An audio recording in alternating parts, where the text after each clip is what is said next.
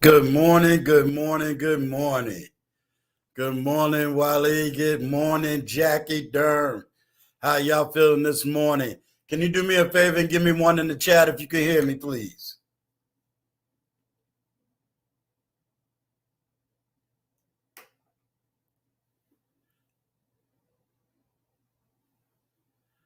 Good morning, Reigning Supreme. Good morning, Blind Guy, his wife, their life.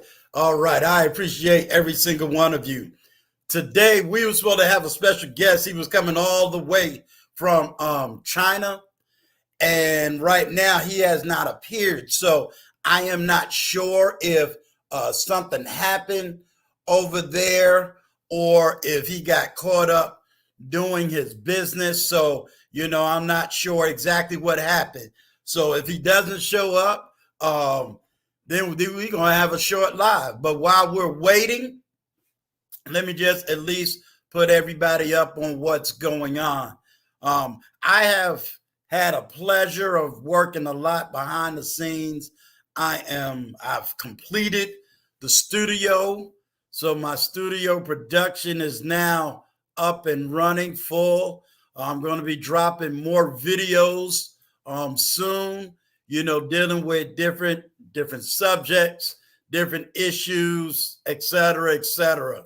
I've also got connections into other content creators that has offered themselves to me to be able to bring you knowledge about money, finance, business, politics, and dealing with all of these social issues that is going on.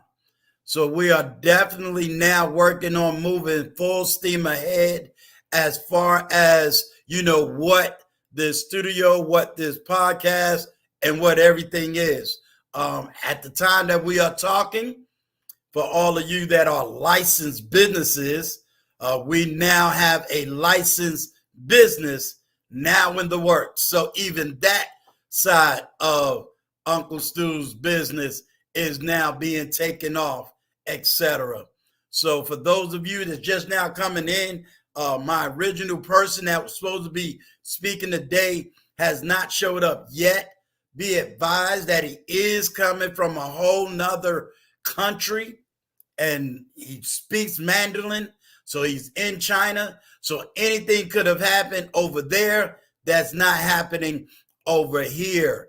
So, like I said, I'm just letting y'all know that Uncle Stu is serious about his whole business. He's serious about advocating, on the lights of just trying to develop our minds, our understanding, and move the conversations forward. Good morning, your favorite pharmacist. She's definitely going to be on my radar. She's very comical. She's very informative. And she is a woman that is definitely knowledgeable when it comes to pharmacy, when it comes to medication. And sometimes we need somebody on the inside to give us what I call the intellectual hookup as to the things we take. And sometimes we need a better understanding of medications that we take. And not all the time are we able to have a real pharmacist in our network. I'm advocating not only for this, but I'm advocating for other YouTubers that have something to say and something to advocate, and even more so, something to educate that's going to stimulate our minds, our hearts, our souls. So I rock with you, pharmacists. You be making my day on so many different levels. Sometimes, doing podcasts, sometimes being on other people's platforms, when you don't really know the individual, we tend to take things out of context. We tend to take people out of context. People are people at the end of the day. There's a difference in being professional on your job, and when you finally get home, you just want to let your hair out. We tend to look at people's history and judge them on the present. And I'm going to tell you, none of us got the most speakiest clean history if we was to keep it real.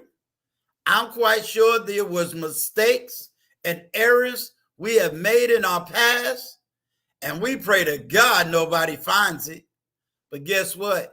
We are now in the information age where everything we do is recorded somewhere by somebody doing something. Now, I'm going to tell you personally, I ain't got the energy to be trying to find every single thing in anybody's history and then say, oh, well, look what they did at the age of 5 and they 45 years old. Really? Really? You know, or see somebody get up on the lead attorney and they sitting up there and they making jokes and having fun. And all of a sudden I get behind my laptop writing YouTube videos about the crazy things they say. Come on, y'all. Let's have intellectual fun with this thing. You know, let's not get so serious that we forget to have fun even in doing serious things. I'm a very serious person when it comes to giving information. I'm very serious when it comes to ministry and when it comes to my God and when it comes to doing things for my God. I'm very serious. I'm very serious when it comes to the knowledge of history, whether it's American history, Black history, a particular state history, or even my own or personal history. But at the same time, Uncle Stu liked to laugh. I like to smile. I like jokes. How do I know? She stole my thunder. She did a little clip of me called Uncle Stu's Funniest Moments. I have never laughed so hard. I didn't take the clip she did as belittling or she trying to call me out or she trying to do something evil. No, it was funny. And I enjoyed every moment of that clip because it was funny. I want to be human to you, not just somebody sitting behind a camera or sitting behind a laptop and just say what I want to say. You better take me serious, and every word that come out my mouth, I'm for real, and I'm not allowed to make mistakes. Come on, y'all. Anybody that's done content creation for a while know that people are going to make mistakes. I know I made them. Sitting up here and start a monologue for about 5 minutes and then realize I didn't even hit the broadcast button. Come on, how many of us can relate to not hitting the broadcast button and you just talking, having a whole conversation and say, oh my God, I'm not even live. You know, as we begin to recognize one another and respect one another, how many of us went on other people's podcasts and just had fun? Huh? You know, if you're around me long enough and you see the circles I float in, then you'll understand even little comical things like me calling in and chatting it up with Blind Guy, his wife, and you might hear me say, Corey, aren't you supposed to sing, shut up? Don't you see 2 minutes talking? But if you don't understand what that joke means, you can take it personal and be all out of whack. Not knowing, hey, it's just jokes. It's just jokes. If y'all don't know what the funk, you don't understand how he talk. You don't understand. Sometimes he can be the most serious, intellectual, sociological understanding. Now, other times he's just sitting there being silly, laying on his couch with his phone. But I guarantee you, when it's time for him to get up to do his exercise, he's going to shut you down and he's going to do what he has to do. Excuse me. What I'm advocating, ladies and gentlemen, this early in the morning, is take the meat and throw away the bone.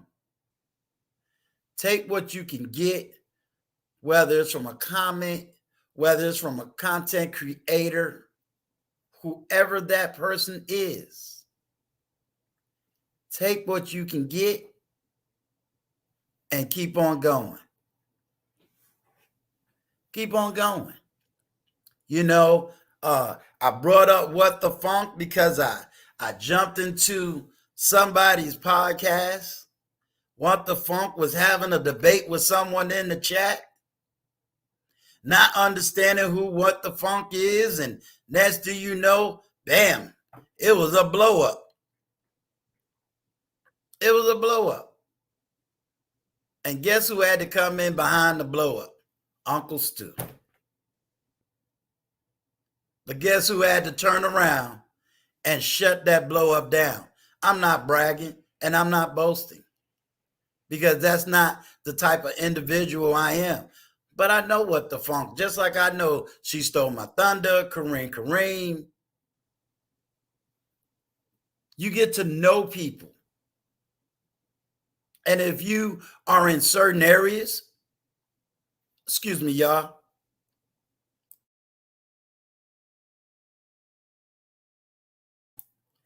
If you're in certain areas, then you actually get to meet certain content creators face to face. All right, my special guest is here. So give me a second, y'all.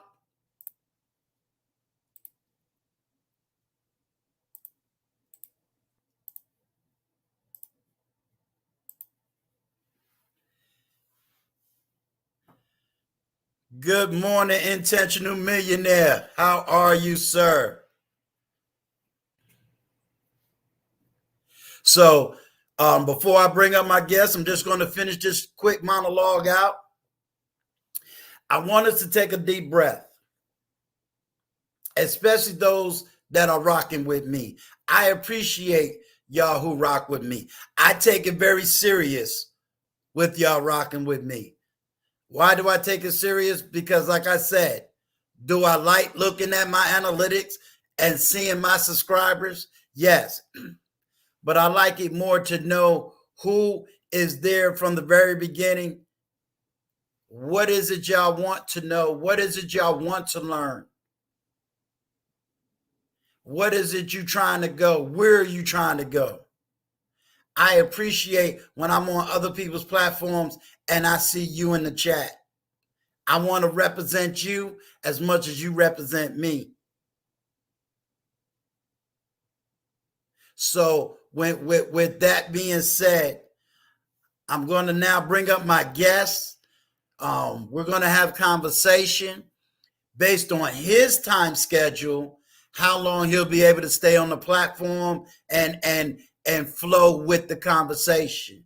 I'm also going to ask him, because I know he can hear me now, we're going to talk about money.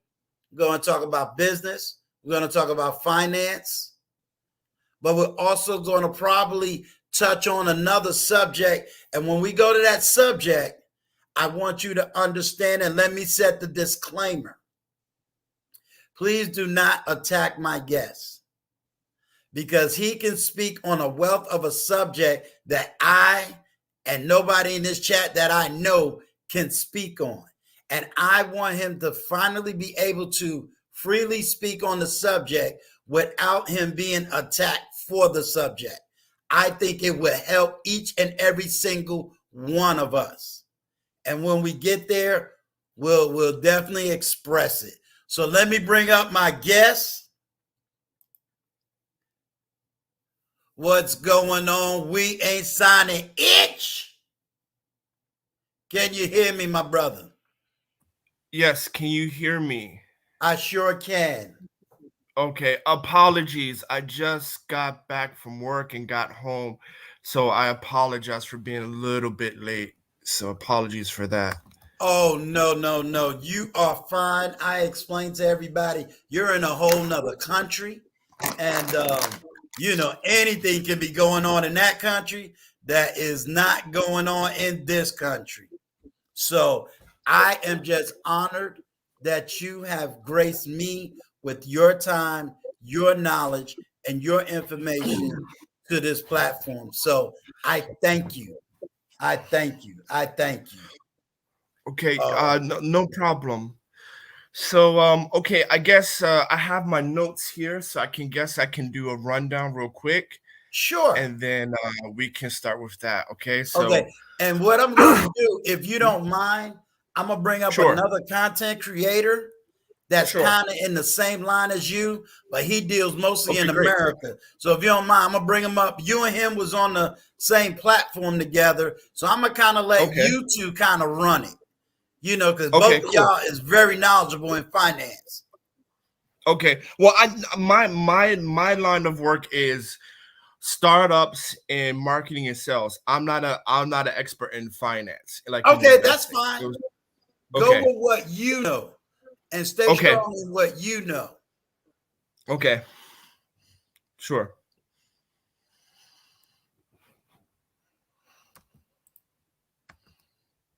Go for it. Oh, okay, Intentional oh, okay, sure, millionaire. sure.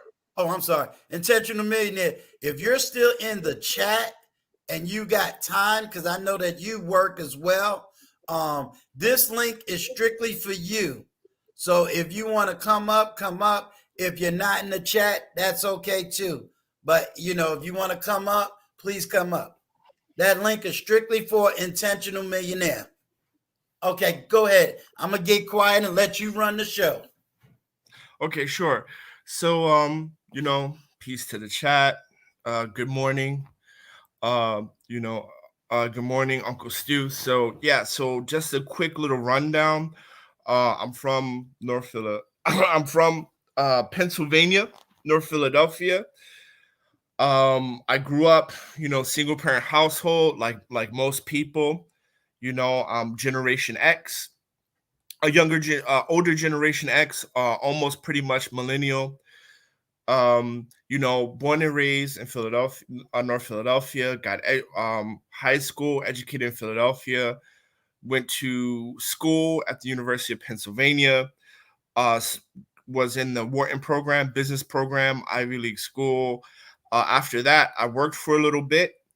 And then in 2006, I decided to move to China, where I learned Chinese for the first year and a half.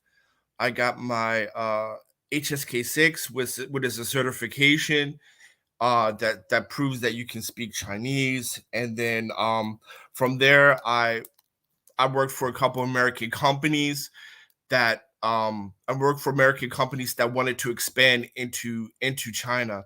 So my expertise is actually building businesses in emerging economies. Because back then in 2006, my 2006 China was, excuse me, an emerging economy. So my job is like my expertise or my experiences is to bring businesses from the U.S. Abroad.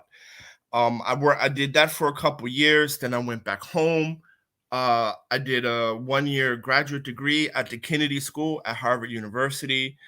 And at that time, I had to come home anyway because some family illnesses.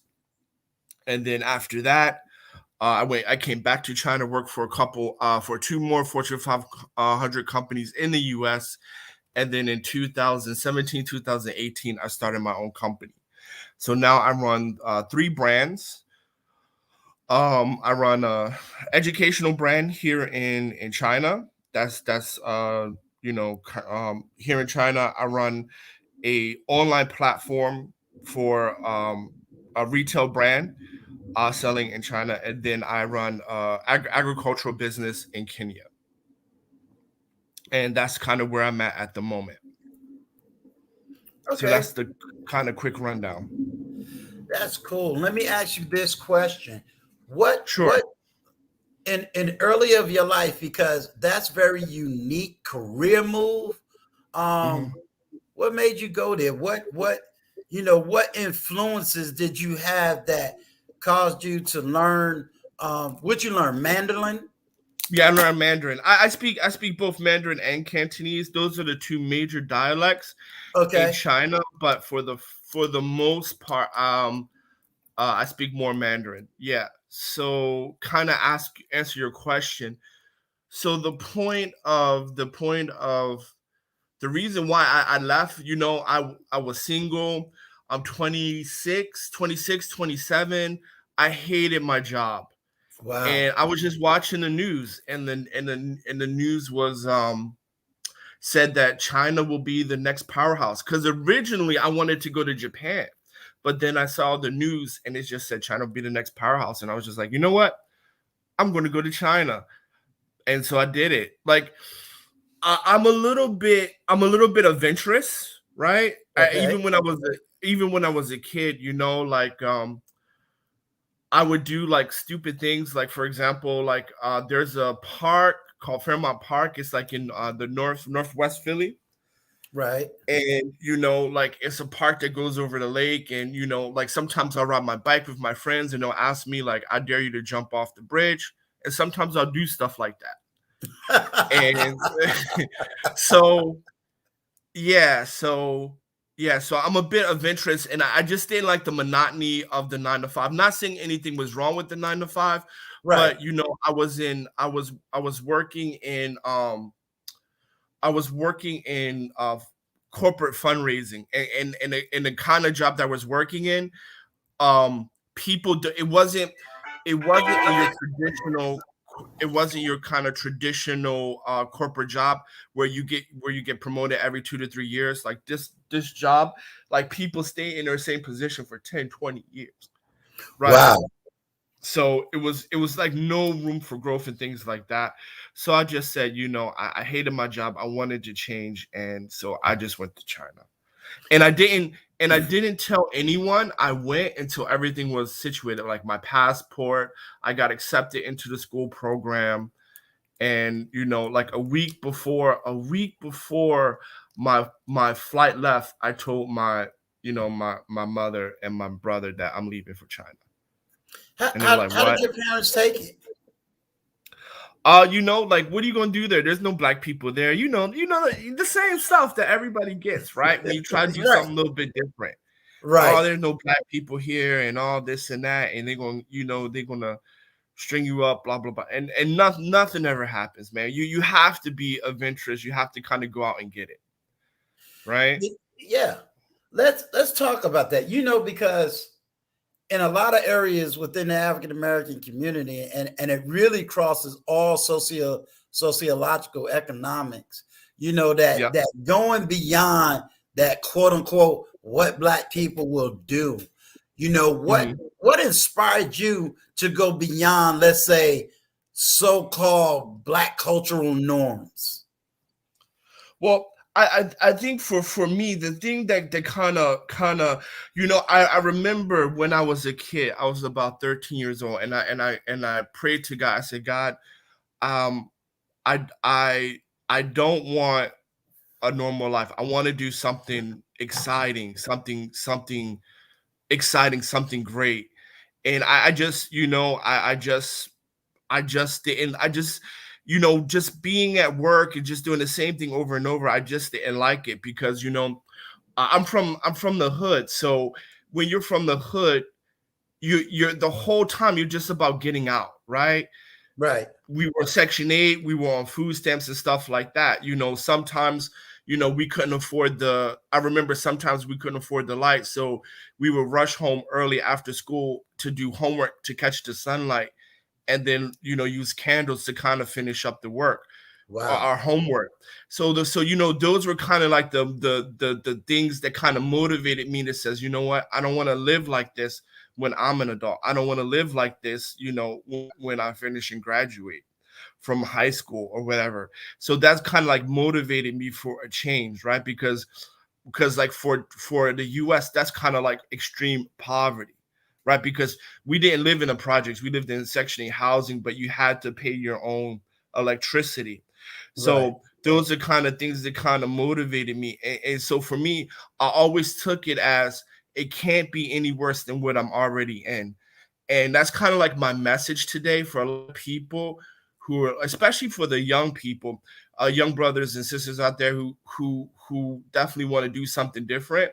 And if Right. you come from poverty, it only can get better than where you're at. And that's real talk.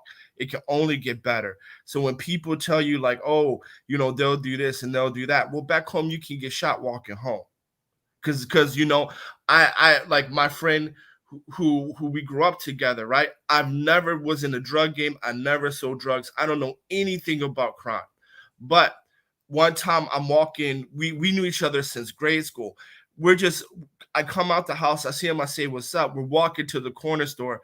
Somebody tries to shoot him. I get shot in the leg. Then Wow. I'm in the hospital, right?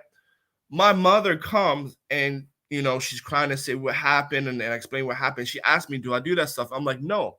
You see me in the after school programs, you see me stuff like that. She beat me in the while I'm in the bed, right? She was hitting me because she thought that I was selling drugs, right? And I wasn't, Wow. All right? because you got shot. She thought you was out there doing street stuff. Yeah. Got But I get it. I get it, right? Because she's like, she's not working hard to make sure we end up in the streets and stuff like that. And then, but everybody explained to her, no, no, no, it's not like that. But, one, that's the worst beating I remember ever getting. But two, like, the point is, whatever could happen to you wherever, whenever you're trying to do something, it could happen in your home, right? right. Especially as a black man, because you know we experience violence six to eight times more than anybody else, right? You're hunted in the US. So whatever you think it can't be done, or whatever bad thing you think that's going to happen to you, it can happen to you in your own home Right. or your neighborhood. Right. How are you treated when you come back home to the States? Um it's okay. You're treated fine as long. I mean, you treated fine. Everybody's like, "Oh, how's China?" Blah blah blah. You're like, "Okay, it's great," and then just kind of things go on, right? You don't. I don't really bring it up. I don't really talk about it. I try to kind of fit into what's going on back home, right? So just kind of talk about what everybody else talks about, because I'm only home maybe a month out of the year, Okay. so. How does that make you feel? And the reason I'm asking this is because I try to stay out of the story of the person I'm interviewing because it's about them and not about Mhm, me. Um, mhm. but I have traveled the world as well. Okay, Now great. I'm only fluent in English and Arabic, and that's only because I have an Islamic background. But outside of that, um, being able to travel the world, see things from a whole different perspective, especially as an African American man, um, for me, my mind totally changed when I came back to America. Has your mind changed? And if so, how has that mind changed? Yeah, absolutely. So for example, uh, the biggest change I notice is kind of my two things really changed. One of the things that changed the most is my decision making process.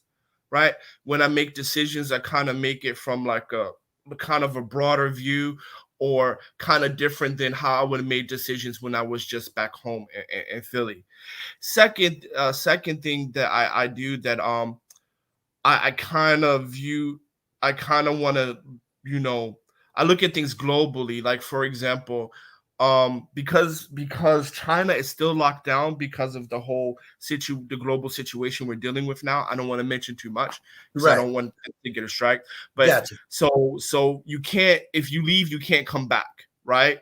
Right, Even after you get all the jabs or whatever, you leave, you can't come back. And right now, I'm that's what I'm doing on now. I'm working on making my company functional, that where I can manage it remotely. So that's why I'm actually on YouTube a lot, because right, I don't go to the office every day, because I'm trying to get my team to kind of function without me, so where I can just manage them through a computer or a phone call, right? Or WeChat. Here we use WeChat, right?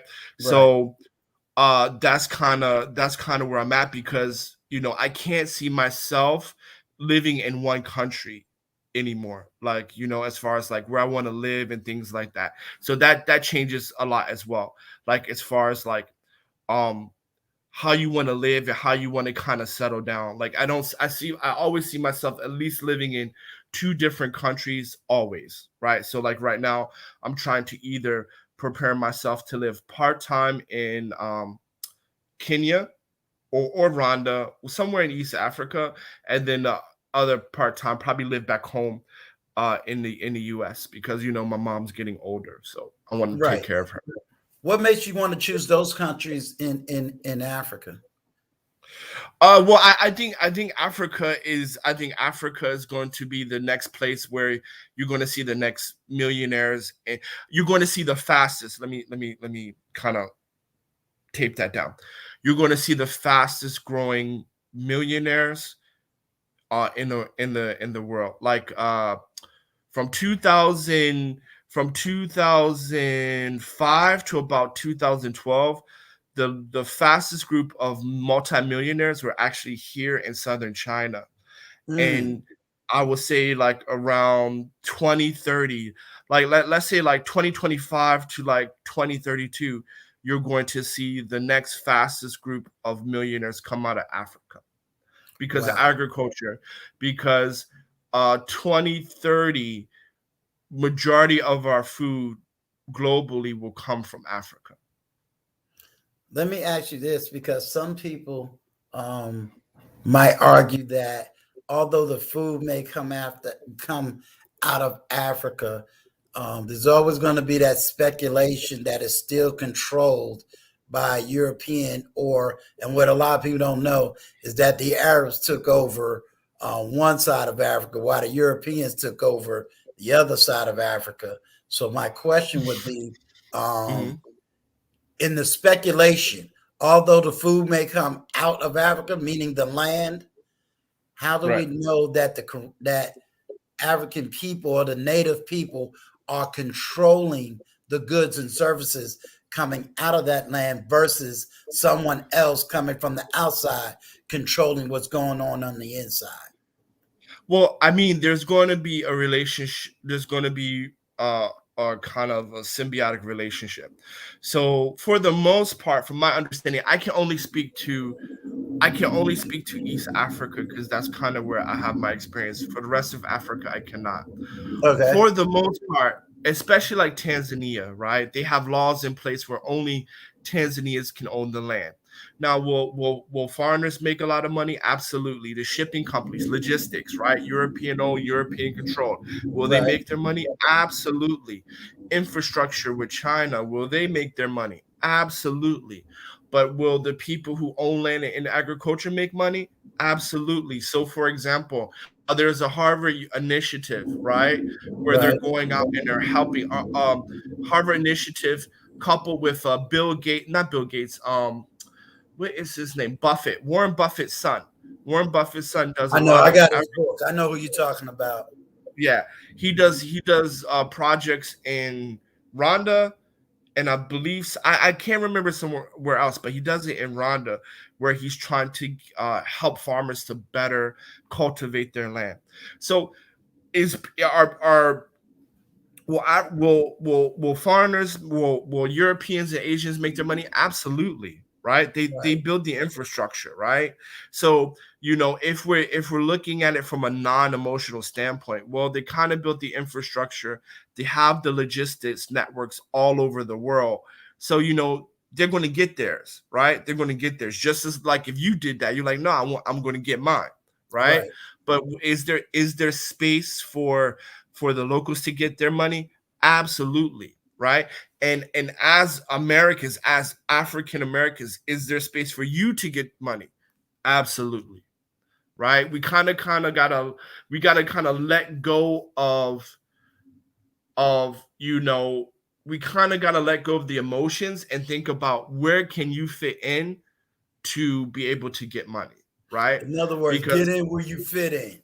exactly, exactly. And don't worry about your neighbor. Just you know what? Just keep your head down, keep your nose down. Look at what you need to do to make money. So agriculture is a great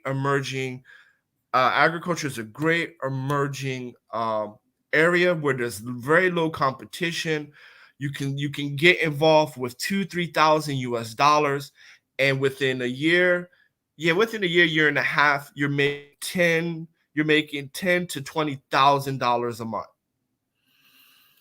Okay, before I go into my next question, Mr. Stewart is another person that's also been in the chat, and I don't know if you can read the question slash comment.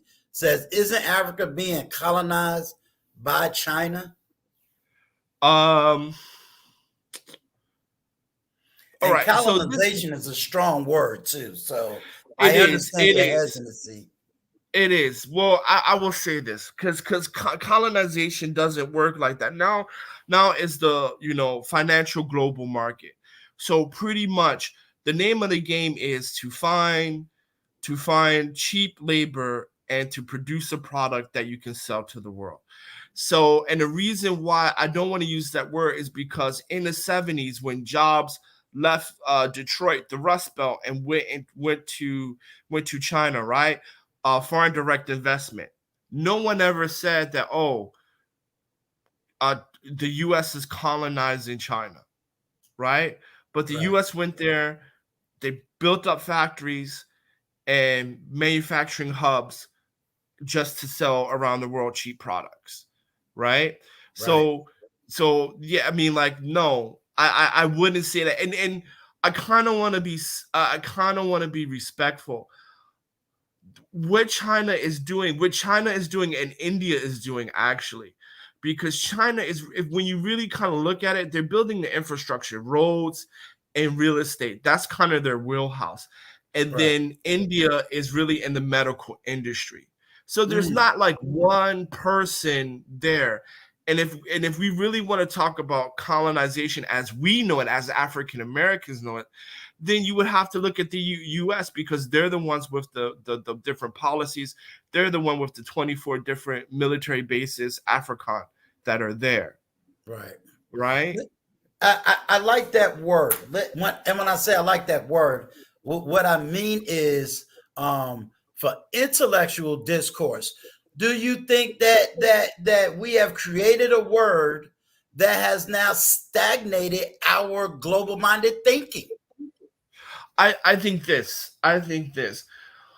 Um, and that's one of the things that kind of I realized being away and kind of being the only black person, like a lot, like just walking down the street, whatever. I think we have two problems. Number one, we are afraid to fail, and we shame ourselves for failing.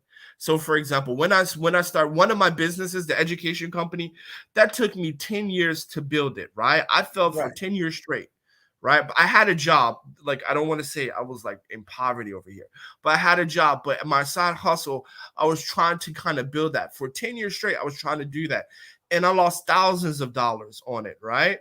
right, But the thing about it is, it's just something. I mean, you're going to fail in business when you try something new, and especially as Black people, we don't have the guidance and mentorships. Even folks that went to school and things like that and got educated, right? We don't have the mentorships and access to people who have done it, like whites, like Asians, like Arabs, or whoever. So we're right, going to fail, and I think that Black people, because we're not encouraged as kids, right? When you're in grade school, when you're in middle school, right? The teachers don't say, oh, you're smart, oh, you're great, you're wonderful. You're not encouraged to try things new. And right, that permeates to when you're a teenager, and that solidifies when you're an adult. Because I remember the first day at war, and the first thing out the teacher's mouths was like, congratulations, you're the elite. You're the best students in the country. You're the best students in the world. Day one, day one of a business class, right? wow, And these kids are second and third and fourth generational multimillionaires. These people's plans was mapped out when they were born. And even with all that privilege, they're constantly encouraged. But then when you look at us in middle school and grade school, right? We're taught two things. Number one, you're taught to survive, right? right, Work, pay your bills, keep your head down. Number two, we're taught not to kind of go out and explore. and we're never encouraged. So a lot of times when we're saying like, oh, they're colonizing, oh, they're doing this, oh, they're doing that, it's because we don't understand about going out there, going out in the world and trying, right? That's And we awesome. don't understand going out in the world, getting knocked on your butt and getting back up. Right? Like Rocky series is my favorite series. And that maybe just because I'm from Philadelphia. But the one thing Right. he always says is like, no one's gonna hit you harder than life. But to win, you gotta get up, right? You gotta get up and keep pushing forward. And I think we do that when we're struggling, but we don't do that when we're trying to be super successful. And so when we're Wow. here, and so when we hear things like um, China is colonizing, things like that, I just think we say that from the standpoint of because everybody else treated us like that in the U.S. Right? We're treated like that in the U.S. Wow. Another, okay, not to put words in your mouth. Um, so in other words, a lot of us is really killing us intellectually, all because we're stagnated by the words we speak. Yeah, I want to yes, because how we were raised, right? We're not encouraged at a young age. So if you have children, right, that are like middle school, grade school, you need to encourage them to try things new. And I want to also say something. In I don't want to paint a picture that everything is sweet in Africa because it ain't. Because you can get scammed. I have friends that get scammed. Right. Africans get scammed, right? When you do business abroad, you come with your team, right? One thing I understand is that I learned here in China is you come with your team. For example, the country that is the best at making money in China is Koreans. They come with they come with the owner, their managers, they come with their whole team, and only the workers they hire here in China. But everybody else, the managers, the marketing, the salespeople, whatever, everybody's Korean. And so for Black Americans, you when you go over there, you want to build something, you got to come with your team because working abroad requires working together. So you got to come with your team. You got to come up with a group of people, that can come there and move there and then build up businesses. Because in the East, contracts don't mean anything. The law is nowhere as near as powerful as the U.S. Right? So Mm, contracts don't mean nothing. Right? Here, it's about protecting your neck. That right. real talk. So contracts don't mean jack. Contracts don't mean crap here, right? So you got to come with your team, and you always balance in between growing your company and making sure you don't take that L, making sure people don't steal from you, making sure you don't get scammed, et cetera, et cetera. That's real powerful. Um, where would a layman kind of get that kind of I know you have life experience, but if someone as a layman wanted to start reading, say, reading about what's the truth of what's going on in international affairs, or the global economic system, to get out of that stagnant mind state of just thinking, it's all about my block, or it's all about my clique, or it's all about my city, and really, for parents raising children to get them into the global mindset, or for adults who needs to break out and get into that global mindset and don't really know where to get access to this type of information. What are some of the things that you would suggest? I would suggest because here's the thing, right? Back in the day, my father used to tell me, and I should have listened to him, but I didn't, and I'll tell you that in a minute. Okay. Uh, he used to tell me, he said, if you wanted, they always used to hide things in a book, right? Right. So now we have this thing about reading and looking for something in a book, but actually that is not correct. Mm. Okay. The thing is, the way they hide something for you is they make it so you don't try. I can give you I can sit here with you and give you 100 hours of information. Some point there will be failure. So my point is, instead you don't need to learn about it because I didn't learn about it. And Okay. even when you do learn about it, there's going to be successes and there's going to be failures, but you got to try. And the reason why I said that is because when I first started doing international business, I worked for a company and I made money on their dime and I lost money on their dime, right? Right. And and I did that for 13 years. I worked here abroad 13 years. So from 2006 to 2018, right? I Right. worked I worked on somebody else's dime. I lost money on somebody else's dime. I earned money on somebody else's dime. I speak the language, right? And I've been here for roughly, so what is that? From so like, okay, I can't add at the moment, but I've been here It's for a okay. long period of time. And Stu, when I opened my company in 2019, I lost about $10,000. And Wow. that is with experience, Wow. Wow. right? That is with experience. So my point is, you got to just do it. And as cliche as that sounds, you got to get in the game, right? The time for reading and stuff like that, that's over. You have the internet, the largest library that the world has ever known. The internet is the largest library that you have ever known. So when you're doing something and you're doing your business, whether it's finance, whatever, and you need to understand something, YouTube it, right? Instant access. Right. But you gotta fly the plane and build the plane at the same time, right? You can't just read about how to build the plane. You gotta build the plane, right? While you're going, right? We gotta move, guys. We gotta move. We gotta move. We gotta move, right?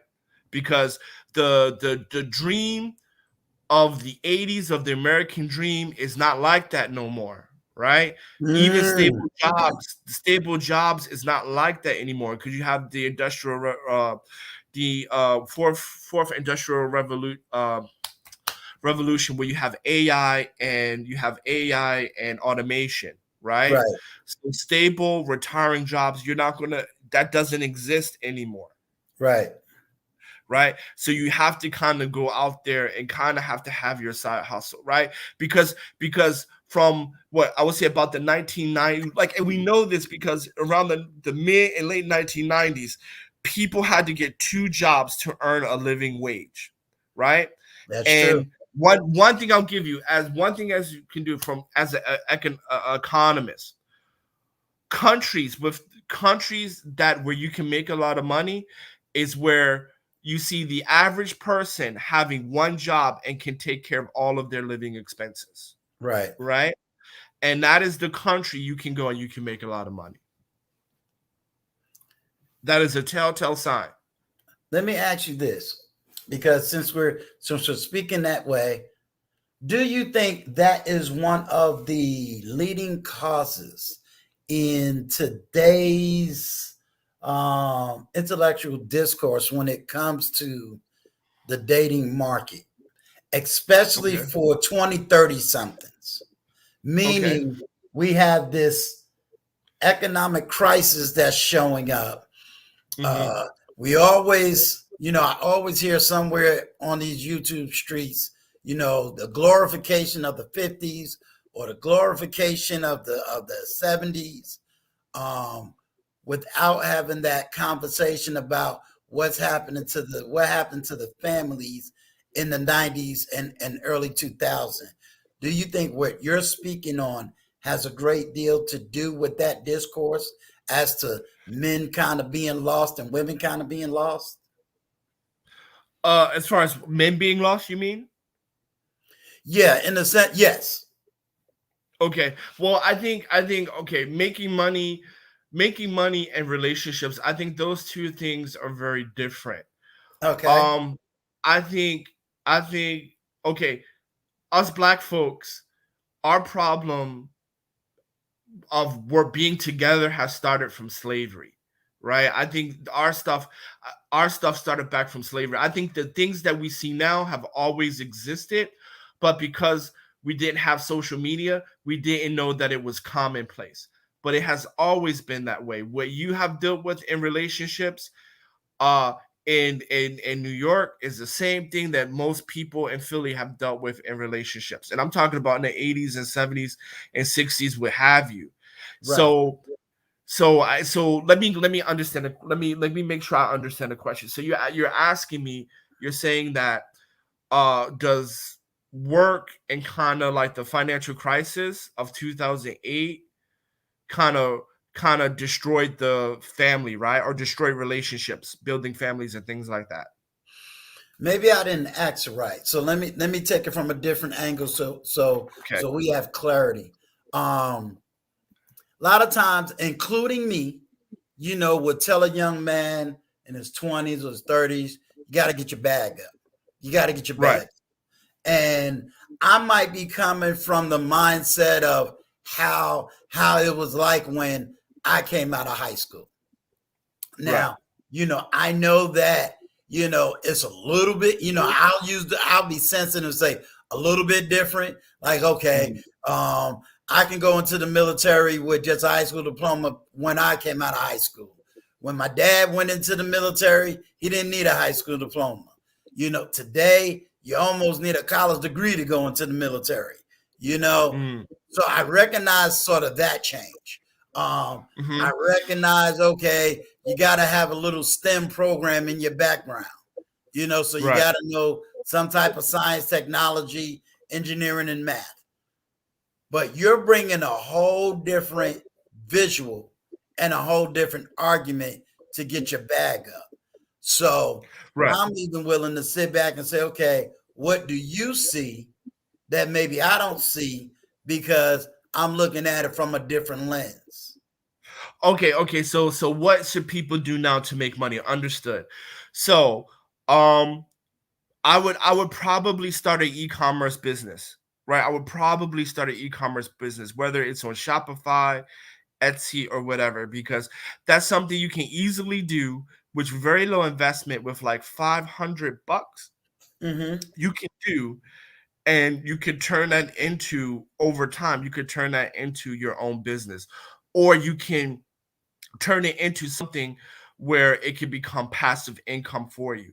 So, the thing about it is, it's just that we kind of have to change with the times and kind of look at what opportunities are available. So I would definitely look at tech, right? If you're an investment, look at fintech. If you like buying and selling, look at online e-commerce, right? Those are the kind of things. Or even YouTube, right? Even YouTube, if you're into media and source and services, right? YouTube is a great place, right? And you can Okay. start with your phone, which most people have, right? Most black people have a Right. phone, right? So these are the areas where you get into. So if you have services, I will put my stuff on YouTube. And then what is the other one? What is the platform where everybody can buy different courses? uh I Uh, can't, I think it's like starts with a C. Is that the one you're um talking about? Cause, there's a bunch, right? right. But basically, you can load up your courses on this platform, and people can take it. So if you want to talk about business, if you want to talk about cooking, things like that, right? It's an online university where you can put your information there. E-commerce for Shopify, services, YouTube, right? So I would definitely get into that. I would definitely get into it, and I really apologize. It's like on the tip of my tongue, but for some reason I can't Okay. think of. Yeah, but Don't it'll, worry. it'll pop. It'll I'm pop thinking up about it too, and later. I can't get it out either. Yeah, it'll pop up later. Like I'll randomly say, "Oh, that's the thing," right? But Okay, I got two people in the chat. Is it Udemy? This one. Let me pop yeah, this on the Udemy, screen. yes, Udemy, Unity, right. And then yeah. Kareem said, this is the one I was thinking Well, about. Coursera is okay, but Coursera is from academia. Udemy and Skillshare. Yes, Udemy and Skillshare is where you can upload your content and people can pay. Coursera is normally professors from American and UK universities. Okay, so if I just wanted to learn for my own intellectual self, I'll use Coursera, and then if I um wanted to teach something, then I Right. use Udemy. Okay, okay, Udemy and Skillshare. Udemy and Skillshare. So say for example, right? If you wanna encourage people to start their own YouTube channel and focus on black people, right? right. Understanding the market from a black person, like understanding the market from a black content creator, um, understanding who you can reach, right? You can put that course on Udemy. You can put that course on Skillshare, and then from there, people will pay $5-10 every month to take your courses, right? And your courses could be in anything, right? There's this one guy, black guy. He teaches English, and he just put them on YouTube. He has 3 million subscribers. This guy's a millionaire, right? And all he Wow. does is just on a whiteboard teach basic English. And I believe he's in the states. I believe he's in the states, and he's a millionaire. He has like over 3 million subscribers. Okay, because I have somebody who's in the chat. She's an educator. She just Hmm. started her second YouTube channel in education. So, in other Right, words, this will be a great tool for her to expand her business. right. Because in Asia, specifically South Korea and China, there's a lot of teachers that sell their services, and they're millionaires. They're millionaires. It's Wow. commonplace, right? This is not one exception or whatever, right? This is commonplace. There's a like even for teachers, because I have an education company, so I kind of know this. Okay. Um, there's other places where you can write lesson plans, right? And I don't you can Google it, right? Lesson plans, like buying lesson plans from other teachers who made it, right? And a white lady, she started this platform, multi-millionaire, and all she did, she just sold lesson plans for $1, Wow. and people will log on, right? So the internet is your friend, and you can make a lot of money on the side just doing these things. You can make a lot of money with doing whatever you do at the moment. Like, so for example, if you're in education, there's lots of opportunities to make a lot of money, because the thing about it is, we as African Americans, as black folk, we need to understand is that we work together, like, you know what I mean, like we work together and we build businesses together, but the world is our customer a lot of times. And this is what I give like coaching to people who started businesses. A lot of times we want to do business as a form of social protesting. Business is not for that. Businesses is about serving your customer. 99% of my clients are Asian. For all three, for two of my businesses, 99% are Asian, right? I hire black people, right? But I don't just serve black people. I serve the majority. And I think when we as black people do business, the reason why black businesses fail is because we don't sell to the masses. In America, we're roughly 13%. 6% is African American male. You cannot have a business like that. You cannot have a successful business, right? Other people will buy from you too, right? Like, another thing is, oh, you're black, nobody buys from black people. White people, Asian people, whatever, is going to buy for you quicker than your own people, You right? know, Because and that's just the facts. you said something, and I want you to repeat that because that you even blew me away with that. Say that one more time, and then I want you to expand on that. When you said we as Mhm. black people set up businesses for social protests, and I've always learned that business is set up for profit. But you took you went into a whole different spin on that. And can you expand on that thought? Sure, sure, sure. Let me give you the background information. So, I went to this business conference, and the business conference was about teaching minorities how to run businesses. And I think Okay. this was like in 2010. And one of the speakers, because you had women in business, black women in business, LGBT in business, and black people in business. It's for people of color, things like that. And one guy, he says that when minorities, the number one reason why minority businesses fail is for two reasons. Number one, you open up something that's just for minorities, right? So that you're already setting yourself up for failure, because minority means minority of the population. So you're in a niche market selling to a very few people. Number two, a lot of people like to have social protests. So you'll see something like, this business is owned by African American women, or this business is owned by LGBT owner operator. And he says, no, that's not. The business is not about you expressing your political leanings or social protests. Your business is about serving people, right? The people, like you, the way you make your money is about who are the largest number of people you can serve, right? Your Mm. company is not there to exist to kind of social protest, or to uplift, or to uplift or spread a message. And again, this all goes back to, as children, we were never praised and encouraged. So as adults, you seek for that. And that is the one of the biggest reasons why there's a lot of missteps when we're trying to do things. For example, my company, people, like, I don't walk around saying, oh, this company is started by African American. People don't even know. People people don't know who owns my company. They don't Right. know. It's in Right. Chinese and in English, and they don't know, and they don't need to know, because my companies are designed to serve my clientele, right? Right. And when you look at a lot of businesses that fail, is because, one, it's about some kind of social protest or social standing, and number two, they're not servicing the American market, right? Because Huey Newton being pro black is your team. Going back to Korea, my management team, if I'm in America, everybody look like me. People in my seats at my restaurant, whatever, is going to be all walks of life, right? The Rainbow Mm. Coalition.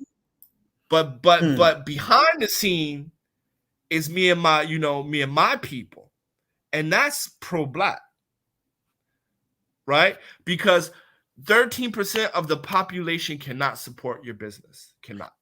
Okay, let me repeat what you said, and tell me if I'm online. You said Okay. when someone sets up a business, I'm gonna use myself as the example. I got my business. I can no Right. longer sit up here and claim I got a black business all because I'm physically black. Right. When I set up my business, I got to look at the world and service the world. Yes. And my nuclear network team has to be the best of the best, whether they're Right. black or white. Yes, but let me add a little something there. Okay. When your team is the best of the best. So say, for example, I have a couple people who were like digital media marketing, right? And they're Okay. they're from Europe. So I hired them and we worked together. But I hired a couple young guys who just came from college as well. Okay. And I had those guys train them. And when they were ready, I managed the white folks out and got people that look like me doing that. You see what I'm saying? Got you. Right? Got Because you. at the end of the day, I mean, I know I sound polished and stuff like that, No, but no, no, no. Speak your truth because I well, don't this is want what a I'm narrative. saying. You're doing good. Well, the reason why I know I speak polished and stuff like that, but at the end of the day, I'm from North Philly. I like saying the N word. I like talking loose, whatever. And like I like conversating with my people. And when people are messing up, you know, sometimes you got to get in there. You got to get in there. You got to get in their stuff, right? You Right. can't do that if not everybody look like you, right? You can't do that, Right. right? So for me, I like the peace of mind, just being with my own people who got their stuff together though. Right. You Right. can't just be right. But I have done, because China does this too, right? China will let you come in, they'll let you do yada yada yada, but then you train the people up. So 5 years down the road, 10 years down the road, right, everybody's looking Chinese, right? So Gotcha. China does that as well. So my point is just that you you service everybody, right? But Right. your protest or your stand up to white supremacy is to either hire people like you or hire young folks like you and have your team train them so that you can manage out the non-black people, so that you have people that look like you. And sometimes the best way is actually to train folks up, right? Sometimes it's to train folks up. So, say for example, I'll like my team, some people are white, some people are Asian, whatever, right? And then I'll hire hire fresh grads or whatever, and you train them up, right? Right. And then at the end of, so that way, all the best practices, all the stuff you like, the company culture and all that, right? You train them up because they're coming with a blank slate, Right. right? And then you manage them out. Everybody does this, actually.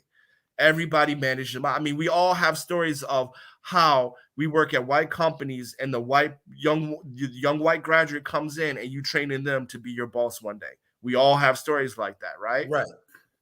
Right. So that's all that is. That's all that is right. You know. And so even in the YouTube, right? Because a lot of people say like, oh, I should start a channel talking about stuff like that.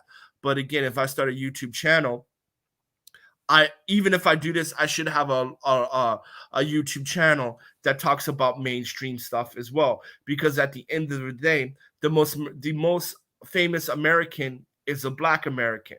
The top 5 most famous Americans are all Black Americans, right? Right. When we talk about servicing and being mainstream and all like that, no one has ever done it better than us. So Right. we're leaving money on the table when we're not considering servicing the larger population. We can service our own, no doubt. Like, we can have these types of platforms, but we need to have mainstream platforms as well, because no one has ever done it better than us, right? Because even when you go like Michael Jackson, Black man, the Right. most famous person, period, the most famous American person. 1 out of every 5 people on the planet know him, even today, right? He's been there a long time. Jordan, Kobe, Obama, whatever, right? The most famous people on the planet have all been African Americans. So we're leaving money on the table when you don't look at servicing the mainstream, because businesses is about serving people. Period. I like that. I like that. You have definitely brought um, a wealth of knowledge. How much time do you have? No, we're good. We're good. We're We're good. good. We're All right. yeah. Like I don't. Tomorrow I'm it's a in home day, so yeah. Okay. I mean, I'm not Okay. gonna do 8 hours. I'm not gonna do 8 hours, but I can do like 2 or 3. It's all good. Okay. Like I said, I want to be respectful of your time. Um, if anybody in the chat want to come up, I'm gonna put the link in the chat. If you want to come up, ask any questions that you have, just speak to them, get some extra knowledge. This is it. I mean, I'm here to service you, and he's giving free information. Definitely expanded my mind and my understanding. Even got me revisioning some things. So, intentional millionaire, you know we're gonna have a long talk. So if anybody want to come up, feel free to hit the chat and come on up. If you don't want to come up and have a question, ask your question, put a Q in the comments so I know that you're asking him a general, a particular question.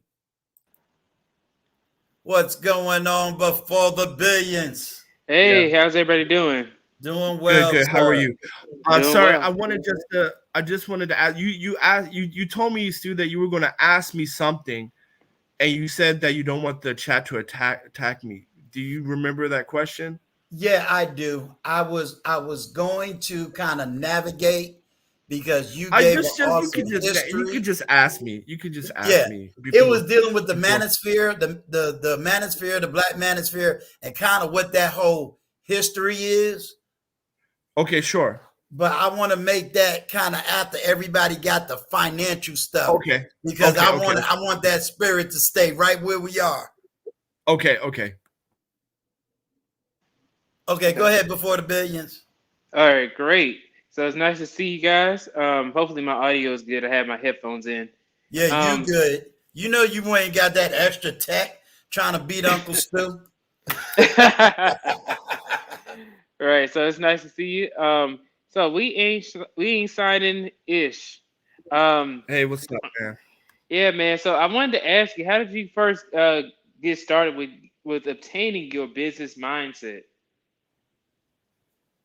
How did I get started with the what? I'm sorry. Like your where did you first hear like a lot of these ideas, like, in order to get your business mindset, like what resources did you like look at, in Okay. order to learn this information? Okay. So, well, I'll answer the first part first.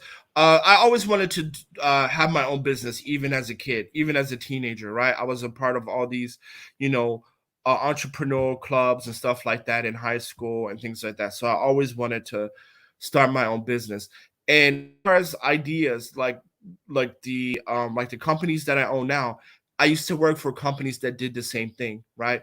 So one of the best advice that I've ever heard, it was a seminar from a woman. She came from Stanford, and she said that if you want to own your own business, the first thing you do is you go work for that company that does what you do or similar to what you do, and you make mistakes when they're done, right? So that way, when you start your own business, right, you will make less mistakes because mistakes cost money, right, in business. So that's kind of where I got my ideas to kind of do to what that's how I got my idea on what I wanted to start, right? All of the things that all the companies I have now, I have over 10 years experience doing at a company. I hope that Okay. answers your question. Yeah, it does. And Okay. I want to say, what's the best way that you can finance your business starting off? Like, is it just like from your job, or should you look for investors when you first starting a business?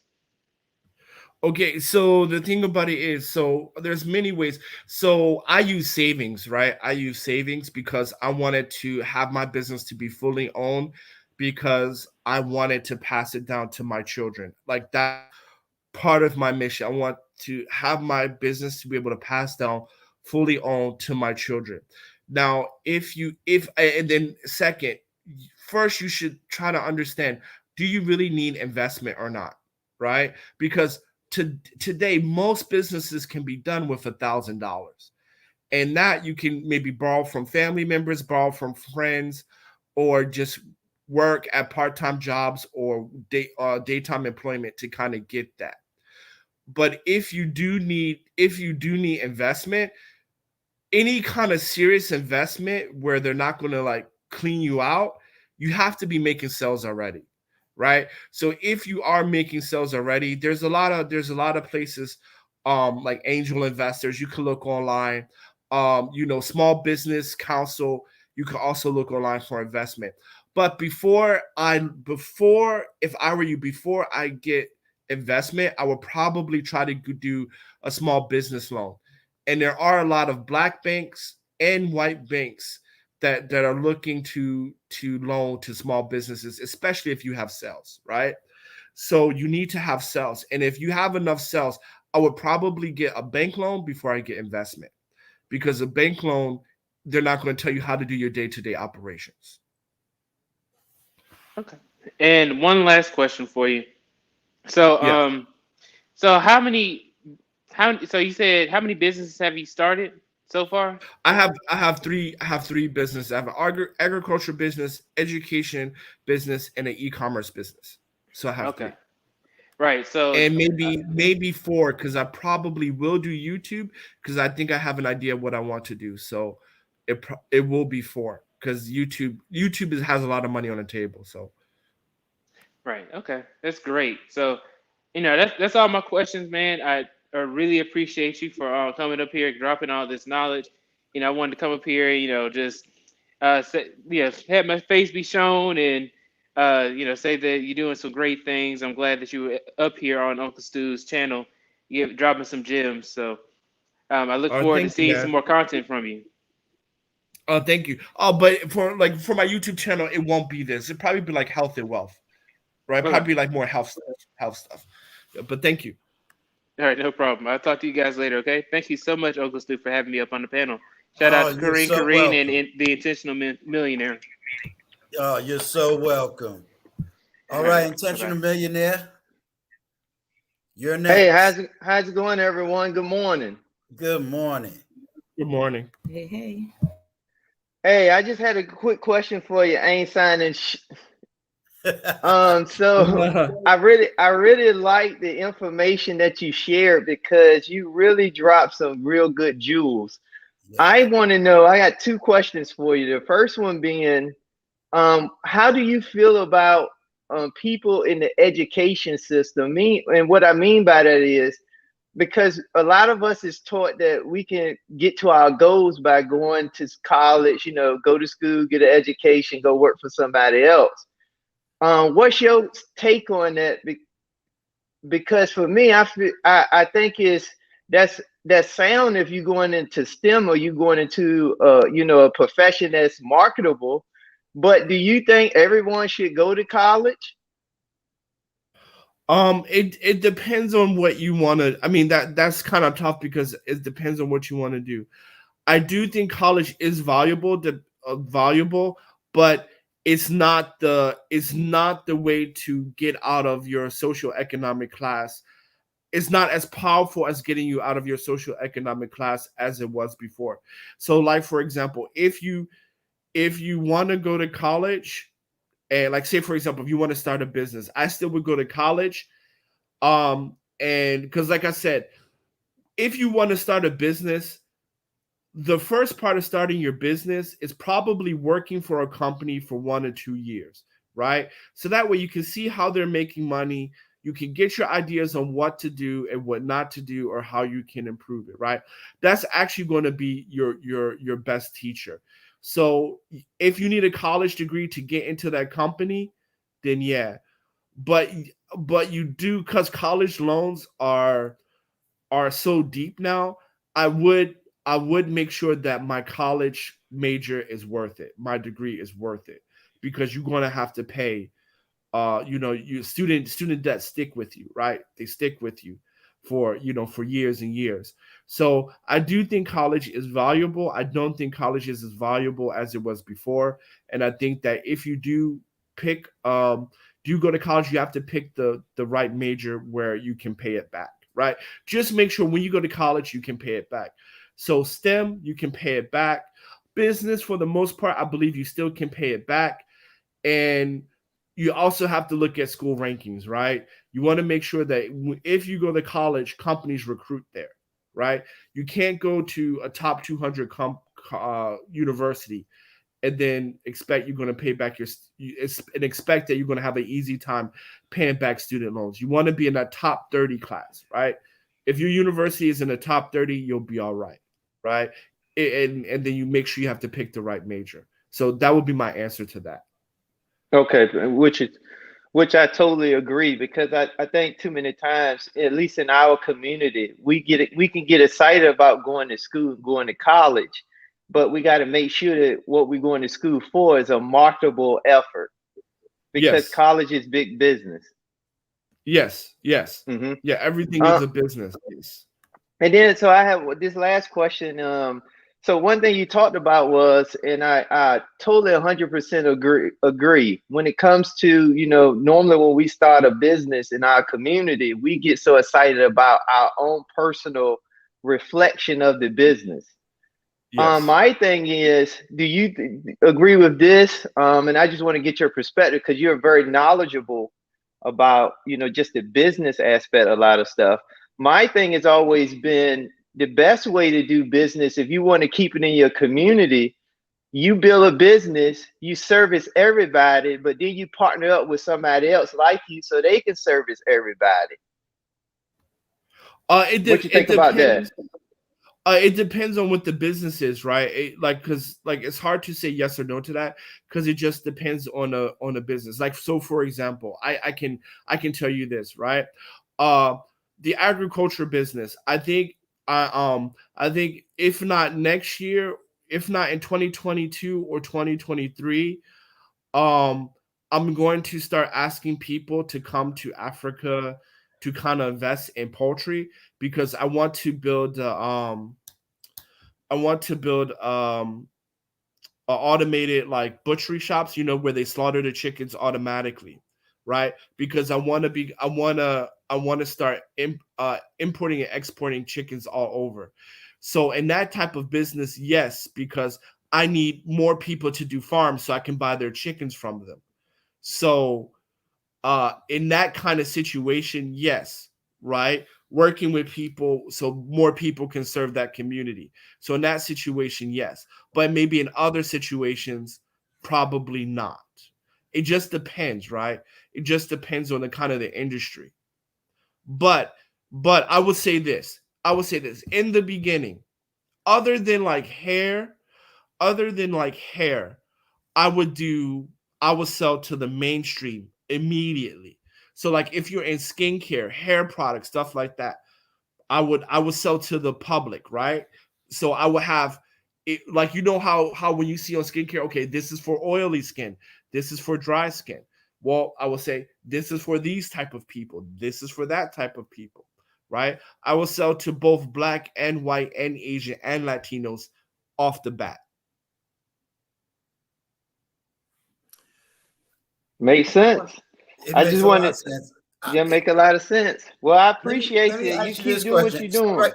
hold on, attention a minute. Stay right there, because I want to float this because this is good from a social media standpoint. Because my business is basically a social media network. So Right. you would you advocate that for broader sense as a social media outlet, you wouldn't really define it as just speaking to African Americans. You would define it as speaking to the global market. I would start. I would do yes. I would do the well. I would do like the big four because when we're looking at e-commerce money, right? The Right, big four: U.S., Australia, UK, and Canada. That's the big four, right? So, like for example, because I've have done research in YouTube, so I know like your ads, advertising, all of that is higher in those countries, in those four countries: U.S., UK, Canada, and Australia, right? right, Also, when you do when you speak to the global market, it's easier for you to get brand deals, right? Because now you have YouTube managers, and basically brands will advertise on your platform for like 20, $30,000 one time, one shot. So there's this one content creator. Is it okay if I mention her name? sure. Is a black woman. She has 600,000 subscribers. Her name is Kelly Stamps, and on her YouTube channel, she makes about 40,000, 30 to $40,000 a month between YouTube and brand deals, Wow. right? And her production quality is not that great, but you know she makes 40 to $30,000 a year, where 20 to $30,000 of that comes from brand deals, right? And I think we're leaving brand deals on the table a lot because we're so focused on helping our community, right? And which is Right. not like which there's nothing wrong with that. There's absolutely nothing wrong with that. But it it costs, And right? And no, right, you kind of have to figure out what is the best way to help the community, right? right, And is it worth your platform? Or just have two platforms. Have one platform for the community and have another platform for the mainstream. Because to believe it or not, we're not that different. We're not that different, right? What you like, for example, when the Manosphere, I'm just going to touch on this lightly. Yeah, let's Talk go. about Manosphere, talk about relationships. Relationships is relatable to everybody in the world. Everybody wants relationships. Nobody wants to be alone, right? So, and as the best speakers in the world, the best communicators in the world, right? Why, as a Black person, will you have God-given talent not to use that to get your bag? You're right. Because at the end of the day, like the TikTok situation, right? Black TikTokers would do these dances, and the white TikTokers would copy them, and the white TikTokers would get all these brand deals. Right. Which is I'm aware of that horrible. one. Right. But the situation is this, right? Which is horrible. But at the end of the day, you have to protect yourself. If the Black TikTokers, now I'm guessing on this part. I'm guessing. Okay. If the Black TikTokers were doing these dances to both white and Black music, then people will know, like, oh, you stole that from this person, you stole that from that. And the brand deals will know you and where you are, right? You have to kind of communicate yourself to everyone, because when you stay in this one niche, right, you leave yourself open to attacks, because people going to steal, people going to take, right? People going to take if you can't protect it. So to make a long story short is that you have to kind of mainstream it. Got you. Intentional Millionaire is back on board. Before he goes to that, Pure Pondering asks, as more and more people are going into e-commerce and other higher profile fields, what happens to the infrastructure that makes it all possible? Note the current environment. Well, the infrastructure is here, and it's just going to be more and more developed, right? The infrastructure isn't stop building, because, for example, you're going to have self-driving cars. Elon Musk is building underground tunnels to ship things from coast to coast, right? Infrastructure is always going to be built, and the more people that do e-commerce, the more infrastructure that will be built.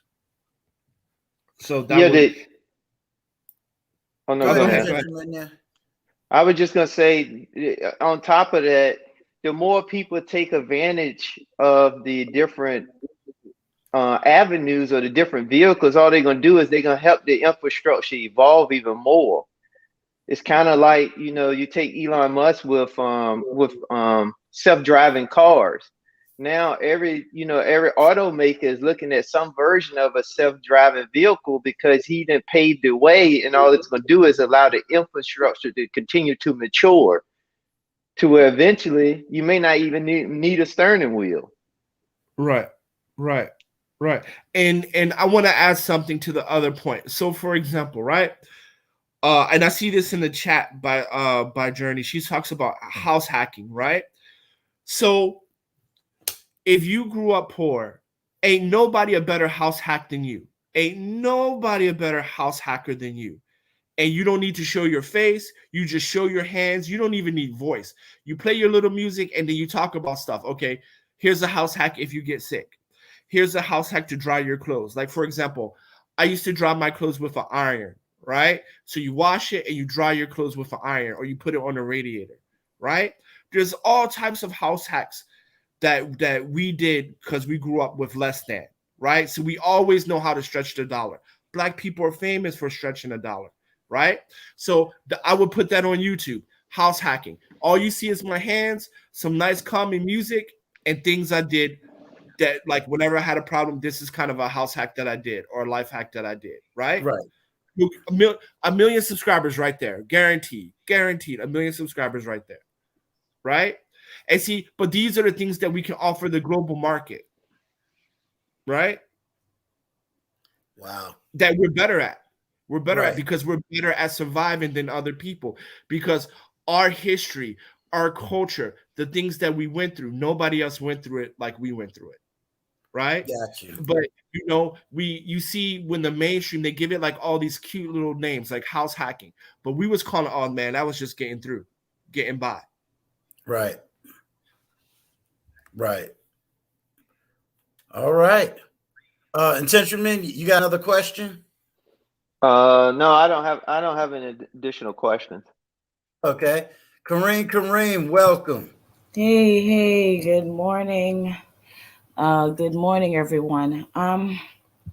Good information. I wanted to ask you, you mentioned the agricultural market to grow within you said the next 30 years from Africa. So I'm curious what specific countries in Africa you see that growth and where do you see them exporting it to?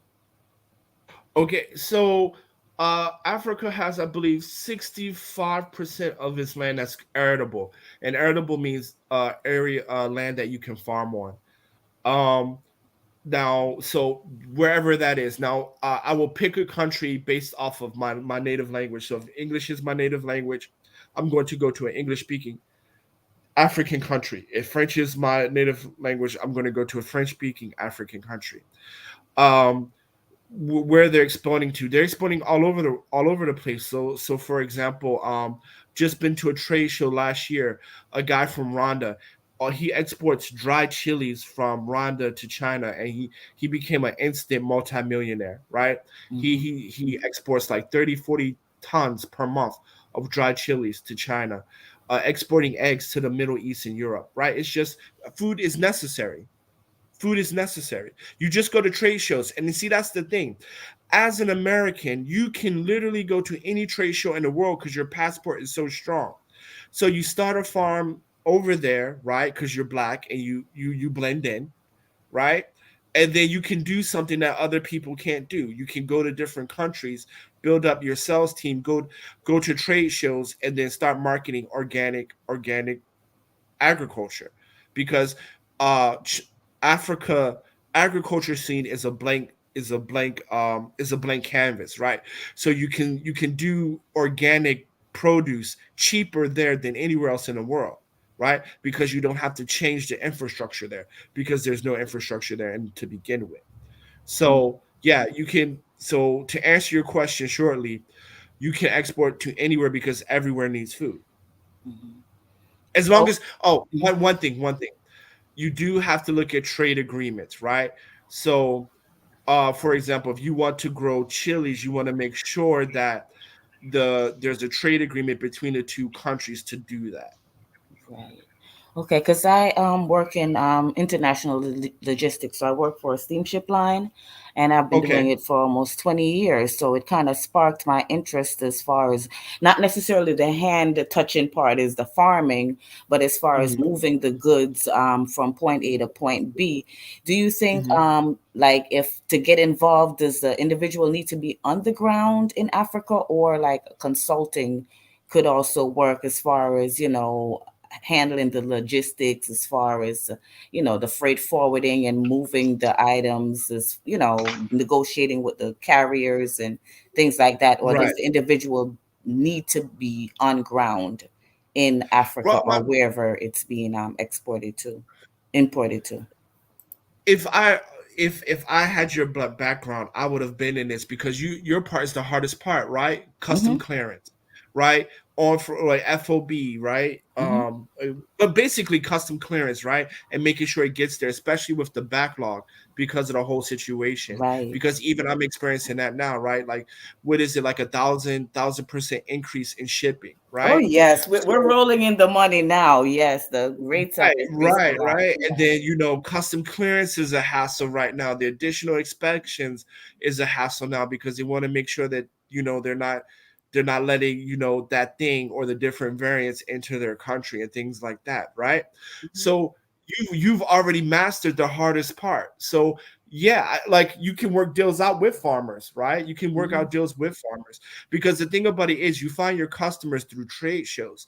And Mhm. since you already masters the logistics, right, and you can cut down logistics times, and because you're in that industry, you can probably get things there faster and cheaper than even what I could, because Mhm. I'm just a customer there. I don't really have relationships there. So yeah, you can definitely start off, maybe not as a consultant, but as a third party seller, for sure. I would Okay. definitely do that, Okay. right? I would definitely do that, because you have the inside track, right?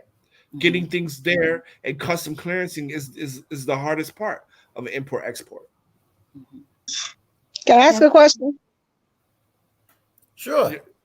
Yeah. Okay. Good day, everybody on the panel. Hopefully everybody's doing well.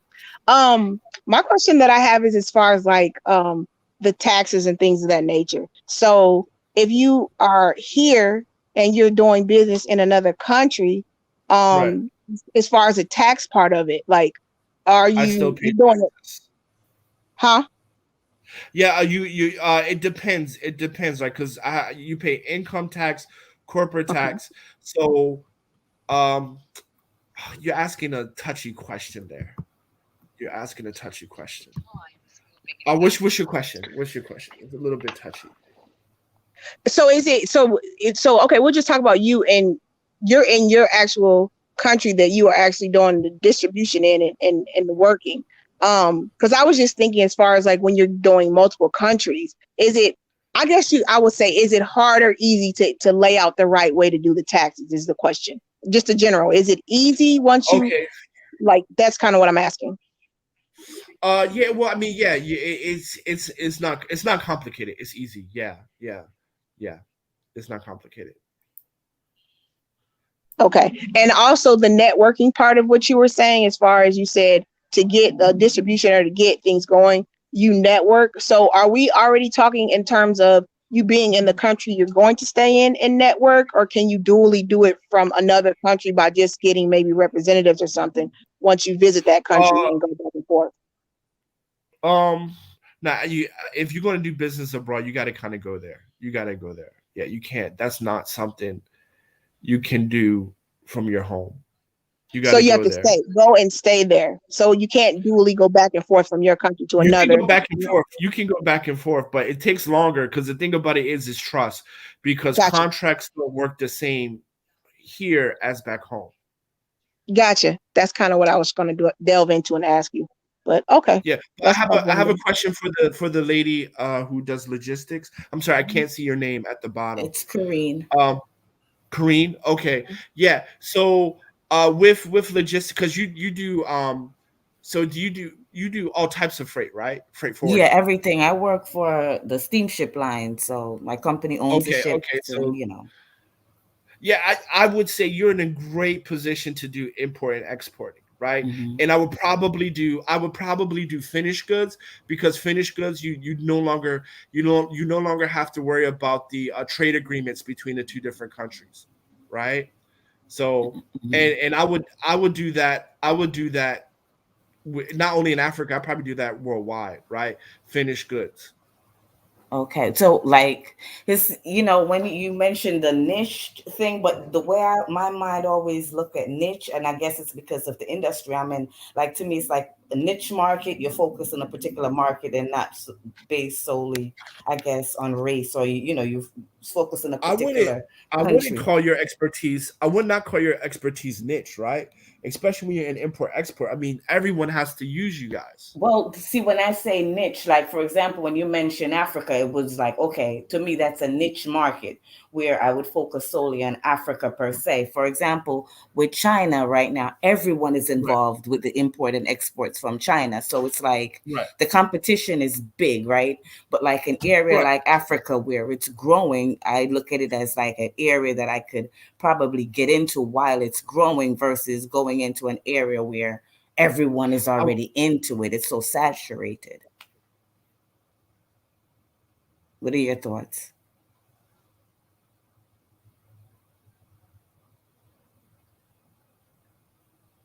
You still there? I think they got them. oh, so hello. No, I'm here. I'm here. I'm here. I Okay. accidentally muted myself. No, because what I was talking about was to being a producer, right? Okay. Agricultural producer. That's going to be in Africa. But if we're talking pure import export, Mhm. Vietnam is the best place in the world. It's the best country in the Yeah. world. So I would probably focus on Vietnam, India, and Mexico, right? Because those are the guys that took over the manufacturing since 2020. So Hmm. those three Hmm. areas, if I were you, I would go to those trade shows for there, especially with your background. And see, that's a perfect example, right? So she works for a freight forwarding company.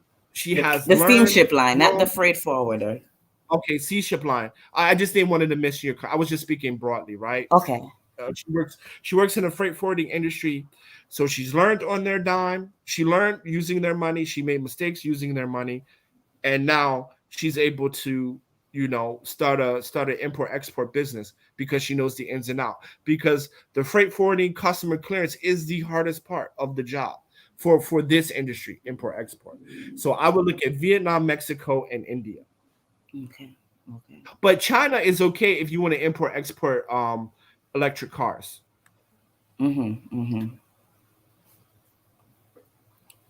Okay. Good information to take a look at. But you also mentioned as far as like knowing the local language, right? For import export, yeah, you guys go to trade shows. They'll have speakers, right? Yeah. Right. Okay. It's just about negotiation, right? Are you good at price negotiation? That's what I do. Right. Because yeah, so if you're good at price negotiation, I would just go to different trade shows in Vietnam, and you could probably do the trade shows online right now in India and in Mexico, and yeah, and as long as you can get the right deals, and then you can import it, and you have your customer base.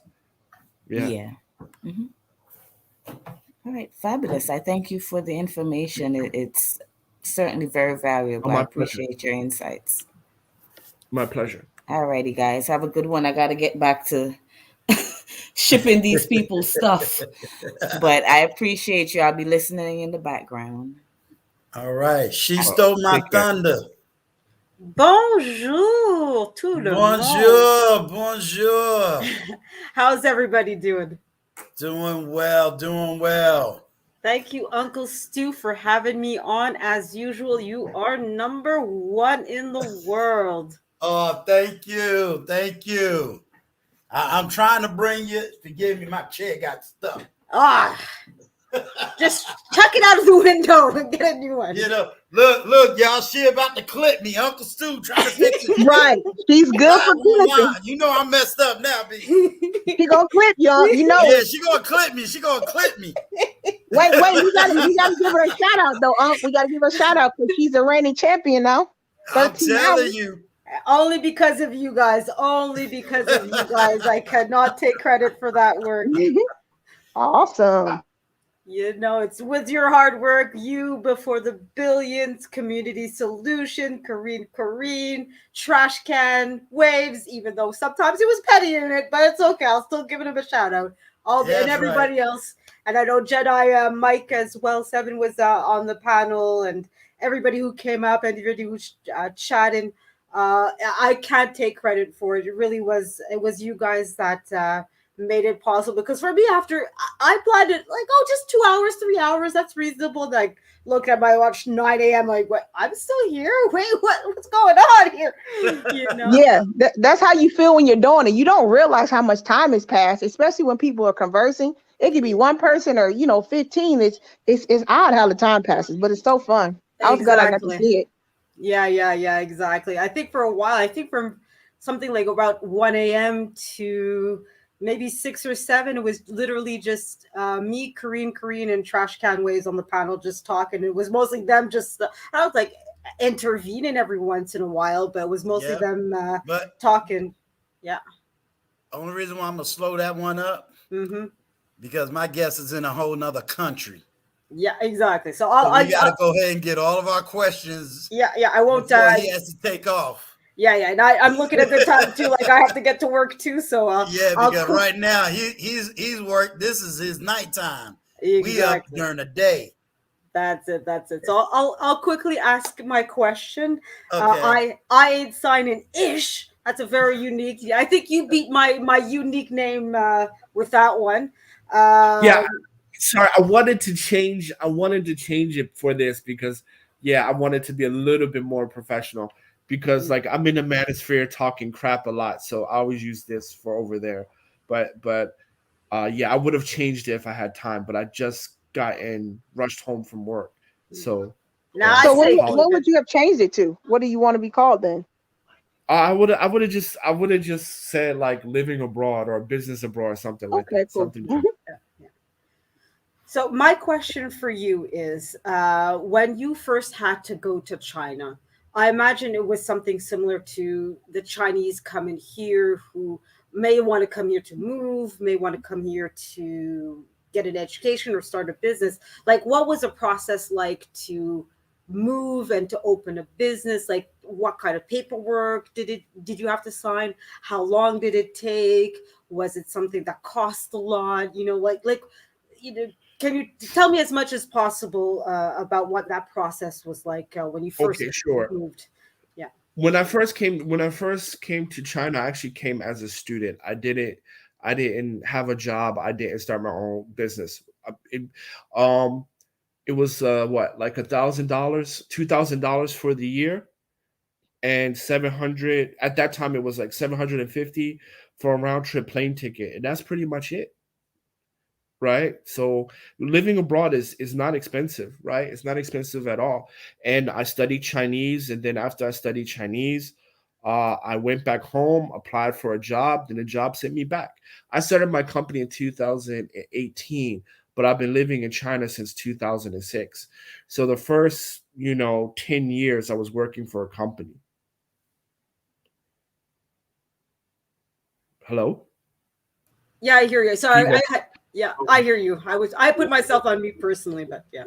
Oh, okay. And so yeah, that was pretty. I mean, it was simple. There wasn't no large process. And then also when I first came to China, they didn't. Yeah, when I first came to China, yeah, I didn't know enough to start a business yet, right? It was after I worked for a company, then I said, okay, let me do my own business. And when you did decide to open up the business, what was the process like at the moment? Since I imagine you had been in China for what, Oh maybe a yeah, few so months, a few years? a few years, like so from 2000, from 2006. Hold on, so from 2006 to 2018. So I've already 12 years. I've already been in China 12 years before I started my business. And they have agencies, right? You just Okay. go to the agency and they help you to do all that. They have agencies to do that. Oh, So you don't need to speak Chinese to open a business in China. okay, cool.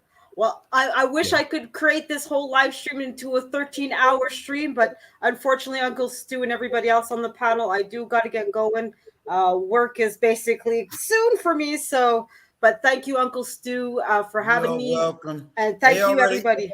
they already said in the chat that you got Uncle Stu's funniest moments part 2. Exactly. That'll be my next series that I'll be working on for sure. Yeah. So thank you guys. Have a great day, everybody. All right, Au you too. revoir. Love you too. Au Bye. revoir. And Yeah. I wanted to ask that other. I saw there was one woman. She said somehow, what about HSBCUs, right? Yeah, So yeah, like, I was trying to get to that. It was like one question was dealing with HBCUs, and I think Miss OG Patrice was given the 4 top HBCUs. Hold on, I'm trying to go back into it. so Okay. I would say, well, like, so I think, yeah, yeah. So if you have one of those schools, well, three of those schools. I don't know about number 3, but those Spelman, Howard, and Morehouse are name brand schools, right? In the U.S., it translates well. So I think that goes to I believe the guy in the green shirt. Your name is Financial Millionaire, right? The intentional Intentional millionaire. millionaire. Intentional millionaire, intentional millionaire. So this goes to intentional millionaire's point, right? Spelman, Howard, and Morehouse. Your college debt is going to be relatively easier to pay off, depending on what your degree is in. Hampton will be a bit harder, but in the international world, HSBCUs, no one knows them, Yep. right? That's what I was thinking.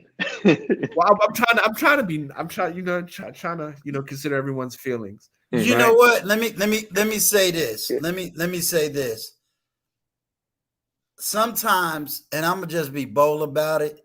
Sometimes some people's feelings got to be hurt in order for the truth to be exposed.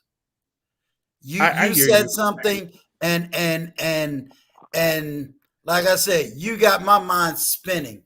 the most powerful thing that you said, and I mean, you said a lot, don't get me wrong, is we set up businesses for social protests and Yeah. buying black. You just destroyed both of those narratives and made so much sense that it's pathetic. And you know what? If people's feelings get hurt behind that, you also said take the economics.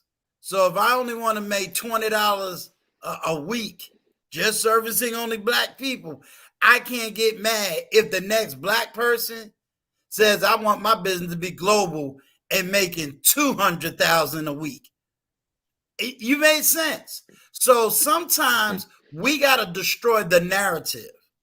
Even if you're sharing with me and saying, "Oh, Stu, I just got to destroy this one narrative," and you coming up with facts, you coming up with ideas, and it's making sense, the narrative has just got to explode.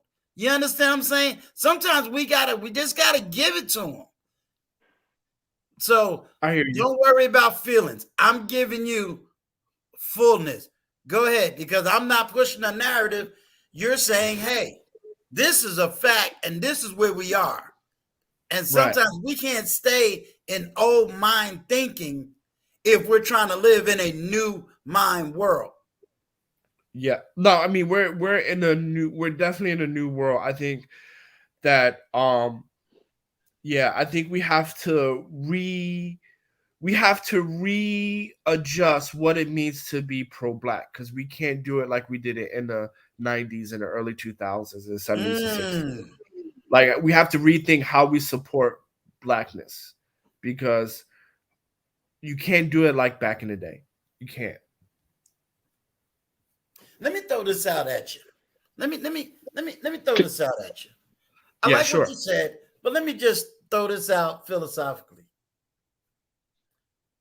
How about we stop trying to do everything in blackness and just do it in straight humanity? Is that too less stressful? Yeah, That would be I'm less just stressful. throwing that out there. I mean, some got to change, so I'm just throwing that out there and see how you handling it. Well, I mean, I mean, like okay, I'm from the 90s and 2000s, so that, like, blackness, help your community, marry black, all that is deeply rooted in me. Gotcha. However, I don't know if that's right. I don't know if that's right, because when we look 40 years down the road, pretty much the community that I came from is still the same, right? It's just new faces, right? Instead of 10-year-old me, there's another 10-year-old somebody else, right? Right. It's like, when we sit down, we kind of look at, okay, how many people moved out of poverty, or how many cleaned up the neighborhood, and are we doing better, like, as far as getting work? Black boys can't even read, right? Right. But that's a national crisis back home. Right. So we gotta do, clearly we have to do something different, if that's what it is. But as far as you're saying, living for you, that's less stressful. I can tell you that much. Yeah. It's freedom in that. Wow. That's good. Hey, I told you, on this platform, people I invite up here, if you got a whole different, just free mind away from the normal old, philosophical ideas, and you can back it up, and you're showing the outcome. I don't think, especially if you're showing the outcome, I don't see how it can be argued if the outcome is there. May not have all the data, facts, the statistics, the numbers, but if you're showing it, hey, maybe we got to try something different instead of doing the same old thing. Yeah, I definitely have to do something. Definitely have to do something different. But, like, you have to do something different. And I would say that I want to say this. white supremacy exists, racism exists. Please don't misunderstand that. Right. And there's racism abroad. However, it doesn't operate the way you think it's operating, right? Right. White supremacy is more or less, it's more or less a system. So for example, if you have 10 people, as long as I get 6 people, because white supremacy is about profit making also, right? There's a business element to it. So for example, right, McDonald's, Starbucks, and AT&T, they all use prison labor. And prison labor is essentially slave labor, right? Right. So white supremacy is like this, okay? I got 10 black people. As long as I can get 5 to 6 black people in the prison, I'm winning, right? Okay. So, right, that's where white supremacy lands. So the other 4 people, you can go out, you can work, you can create your own businesses, et cetera, and nothing relatively ain't going to happen to you. And that's why you see some people that say, oh, white supremacy and racism no longer exist, versus people who say, oh, it does exist, right? Because it's a system. It plays on the averages. So the point of me saying that is this, right? Is that whenever people try to deter you and stuff like that, it's always going to be us versus mainstream, right? A white person or Asian person never going to say you can't do this, you can't do that, because we don't deal with black people, right? It's always going to be a black person that says that. Right. Good. That's good stuff. That's good stuff. Hey, trust me, if I have to clip my own video, oh yeah, it's gonna be deep. Yeah. So I mean, I know you're people like, that's gonna be coming from a whole different mindset. They're coming from a whole different narrative, and I hope they bring it just like you. So keep it going. Yeah.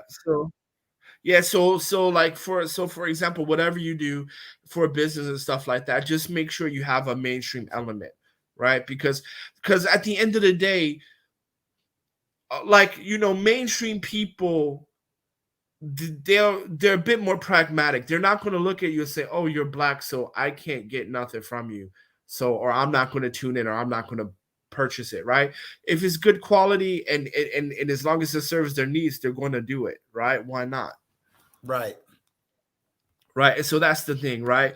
So the whole thing of like, they're not going to do this from you, they're not going to do that from you, is really, we don't do that. We don't buy because it's come from black people. We don't do that. The rest of the world don't really do that. Right. Okay. Y'all got any more questions? Yeah. So I guess you can talk about the Manosphere stuff now, I guess, because people pretty much, I think, got their takeaways. Yeah. Let me tell you what I'm asking you when I talk about the Manosphere, the Black Manosphere. I want everybody in the chat and everybody listening. He's only given a historical information. It is strictly for information only. Doesn't mean that he agrees with everything and pushing everybody's narrative. It's strictly for history. So I want to make that clear. Okay? I want to make it clear. Please have your guest translate Chinese saying. All right, you got a special request for something. Can you see that? Yeah. For one, to me, that looks more like that's definitely Japanese and not Chinese. Okay. Because for one, Chinese don't use Y as a vowel. And then, they don't use Y as a vowel in Chinese. So that's Japanese. Okay. I also want to say to you, Miss Hall, and if you need me to show it to you in a clip, I do know this man speaks Mandarin. My daughter speaks Mandarin, and he actually spoke Mandarin on a live chat with me here on this platform. He was phone call that came through, and he switched and started speaking Mandarin. We all heard it for our own self, and then I had to drop them off the screen so other people can talk. So I am very well aware. The man speaks what he speaks, and my daughter, not my oldest one, my second youngest one, caught what he had to say. So yes, he does speak two totally different languages. So I can confirm that, and that live stream is up on my platform, and you can catch that as well. Well, I mean, if she's welcome to come up here and speak it, and then I can reply to her too. It's fine. If she wants to verify me, that's fine too. Okay, Ms. Hall, if you want to come up, I'll ask Ms. B Finesse to drop the link so that you can come up and have a conversation in another language. I have no problems with that at all. I think that'll be another educational tool that we can learn. Yeah, but that's Japanese. Can you put the link in the private chat again? Because I can't get to it in the regular chat. Okay, I got you. Yeah, put the link and then I'll post it again. Okay. And then Uncle, I'm gonna drop down. I asked all the questions. I appreciate you coming on and giving us the information that you have. I think it's gonna be transformational for a lot of people. So I thank you for taking the time out where you are in the world and talking with us. I appreciate it. Oh, my pleasure. My pleasure. Oh, and thank you for putting that in the chat. Yes, these are my opinions. This is not professional service.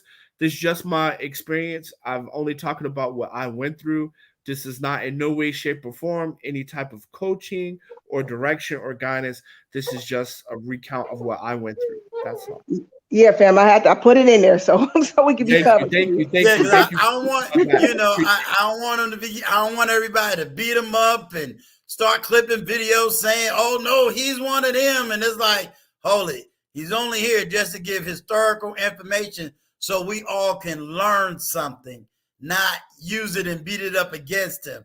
And to answer everybody's question, I do not have Zelly yet.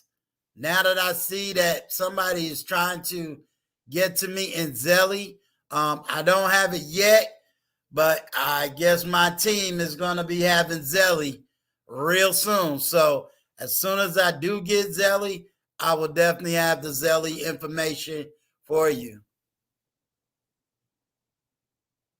All right. Is there anybody else that want to come up before we move kind of on to a whole different topic? So I'll wait a few minutes. I dropped the stream in the chat.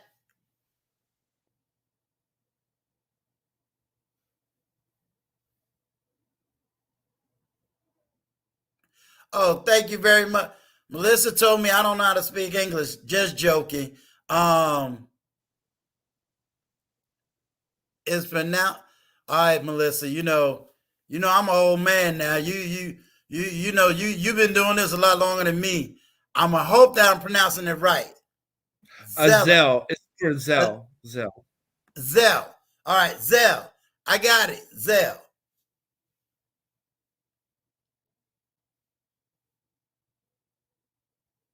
Seema Sira, if you want to come up, the link is in the chat. I love you too, Melissa. I know you got my back. You don't want me to look bad out here.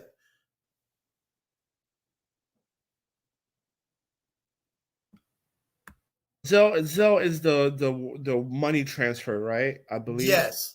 I think what it is, I think I have somebody that's in the chat that is not from America. Yeah. So it's a way of them doing something international. And then I do know that some people use it nationally as well. Yeah, but your bank should have it. I believe most banks have it. Like Bank of America. Yeah. I just don't, I just don't have it like posted where you can do that for me. That's all. Okay. Yeah. And that's another, like fintech. I don't know much about fintech, but that's gonna be huge as well. Fintech, right? Fintech, digital payment, digital dollars, digital currencies. So if you have I would like, if you want to like keep in line with the business stuff, I would definitely have someone, if you know someone that's into fintech, to talk about that, because that's going to be big as well, and that's going to kind of affect how people even buy and sell moving into the future. Because even here, right, everything is paid by digital currency here now. For the Right. most part, nobody uses cash. Nobody uses. Right. I haven't used cash in about a year, I think. Like you pay with your phone, or you pay with your phone, or you pay with your, you can pay with your phone, or you can pay with your fingerprint now. Okay. Okay. Cool. And then some convenience stores do facial recognition, so you can just literally go and pick up you can go and just take the stuff out, and then you'll pay. They'll just take it out of your bank account because of facial recognition. So Okay. All right. What I'm gonna do, because Melissa Barrett, she is a awesome content creator on YouTube. She was dropping a whole lot of knowledge earlier, so I kind of want to get her caught up just to see if she wants to come up. Melissa, he works over in China, and he's been dropping heavy jewels when it comes to doing business locally, doing business internationally. He's been talking about how to really rethink your business, as well as areas that we're missing. And I know that you come from a creator and educational background, and he spoke a little bit on that as well. So if you're not able to come up, please check this video out. When this chat is over, I think you're going to really love the content and the information that he's been dropping. Kareem asks, how is the dating scene in China for who? For expats. Okay. If you are a man, it's great. If you're a woman, it's tough, because the women here complain a lot, because most of the men here date Asian women, especially the white women. They complain a lot because white dudes go crazy for Asian women, just crazy. So yeah. Wow. Okay. The only reason why I wanted to touch this subject, because I don't know if you're aware, but the day you was on my platform, I want this platform for me.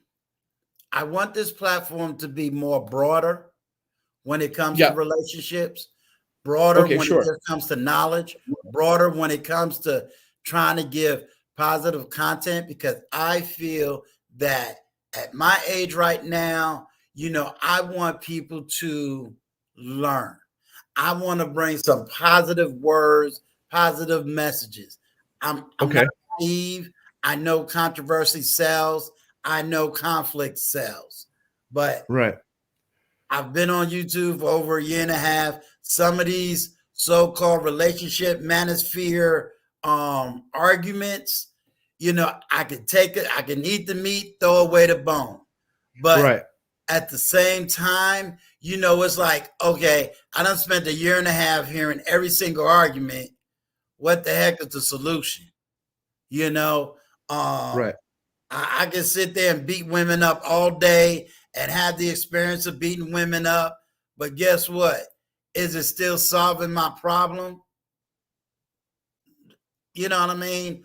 Or, okay, now that we know facts, data, statistics, this is the problem, what do we do now?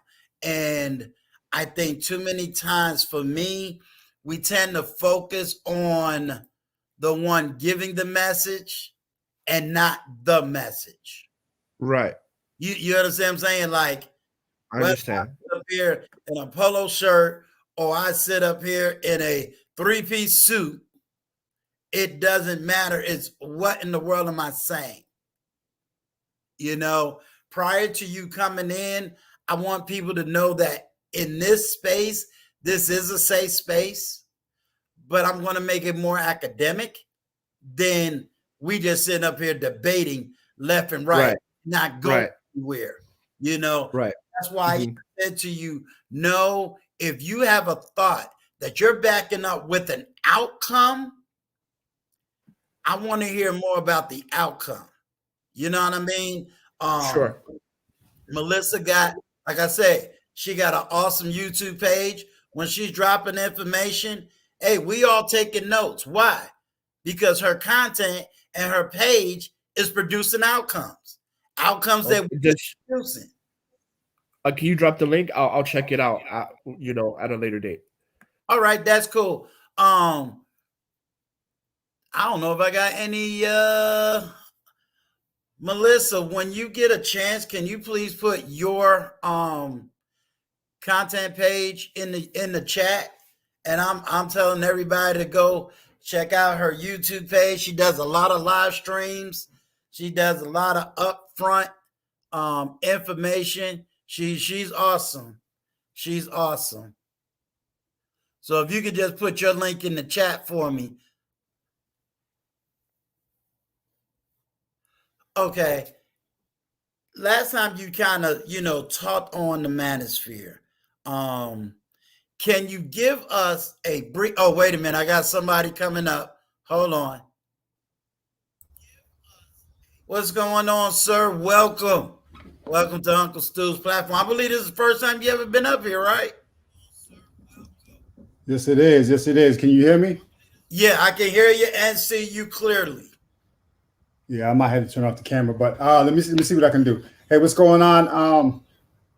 I ain't Hey, how are signing you? ish. How Yeah, are he you? getting ready to change that name.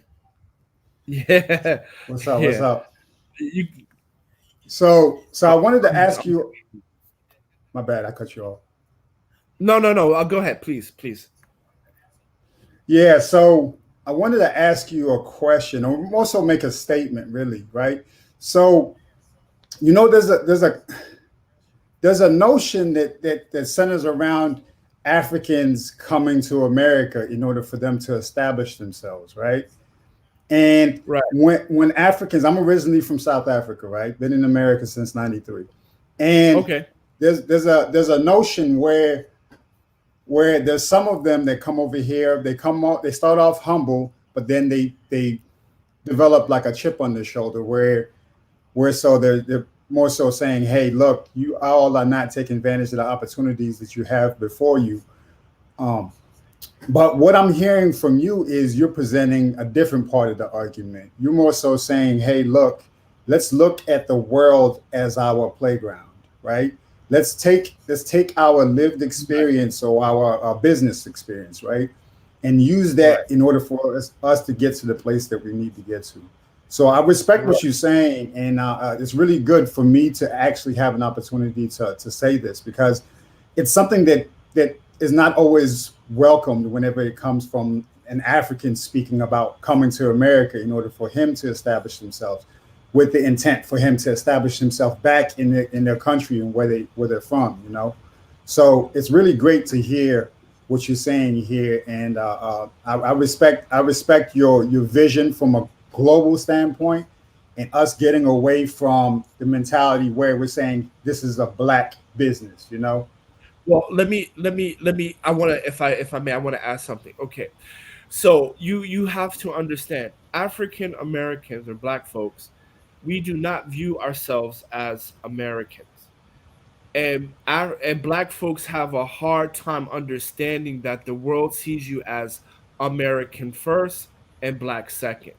It was only until I lived abroad where I understood that. So, for example, um, in China, when I'm interacting with people from abroad, like Europeans, Asians, whatever, and then I have a friend, a really good friend, he's from Ethiopia. They would call him African, but call me American. They would not call us both Black. Black people, because we don't travel out in mass, we don't understand that as soon as you step out of the borders, you are American first and Black second. So when Africans come here, they see us, you're American, why you're not doing this? But in the Black community, we are Black community, then American, and then whatever else, right? So I think that is the disconnect when we're interacting with our brothers and sisters, across seas, right? Because how you view us and understand us is not the same way we classify ourselves, if that makes sense. Let me even second what you just said so eloquently. When I travel to Europe, England, Australia, Japan, Korea, um, I'm going to tell you, he is spot on.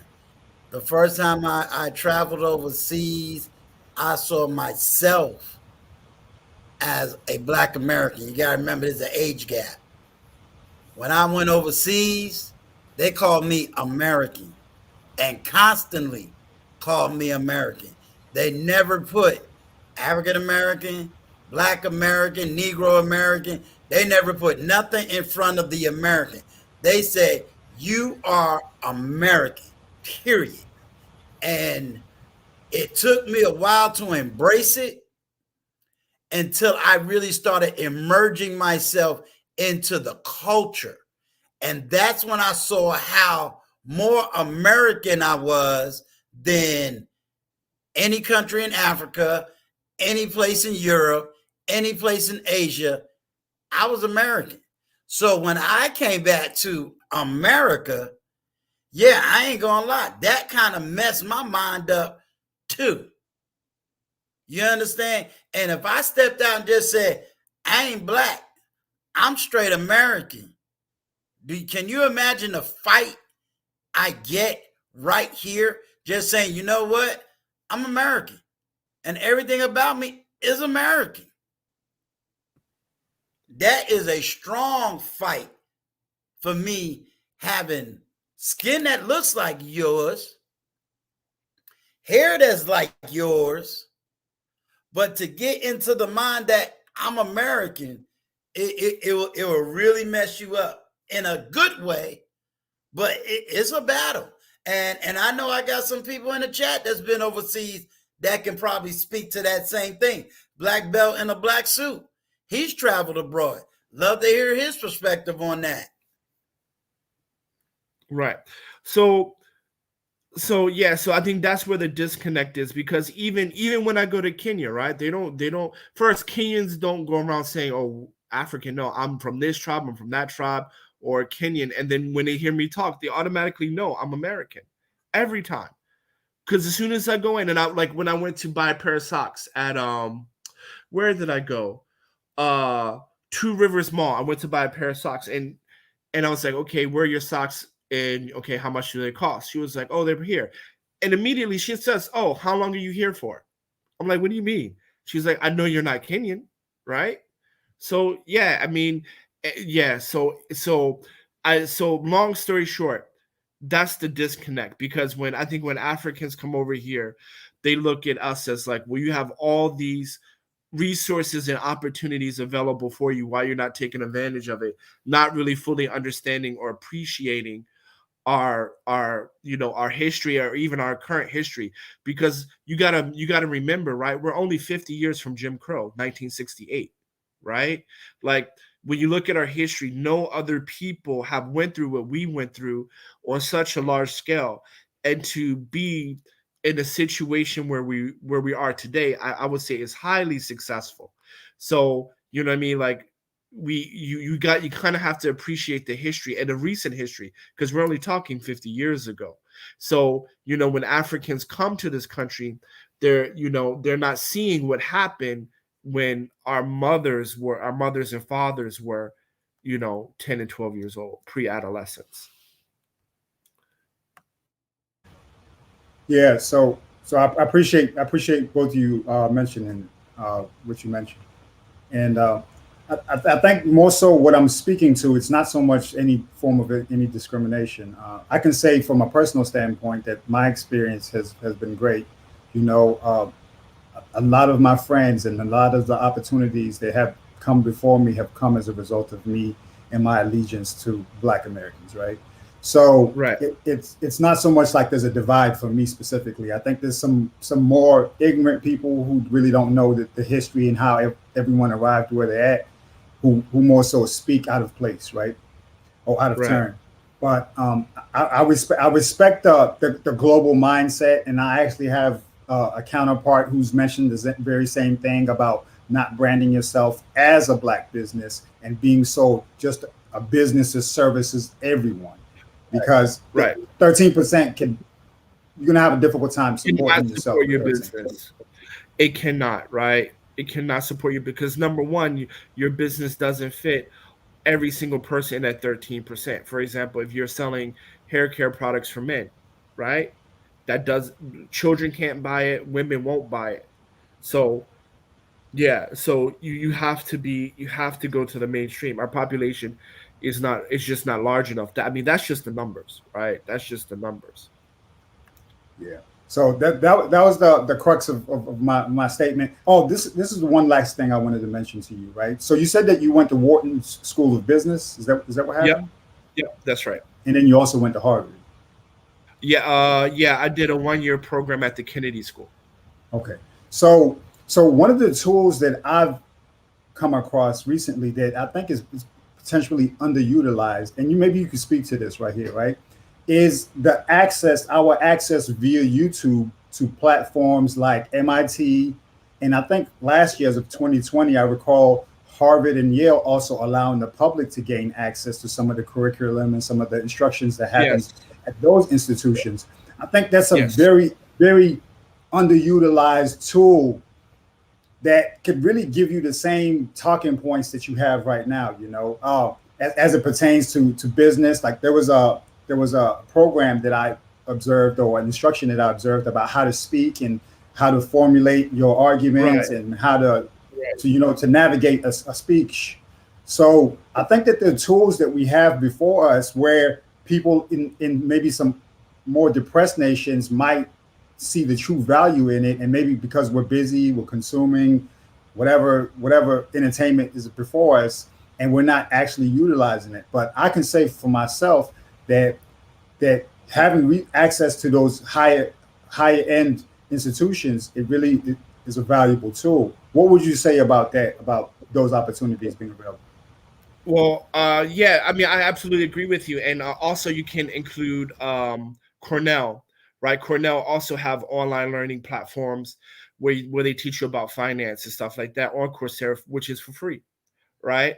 So, yes, I do agree. Those are great platforms, but more important than that, I want to kind of highlight. I mean, I agree, but more important than that, like the people who are in education, I would definitely have a YouTube channel. Like if I'm teaching science, I'm going to have a YouTube channel about science experiments. If I'm teaching reading and literature, I'm going to have a YouTube channel about that, because white kids, Asian kids, black kids, everybody goes to school. I'm definitely going to have a YouTube channel on that, right? And I'm going to get brand deals from that, and I'm going to make it fun and exciting, right? Like, because back in the day, we always used to have a PBS, channel 12 for me, after school specials, I right? Where remember kids would those. be learning.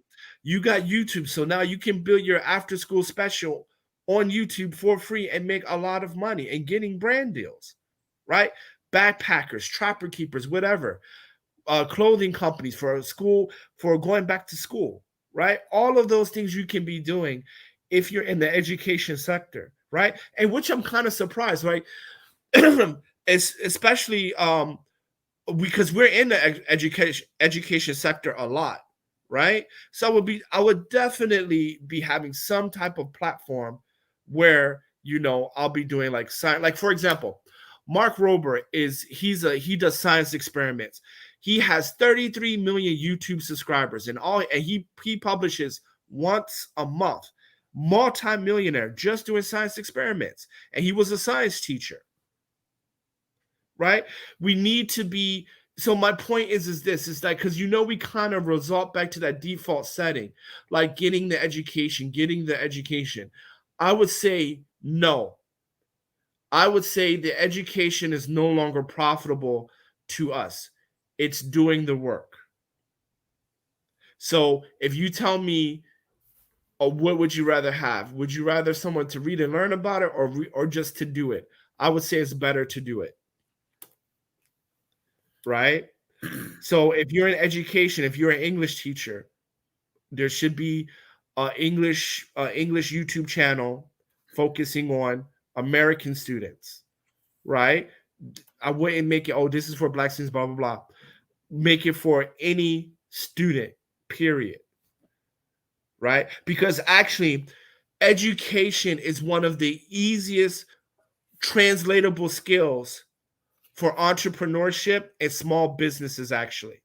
Because even for me, profit margin wise, my education company brings in larger profit margins than my other two businesses. Right? Wow. Low overhead. And you can make a killing. And it's evergreen too, right? It's evergreen. Evergreen is not changing. Recession proof. Recession proof. Yeah. So all my science teachers, English teachers, whatever you're teaching, make it fun, make it like edutainment, right? Educational and entertainment. And also from YouTube, from my research. Okay, first, this is my opinion. This is not professional advice. I do not have a YouTube channel. I'm just sharing what I have read. The CPM, the Google advertisement dollars are highest, and education is the top 5 niches on YouTube.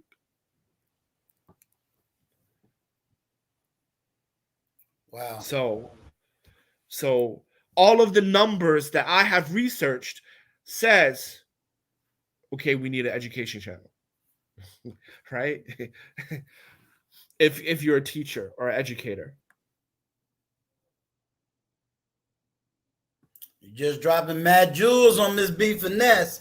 Black belt and a black suit. If you want to come up, I know you might be at work, but I'm gonna drop the link and come on up, because I seen you in the chat and I didn't want to intrude on that chat conversation. But if you want to come up and kind of speak your experience, I think it needs to be heard. You're definitely not going to get a pushback from me. It definitely needs to be heard. And ladies and gentlemen, this is for information purposes only. This is not a financial advice. This is not his anything. As they say, eat the meat, throw away the bone. But I'm going to tell you, he brought a whole lot of meat. Ain't too much bone to be thrown away on this one. Almost filet mignon. Well, I appreciate it. That's all I wanted to mention today. Thanks a lot. I appreciate you, Uncle Stu. Thank you. All right. I appreciate you, man. And I hope to be bringing you, more people that got the knowledge and even make us think outside of the box, whether it's the box we put ourselves in or a box other people put us in. We gotta come and start thinking outside the box. I tell you, as someone who's an adopted American, right? I can tell you that Americans generally, as far as the trends, just like he mentioned earlier, right? Americans set the trends, and if there's an opportunity for Black Americans to really take advantage of the global mindset that this brother has right here, like this is powerful. Like we're with this information, we're literally getting an immersion experience of someone who's been in China and experienced what's going on over there, and now is taking it from a global standpoint in order for it to make and benefit his family going into the future. So this is powerful. I mean, not too many people can speak to what he's saying, so I definitely appreciate it. Well, I'll even add a caveat. Not only what he's saying, but he's giving it to you for free. I mean, if you can't take this and run with it, I don't know what else to do for you. I'd rather have this knowledge than you telling me about how to get a chick. Do you feel me? Yeah, I get it. I get it. I mean, if I'm sitting up here and able to sit in my home and read, study, and get all this wealth of knowledge. Go out there and get my bag up in ways no one would ever think about. You think I'm going to really struggle to get a woman if I got my character right, my spiritual alignment right, and my bag right? You feel me? Well, can I know speak on that's that a a little bit? struggle. I know. Well, Y'all got to remember, I'm in a different generation. Well, look, I'll let y'all go Yes. ahead and have that conversation because I can tell you that there are many nations that are having issues with nationalism and them having like a vested interest, or a group of young people who have a vested interest in growing their population. So I'll let y'all have that conversation. But thanks for bringing me up, Uncle Stu. And it was good. It was good, and I love every bit of it. Like I said, I just want this platform where everybody kind of got a free space, free intellectual thought. You know, whether you agree with my full thoughts or don't agree with my full thoughts, at least you can show me the outcomes. You know what I mean? And I want everybody to have a free mind. So I don't want to always dominate as the leading authority or the leading voice, if that makes sense. Without a doubt. But I appreciate you both for allowing me to speak. Thanks a lot. I'll be sitting here in the back listening. Enjoy it. All right. Thank you. If there's anybody else that want to come up, ask questions, try to get a different perspective, whatever. I dropped the link in the chat before we kind of move on to another topic. But I really appreciate you. My pleasure, man. My pleasure. I'm happy. I'm happy to give back the little that I can. Yeah, so because see, there's a book that I picked up when I was in college, but I just now really started rereading it. My old college professor is actually doing his second dissertation on it, and what it is called Pedagogy of the Oppressed. Which is about this guy who basically teaches how oppression is taught. Right. And he really blows it up. They don't like to recommend it here in this country as a reading source because he has a lot of socialistical ideas. But to me, again, I want to read the knowledge, and a lot of stuff you said, he kind of says in that book too. Yeah. Well, I think we have to look at how we were raised, because we don't. History matters. I know we don't like to say that, but history does matter. And when I mean history, your personal history matters, right? Right. So we are raised and instilled to be the slave class, the working class. There's a guy on YouTube, Dr. Tiosan Johnson, that talks about this in great detail, like how to, like, Black men in particular are like the ConcuSurf, right? We have these set defined roles. And whenever you step out of these set defined roles, society will try to hammer you back into line with that role.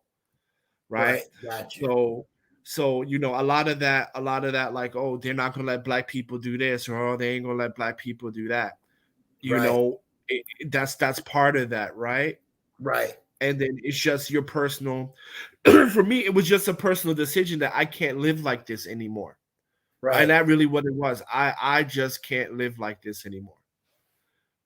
Got you. Okay, I got another person for you, Miss Deborah Hall. Welcome. And I believe this is your first time up here on this panel, correct?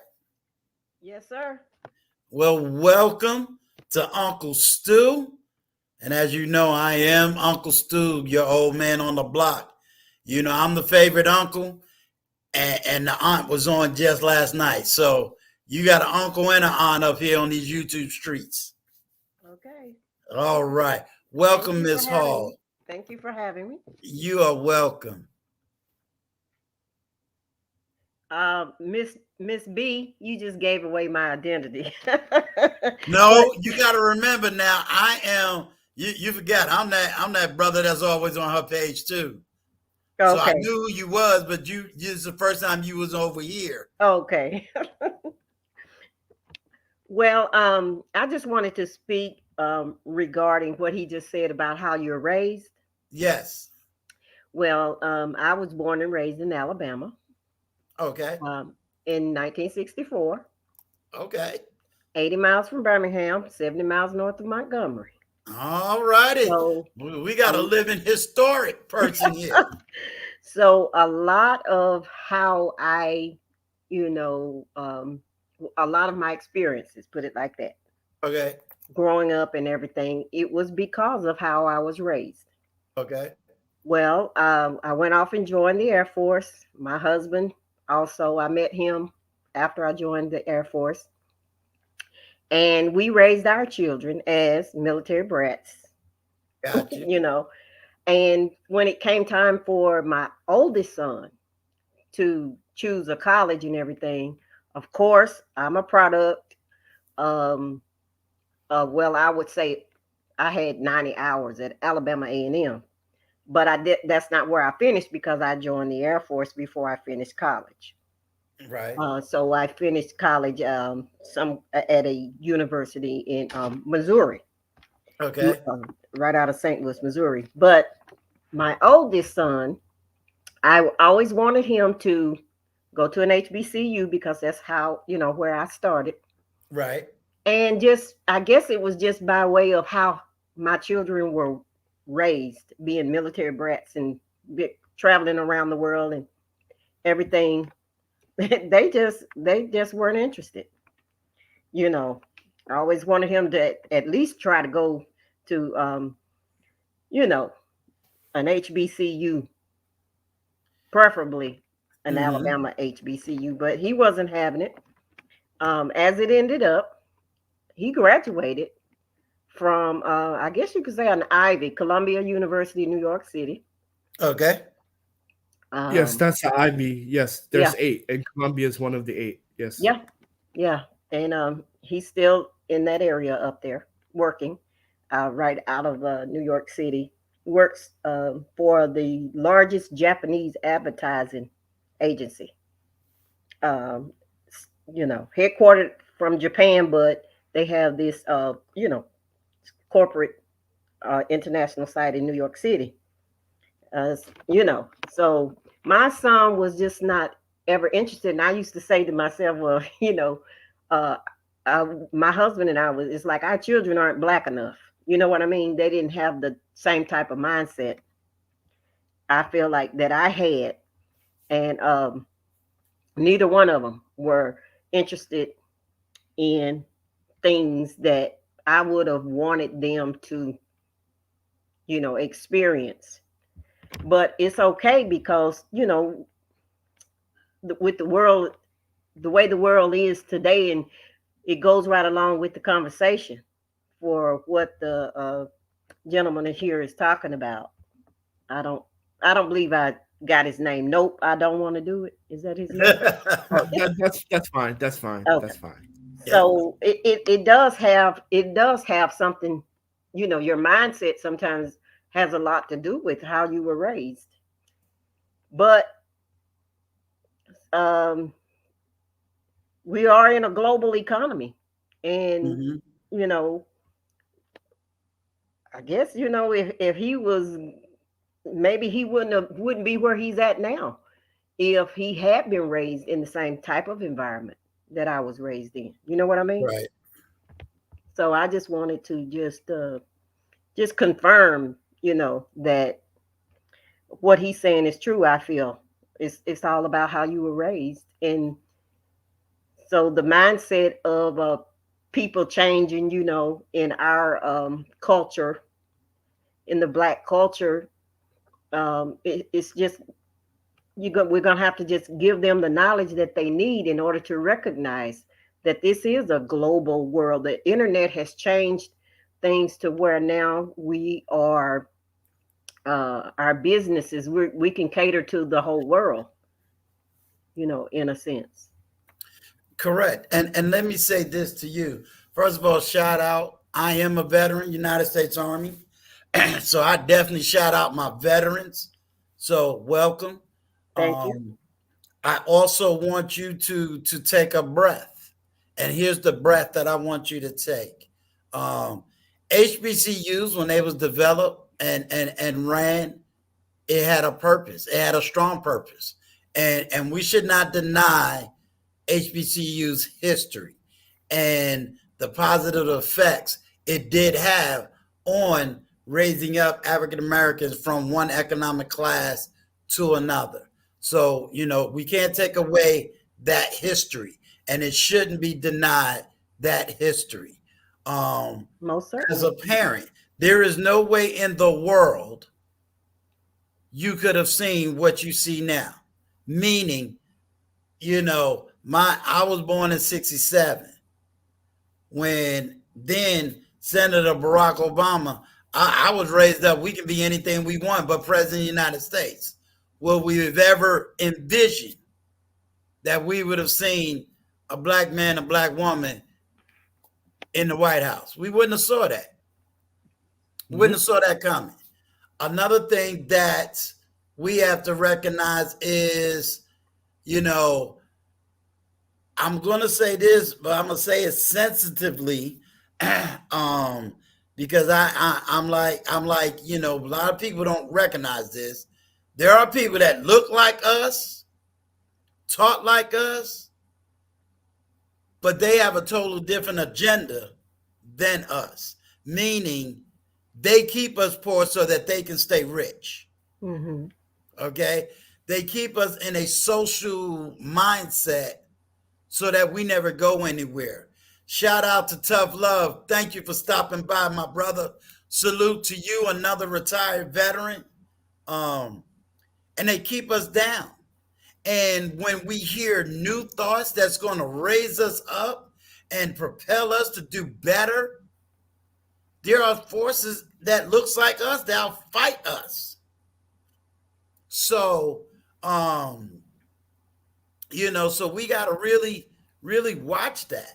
And unfortunately, like on this platform, I'm bringing new voices that's going to explain why we in the condition we in and what we got to do to get out. Mm-hmm. You see what I'm saying? Yeah. And so you just confirmed what he's been saying this whole time. Your son did not a HBCU. I am born and raised in New York City, New York. So I am very well aware of Columbia University. I live less than 10 minutes from Columbia University. And Columbia University is not only a top university and a top Ivy League school, believe it or not, it's one of the leading academic schools in the sense of teachers, and it's propelled a whole lot of African Americans into areas of economics and business than you could ever imagine. Okay. Yeah, And I I'm just sorry, wanted go to ahead.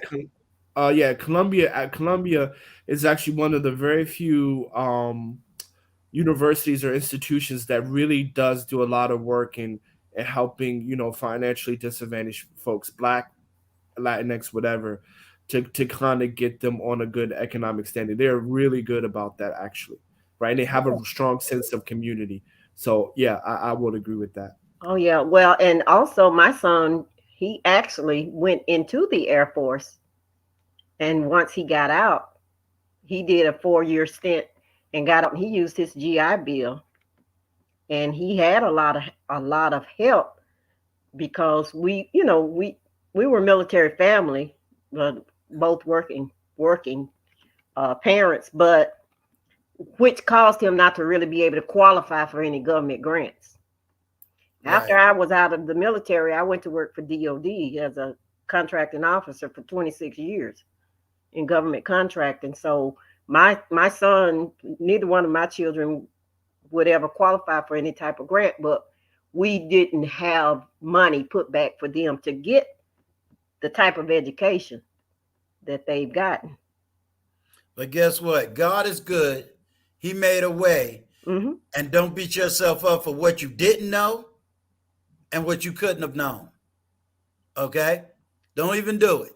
Don't even sit there and start pitying the things you may have done, didn't do, whatever. You did the best that you could do with what you knew. Right. Okay? Because I got my education. I left college because I thought I was too poor to be, and I was at an HBCU, and I left and joined the Air Force. Right. And my intentions were at that point were to go into the Army as an officer, but I decided against that. So I went in with a bit higher of a rank as an enlisted Air Force personnel, and then I got married while I was in there and got out and followed my husband around, but he is a retired enlisted officer. Awesome. Awesome. Well, I'm going to tell you, like I said, don't you feel bad. You a veteran. That's one of the greatest 3 letters we can have behind our names. And, as a Black woman that went in there, hey, I salute you 2 times over. Yes. I actually got hurt in the Air Force, and I'm a compensated vet. Okay, so you're disabled vet. Disabled vet, yes. Okay. Go and get that check. That's what we deserve. So don't even worry about it. I want if Gail, if you're here, drop the link for Tough Love. He's also a veteran. And if y'all just want it straight positive, he's an awesome content creator. And I'm not gonna lie, he was a strong motivator for me to get my YouTube channel up. One of the greatest statements he made, he said, start your YouTube channel. And if you can only change one person, if you only got one person, then tell your story to that one person, because you don't know if you can make a difference or make a change in somebody's life. And that got me off the couch because I felt I had a story to tell and I knew what I've been through. He's been awesome for me because he talked on a very controversial subject. And like I would tell you, I reached out to him and he reached back out to me.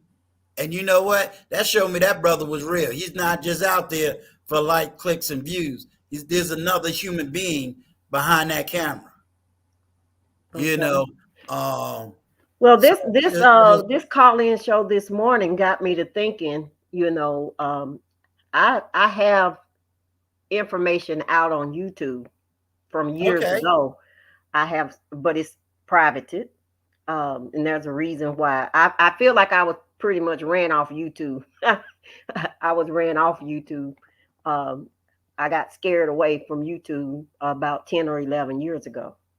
Okay, but I didn't have. Do you feel like discussing it?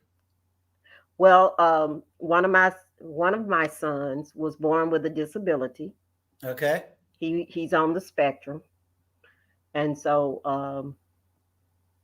I posted for Christmas, and I didn't understand at the time why it got so many views, but I felt like maybe he was being bullied or picked at in that post, and it was circulating, and he was 14 at the time, and he was getting ready to go to a new school, and I just didn't want him to be known or, for people to get to know him. I didn't want it to go viral, more viral than it went, because it happened so fast. So I pulled that YouTube channel down. It wasn't really necessarily a YouTube channel for monetization. I was just doing some stuff out on YouTube, basically so that his brother, who was stationed in England at the time, Air Force, his older brother, could see, what we were doing at home during the holidays and all of that type of stuff. So it was more like a vlogging channel for people to see our life and what we were doing. Okay. And I pulled it down. If I could remember the password, I could probably dig it back up, but I do have some stuff out on YouTube, but I pulled it down because I just wasn't ready for all that. I felt like came with YouTube at the time. Okay. I you know, I felt like I needed to protect him. Understandable.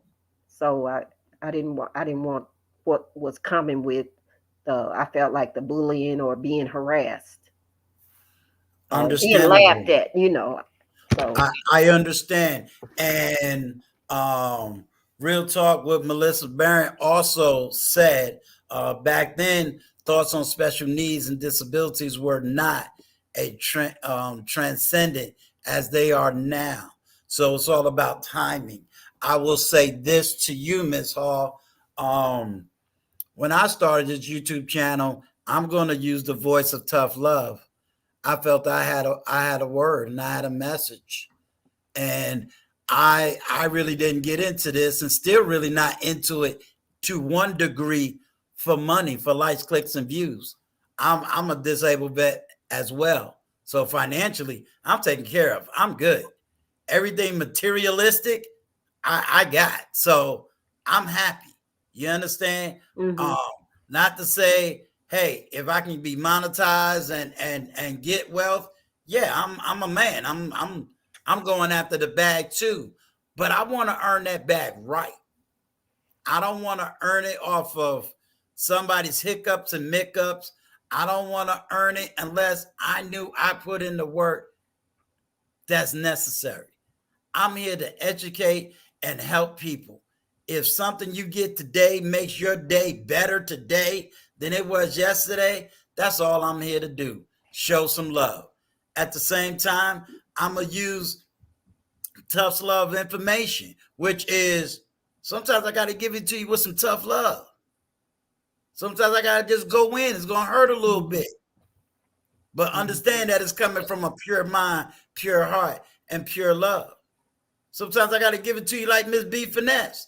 After you done cried, snotted, complained for about 3 hours, I got to wrap it up and say, okay, what are we going to do? How are we going to solve this problem? We done talked about the problem for 3 hours. Can we figure out a plan of action to solve it? You see, Mhm. I believe in speaking for the voiceless. Those that may not have a platform, but they got a message. The gentleman I invited up here, he doesn't have necessarily a platform, but he got a message that needed to be heard. And I want to be that vessel to give people that opportunity to speak their message to a broader audience. Right, Yeah, the because word I his was looking for was message call stood to out. action. Right. Excuse me. His And message that stood call out of to me. action. And so my platform has to be that call of action. And if I can't get that call of action out, I'm trying to connect with other people that can get that call of action out. You know, Ms. B Finesse can get that call of action out. Ms. Melissa Barron can get that call of action out. Tough Love may be able to get that call of action out. We can get that call of action out on each one of our platforms and be able to get the narrative and the story change. Yep. So you have a story. Well, And I wasn't necessarily sure I wanted to get back out there and make if my intentions were to have a business via YouTube, I wasn't necessarily sure I wanted to go about it the same way that I started years ago with just having a channel vlogging, my life and just daily life activities and things happening. I want to now focus on providing a service or a business or a product or a service, something that I can sell because even though I'm, right now retired and I am a compensated disabled veteran, my intent is to make a profit, off of this, added income. right. I So, want you to hold on for 1 minute. Stay right here on this stream. If there's anybody that want to ask my guest, because he's going to have to leave in a few minutes, and I am very happy that he came. We're not even going to talk on that other subject. I'll email you and we'll set a different date and We can time. we can no, it's okay if we can kind of shift gears to that. That's fine because I'm kind of interested, right? Okay. Yeah, it's fine. It's fine. Okay, Ms. Hall, I'm going to temporarily shift the topic. If you want to stay up here, you can. If you want to go to the back, you can. But I do not want you to disappear because I want to connect you to 2 content creators that are in my chat. Okay, I'd like to drop down because I know nothing about the manosphere. This is all new to me. A lot of Yes, the ma'am. Just do me a favor. Melissa and Ms. B Finesse, please connect with Ms. Hall. Please connect with her and wrap her up and love on her. She's my vet, and she's going to need y'all assistance. And I think y'all will be a great one to really embrace her and kind of hear where she's going and give her some love and some guidance. Okay, sir. Thank you. Thank you. Have a good day. You too. Okay, very quickly, chat, because he's going to have to go. I asked him to kind of give a quick narrative or a quick history of what's known as the manosphere, which is usually dominated by white males, and the black manosphere. And he's just going to go over the history, and it's something I wanted to learn about myself. So I'm going to let you kind of take the platform. Basically, giving us a history, giving us an understanding, as well as, the necessary need, and whatnot, so that people in the chat can have a broad understanding of what this manosphere and black manosphere is all about. Okay, sure. So basically, you have the 2 factions of the manosphere, and the manosphere simply just means in favor of men's rights. So on a broad sense, or the mainstream sense, manosphere is just when it comes to dating and marriage, men in general feel that they're not getting their fair shake. And when it comes to the black manosphere, it more or less aligns with the kind of gender war between black women and black men, and how black men also feel that they're not getting a fair shake. So that's kind of the idea behind the manospheres. And as far as the establishment, I'm not familiar when the white manosphere was established, but I think around 2010 or so, Right. the black manosphere was established, and you have the guys like Obsidian, O'Shea, and Angry Man are said to be the leaders or the originators of the black manosphere, because they Right. feel that the when it comes to dating and the experience of the black man is very unique as opposed to the mainstream. Got you. What is the purpose of the manosphere and the black manosphere? I know you touched on it, but in its broader sense, is it working? Was it a response to something? It's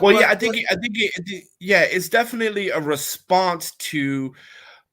a response to the new environment of the mating, the new environment of the mating situations, right? So Right. for example, I know, for example, for men 20 for the main white manosphere, as far as like divorce and how they're losing, how they are financially ruined from divorce, how it's just basically that's where it came from, right? The financial ruining from divorces.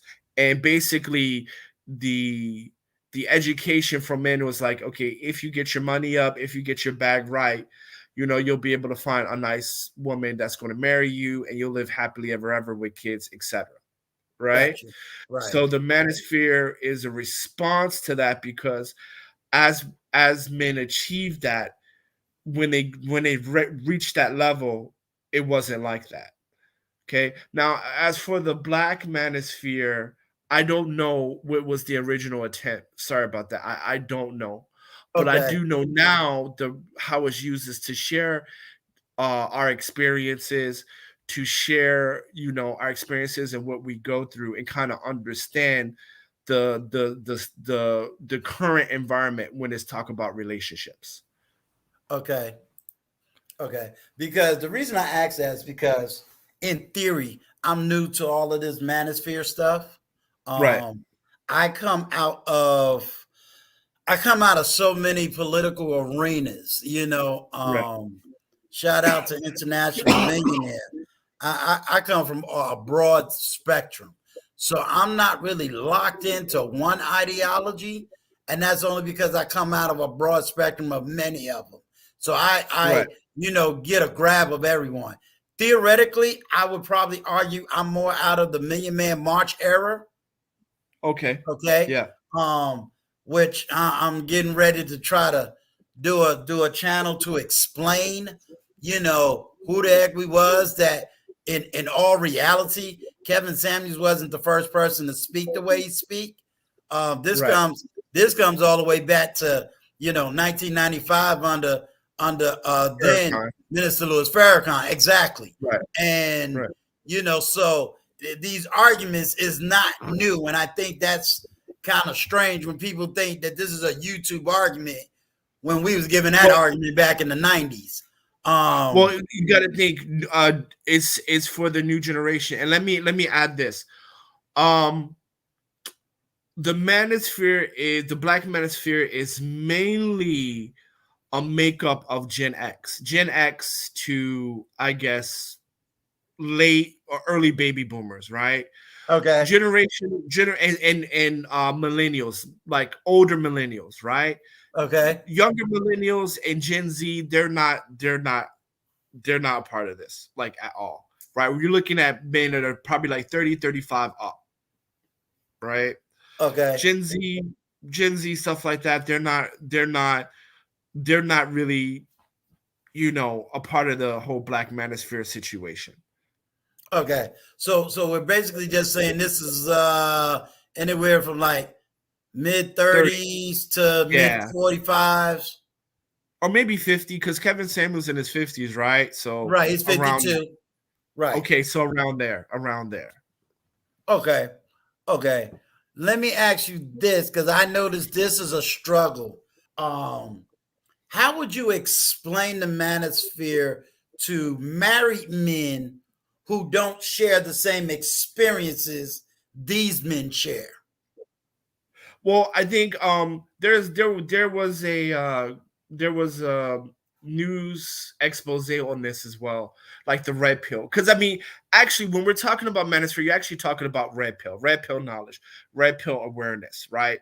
That is the overall idea, right? So, which comes from the Matrix. So the idea is this: you have the red pill and you have the blue pill.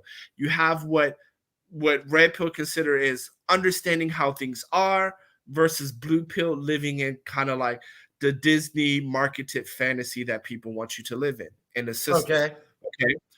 So, if I were to explain this to a person that never heard these kind of things before, I will explain it as far as laws, right? Because it kind of comes down to that, right? Basically, when you're in relationships, the law overcompensates for the women and don't protect the men financially. Financially, and in some cases physically, right? For example, if she calls the police, says you hit her, the police are just going to put you in handcuffs immediately, and then everything will probably be explained at the detention center or at the police station, right? But she calls, hit, whatever. You're automatic, especially as a Black man, you're automatically going to get in cuffs. You're automatically going to go to the station, and things will be figured out there, right? So it's these kind of situations where they feel that the law overly compensates for women, right? And in turn is oppressive to men. Okay. Same thing in divorce, right? No fault divorce, right? 9 times out of 10, she automatically gets the kids. Whoever gets the kids automatically gets the homes. I mean, we know the stories, right? And then If you're a $40,000, $50,000 guy, that means you're living with your mom because you're still on the line for the mortgage, right? Right. So it's financial ruin, right? So it's a dangerous space, right? Okay. So yeah, so that's kind of the idea and the the origin or the genesis of this kind of situation, and that's what I would kind of explain. That's what I would kind of explain to someone who never heard of it. And then on top of that, especially for black men, like you go to college, you've never been in jail, um you make decent money, 60, $70,000 a year, but somehow you're still not good enough. Let me ask you something, because somebody said this in the chat, and I think that's interesting statement. Let me see if I can go back to it, because I want to give credit where credit is due. Because the question said something, or the statement said they never heard this. Basically, white people talking the way the black manosphere is talking. Real I'm talk, trying to Melissa. find Real it. talk, Melissa. Real talk, Melissa said it. Okay, okay. None of my white friends are having these conversations from what I see. Yeah, how do you address that? Okay, well, then I mean, I don't want to discredit her experience, but to say Right. that, so if that's her experience, then I don't have a reply to that. But if Gotcha. she's speaking to that to say that white people don't talk about this, that's not true. That's not true, because for every one Kevin Samuels, there's 5 on the white side. Convention 21, right, which I mentioned before, and right now we're saying the white manosphere, right? The Oh white no, manosphere has she just clarified it. She said she wasn't she was answering for someone. Oh, okay. That's what she was Okay. doing. She was answering for someone. But if, let's just say, because I got educators, I got researchers up in here, where would Right. they go to get the white side of that information? You just go Just to for Convention intellectual 21. discourse. Just YouTube Convention 21, right? And you'll see Okay. a bunch. I'm not so familiar because I don't listen to them, right? But I'm Understandable. not right. But I just know because they do that convention every year, and I know, and Fresh and Fit, what everybody knows on the black side, because they're actually a part of the white side. They're not on the black side, so Okay. they are on that side, right? So yeah, and they go to the convention 21, things like that. And I know there was talk about that, about a black convention and things like that. So as for me, I do agree with about 70% of Okay. what is talked about. So Okay. for example, I do believe that no matter what black men do, it's never good enough. Right. Okay. I do believe that's real. Right. I do believe that, getting the bag and things like that, you'll get you'll get a good girl. I think that's not true. Okay. Right. I do think we've been lied to on that aspect. I Okay. think that our dysfunction of relationships between black men and black women, and the reason why I say it's the dysfunction, because Mhm. we have 80% of out of wedlock birth rate, right? So Okay. that's why I classify this as dysfunction, Okay. where 80% of children are grown up in a single parent home, right? Right. That's why I classify that, is because of our experience in the past, right? I think that, well, I know, I don't want to say it, I know that Dr. Claude Anderson talked about this. It comes from slavery, right? African American males came over first, and for the first 200-300 years, we were here. Black women came later. Black women came like the last 80 years, where UK decided to no longer finance that, and there was an 80-year grace period where they can start bringing women over so they can create breeding farms in Virginia, right? And Right. then so instead of shipping Africans over, they started breeding us, right? And like that's kind of the history that a lot of people don't know. We were bred into this, right? And Right. then she can be emancipated after her 10th birth, right? So there was never we never really had that mother parent kind of relationship, right? And Okay. if you believe in like science of like blood memory, right? So Right. whatever your grandparents do, it will be passed down to your genes, right? Right. So one of the reasons why we're so comfortable with having out of wedlock birth rate, how we're, even though other countries do it, right? Like in Latin America, Latin women are like at 60-70% out of wedlock birth rates. But the reason why we are so comfortable to do that and for such a long time is because of that kind of experience being passed down genetically, DNA, from generation to generation to generation, right? Because when we were bred, right, we were bred without a father, right? We were bred without a father. You had one dude impregnate multiple men, multiple women, and then she just gave out 10 births and then she was set free. Okay.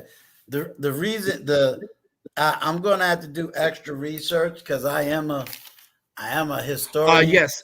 Yeah. So you can, and I understand the narrative that you're saying, and I understand this is just what you learned. So I know that you're not necessarily advocating.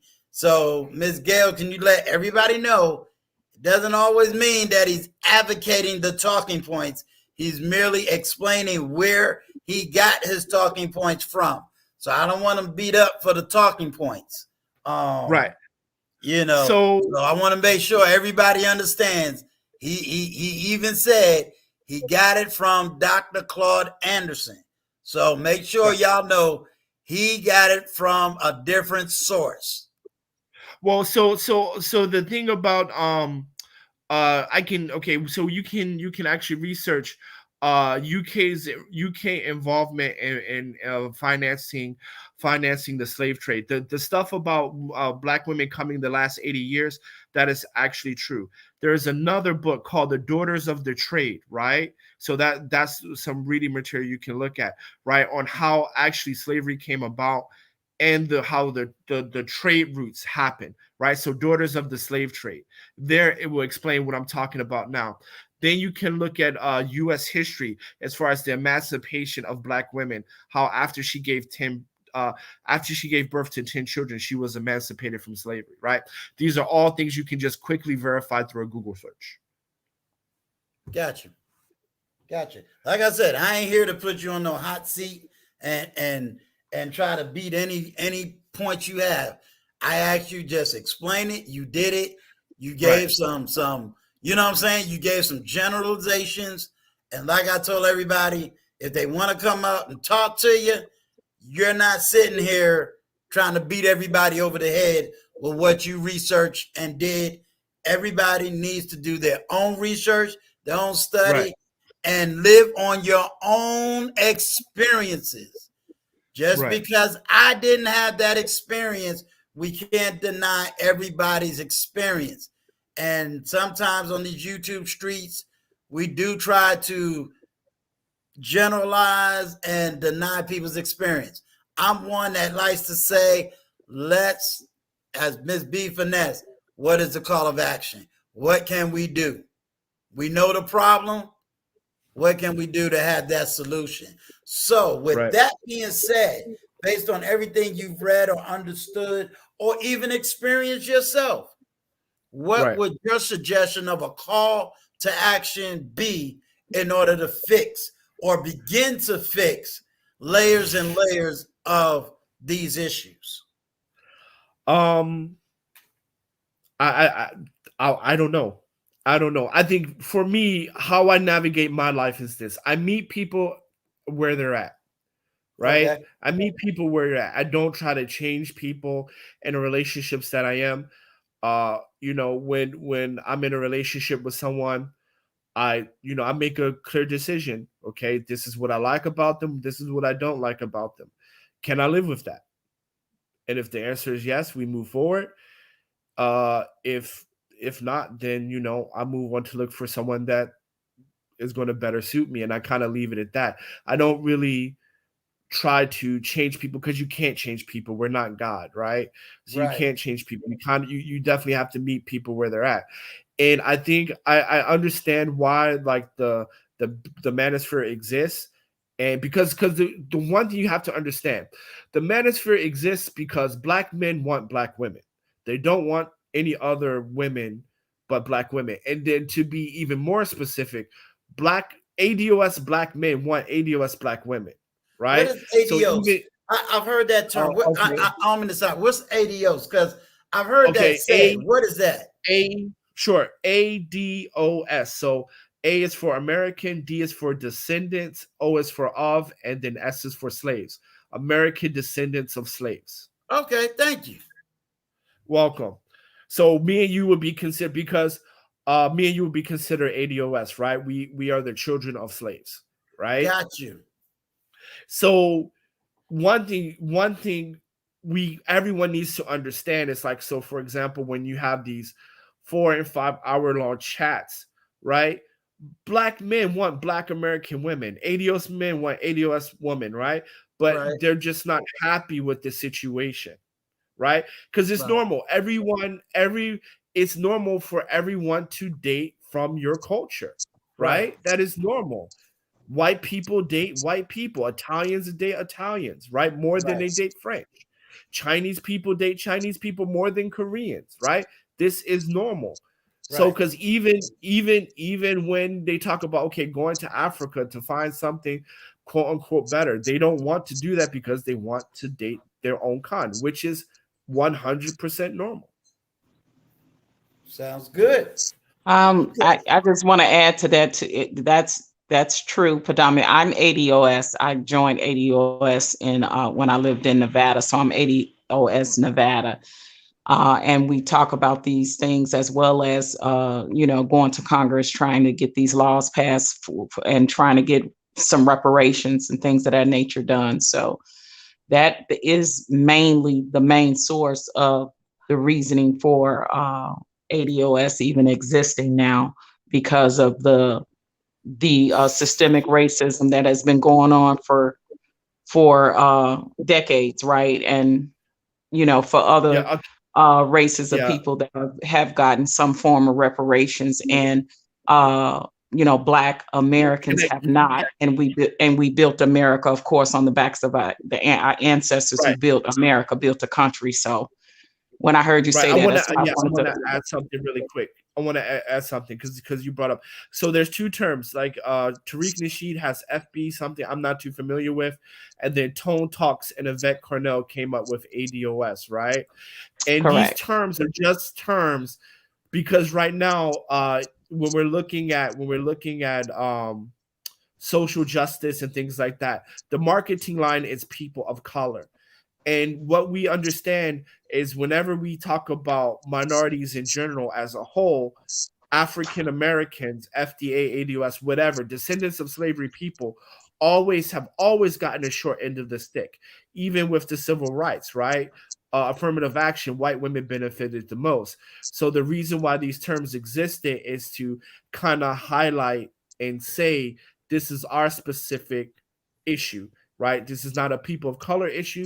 This is a Black slavery, people from slavery issue, right? So it's a way to kind of differentiate ourselves so that what she said, when you go to Congress and things like that, right? Which makes it important. Absolutely. And just to say too, and the thing that ADOS has been having a problem with is all the backlashes from other races that feeling like they want to be included in the reparations that don't really include them. Is because when you look at history, when the Jews got their reparations, there was no other race was included. It was strictly for them. When Native Americans got theirs, it was strictly for them. You know what I mean? So it's always a problem when it's Black people that finally saying, this is just strictly us and we want this for us. And then we get the pushback from everybody else, So that's been our fight, like since ADOS started. And I started originally with Antonio Moore from Tone Talks and Breaking Brown with Yvette Carnell. And so did Tariq Nasheed. And I don't mess with Tariq Nasheed. He basically stole their idea and then separated himself to create his own narrative of Tariq Nasheed is nothing but a poverty pimp, in my opinion, and that's just my opinion. He stole all of their ideas and created his own form, and that's the sad part that Black people have been doing ever since the Black Panthers with the what do you call it? I forget the name of COINTELPRO. So, they come in, and this is what hurt us the most about our people. A lot of times we hold come on, in. hold on, Patrice. Stay right there where you are. I only got a few more minutes with him. Okay. I want to go back into the completion of that manosphere, because now that's going to shift the topic when we go where you're going. So just hold on. Go ahead, sir. All right. Yeah. Okay. So let's back complete that subject dealing with relationships before I go into the social politics. Okay, sure. So yeah, getting back. So that was just kind of to kind of like separate ourselves a bit. But getting back on subject. So, and yeah, there are married men in the manosphere. In a Black manosphere, there are some, and then there are some that are divorced. Right? You have all, and then there's young folks, right? People who are in their 30s, people who are in their 20s, right? So you have a nice variety of folks in a Black manosphere. Okay, so let me ask you this: could you argue that there are people that maybe came in the manosphere, and because this is something that I see a lot, and I understand it, but maybe you can give a little bit of extra voice to it. I think a lot of women have difficulty, not because of the intellectual arguments, but they feel that the overbeating of accountability, or the arguments of, they come into women's spaces and they want every woman to hold every other woman accountable for what other women are doing.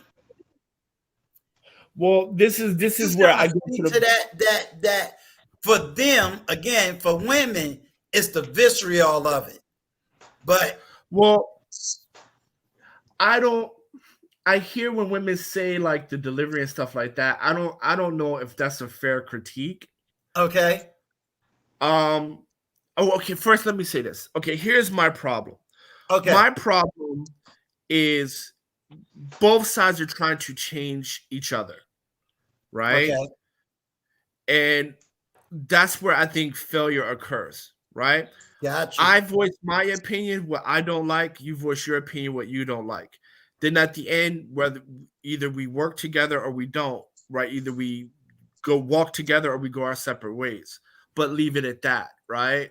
Okay. And so when women say, well, the material, what you're saying is right, but the delivery is wrong, I don't think that's a fair critique. Okay. Because I just think that's a way to say, well, you're right, but I'm going to discredit you. My personal opinion. Okay, right? no, that's a fair argument. And then on top of that, right, and on top of that, the Black woman has always been considered the backbone of the community. She's the person that, she can't do any wrong, right? So you grow up and you experience that for however long, and then you hear people out of nowhere on social media be like, well, we don't see you that way, right? So that's going to be a shock to the ego where, if everybody tells you, we view you as picture A, then another group of people that look like you say, well, no, we don't view you as picture A.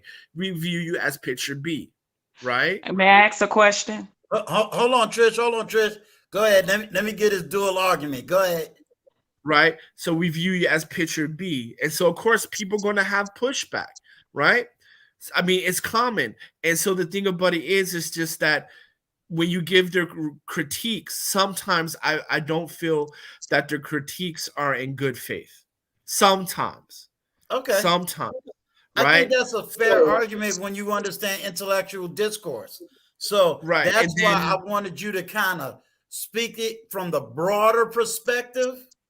Right. Versus the chip chop, and letting people know that you are not necessarily advocating or defending any particular Right. person's side or argument. You're just trying to give an observation from your study, from your research as to what's going on. And you even gave a small call to action, which is we all need to take one step back, just listen. And then the question is going to be, I work on this side, you work on this side, and are we going to finally work together? And I think that's a fair call of action. Some people is not going to come together, and it is what it is. While others is going to touch and agree on fixing each side and walk together. Is that a fair assessment? Well, what I mean by that is this. Okay, let me paint the picture if I may. All right. So there's some people out here to say, okay, let's say dating out, okay, because that's something we can easily relate to. Some black men will say, I'm dating out because black women are this, that, whatever. So I'm dating out. So then black women say, well, just date out, but you don't have to, disparage our name to do so. That is fair. That is fair, and that is correct, right? Correct. Do what you're gonna do, but you don't have to hurt people, right? And disparage people in the process. That is fair. Now, if we look at Kevin Samuels, which Kevin Samuels is not a part of the Black Manosphere, by the way, and by his account, right? By his account. I didn't know that. I ain't gonna lie. Yeah. I did not know that. By his account, he is not. So then when we say, okay, well, he's right, but his delivery is, less than desirable, that is not good faith, because what you're saying is that he's right, but I'm not going to listen to him because I found a way to discredit him, as opposed to the first example where they're disparaging black women, right? Okay. Putting down black women. That is fair. That's fair to say, okay, yeah, this person's putting down black women, blaming black women, blah, blah, blah, right? That is absolutely fair, right? There's under no circumstances should you disparage another group of people, right? You don't have to do you while tearing down another person, right? Right. Excellent. Can I ask my question before I forget? Go ahead. I'm sorry. We ain't signing. Would you say, it's a question, but I want to get your answer or take on it. Would you say that I think the biggest problem that between the gender wars that we have and from the manosphere with black women is that we're not getting to the root of the problem of where the separation even began?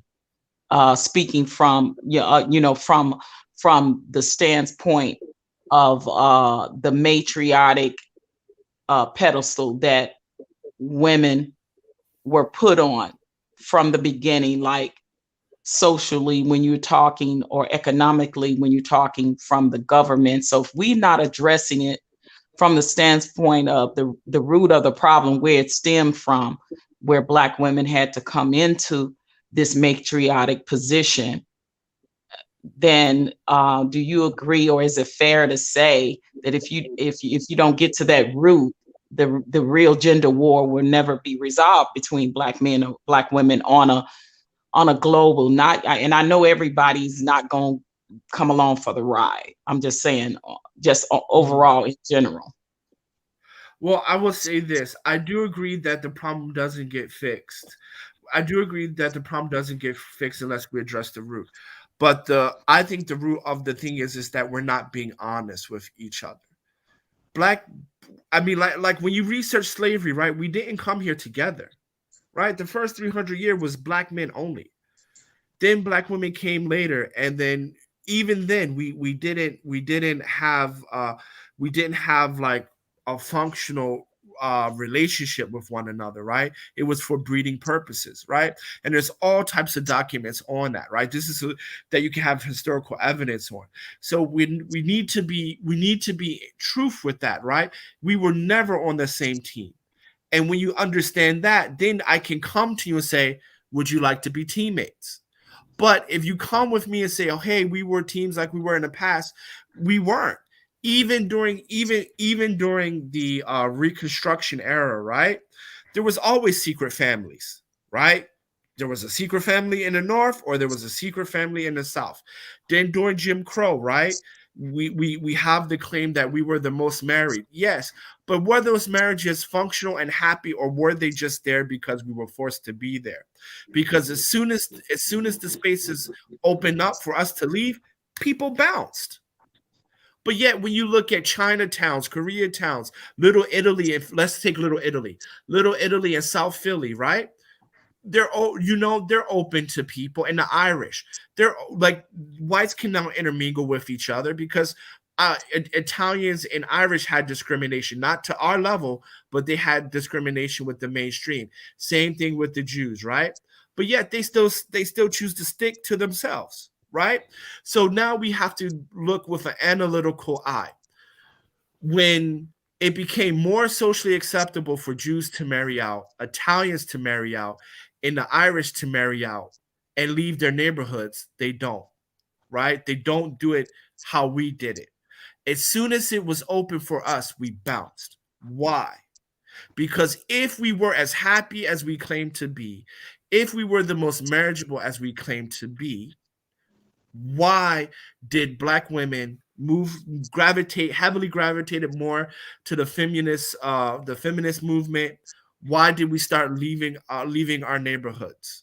Why did we just bounce, right? I agree I agree. The feminist movement, when Black women got on board with the feminist movement, that was a major part of destruction. No, that's not my point. That's not my point. The point is not that they did it. The point is why, right? Because if everything was okay, if everything was functional, I'm not painting a utopia, but if everything was functional, right? And we were getting along and moving, why did that happen in such large numbers? Because of course you're going to have people move here and there, right? But if things are functional, you'll still get a 60% retention rate, right? But we don't have a 60% retention rate. We have a 0 retention rate, right? Or 20%, because 80% of folks are born out of wedlock now. So the question is why? I believe that Black women made the mistake of jumping on that bandwagon because they looked at a perspective of trying to be equal to the Black male, to their Black male counterpart, which I think was a really big mistake. But I think that's the main reason why they started wanting when they were forced to go into the workforce, they were saying, well, if I'm doing the same job of this man, I want the same equal pay and equal rights of that man. No, I think it's based on the way he spun that narrative. And again, I'm not necessarily agreeing or disagreeing, because I'm going to kind of re-go over that argument that he said, and the narrative that he gave, I think is deeper than that. Tell me, am I wrong based on what you just said? No, you're right, and you're right. And then on top of that, when we talk about Black women being equal to Black men back then, no one viewed it that way. Gloria Steinem in Time magazine said that white women were actually fighting for the type of relationship that the Black woman had with the Black man, because they looked at the Black woman and Black man and saw that relationship was more of a partnership than what the white woman had, where she had to listen and to obey. And that's in Time magazine by Gloria Steinem. If you type that in, it will come up on Google search. I know what you're talking about. Yeah, I remember that. I remember. I was saying, does anybody in the chat want to kind of come up, especially women? I think for the first time we can kind of have a peaceful discussion, because again, he's bringing up an awesome statement. We can kind of. I think too, the whole divide and conquer, the whole divide. He's bringing up an awesome.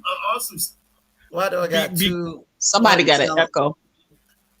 Hey, I think that is there YouTube playing in your background? No, it's not. Oh, okay. I think the whole divide and conquer thing. like you said, we didn't even come over originally with you guys. So I think the whole divide and conquer started there.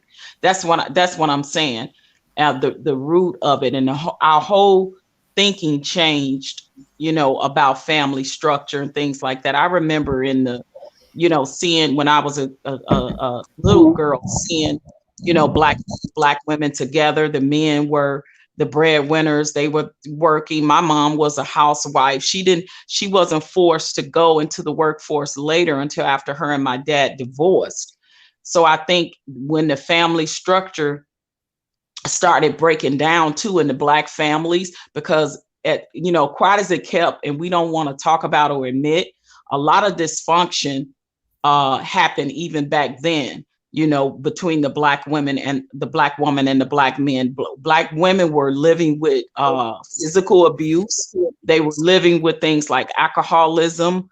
Then when men went off to war, I remember my uncles and things that served in like Vietnam and things like, they came back really messed up psychologically, and that broke up homes.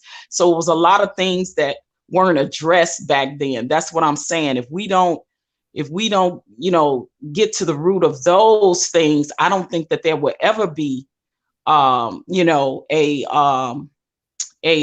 happy medium between the Black manosphere and Black women. That's all I'm saying. I think that we doing too much back and forth with the blaming, but we're not talking about the root of the problems and how to resolve them and where they came from. We're not getting to the root of those things, because Black men don't want to admit a lot of things on their part, and Black women don't want to admit a lot of things on their part.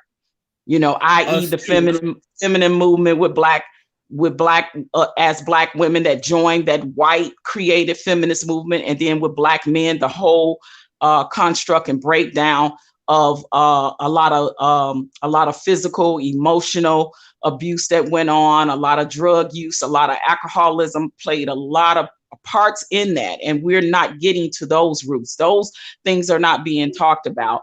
I think if you think about it, he kind of did it. I just got to get the research. So if I say it out of my mouth, I got receipts to back it up. Right. He got even deeper.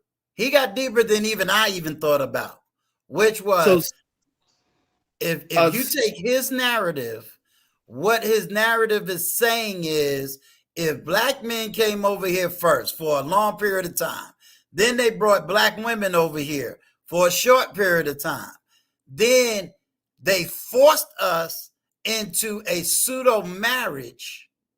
Then did we break up because it wasn't really a marriage to begin with? You understand? Right. And so that's where he's coming from, which meant this now explains the alcoholism and everything else. Right, which is where I'm saying the divide and conquer originated from. Let me add something. There's a report called the Monahan Report, and Stu, I can go a little bit longer, and I'm happy to. But the right person you want for this particular topic, right? His name is BGS Ibmore, IBMOR. I'll say it again one more time. BGS, B, the letter B as in boy, G as in gravy, S as in systems. Ibmore, IBMOR. Right. Okay. And he'll come on your platform for free. And he is the residential Black manosphere historian. Right. He can explain this 1,000 times better than I can. But he will go into detail about the Monahan report, different articles and things like that. Because the thing about it is we keep training ourselves to saying that it was a divide and conquer, but it wasn't. Because even when we look at the selling of slaves from the daughters of the slave trade, when we look at the selling of the slaves, they did not sell them from their country. Africa is 54 different countries, thousands of tribes, right? So it's just like saying that Asians and Koreans are the same, and they're not. They will say that they're not. So there was never a divide and conquer. And as long as we keep holding on to that, we're going to have issues, right? We have to kind of realize that, okay, hey, we were forced in this situation, right? You came from this place, I came from another place, right? Our people who look like us sold us, but they were from different tribes, different countries, right? We gotta truly kind of be honest, right? And we got to be honest with ourselves, right? But at the And then same from time, there, too, at the same time, I'm gonna push back on that, because if divide and conquer wasn't done back then from our slave masters from that time, there wouldn't be colorism in the Black community. It was absolutely divide and conquer done, because, and that's why Black people still have colorism against each other right today. When you look there's at color. how the difference that slavery made with the mulatto kids and the darker skin, that was absolutely a divide and conquer done. So I just disagree with that perspective on that's all. Okay. And it's cool. I just disagree with it. Yeah. I appreciate it, and then we'll just leave it as, you see it as divide, and I see it a little bit different, but that's okay. I respect your view, and I respect mine, but I'll give you an explanation why I see that. Because even when we talk about colorism is nowhere as near huge as it is in Asia, where skin whitening cream is sold more than anything else, in India and in China here, right? China and the Philippines, right? Where they're literally finding different ways to make their skin lighter. So Colorism so yeah. It's everywhere, but here is $1 billion industry, right? And skin lightening cream is not $1 billion industry in Africa. It's in Asia, right? Majority of those cosmetic companies make their money from skin lightening cream in India, Philippines, and China. Those are the 3 biggest markets in the world, right? I can believe that, but it's becoming global in Africa too. There's some research on YouTube that I it's there. started. Yes, Like, it's there. yeah.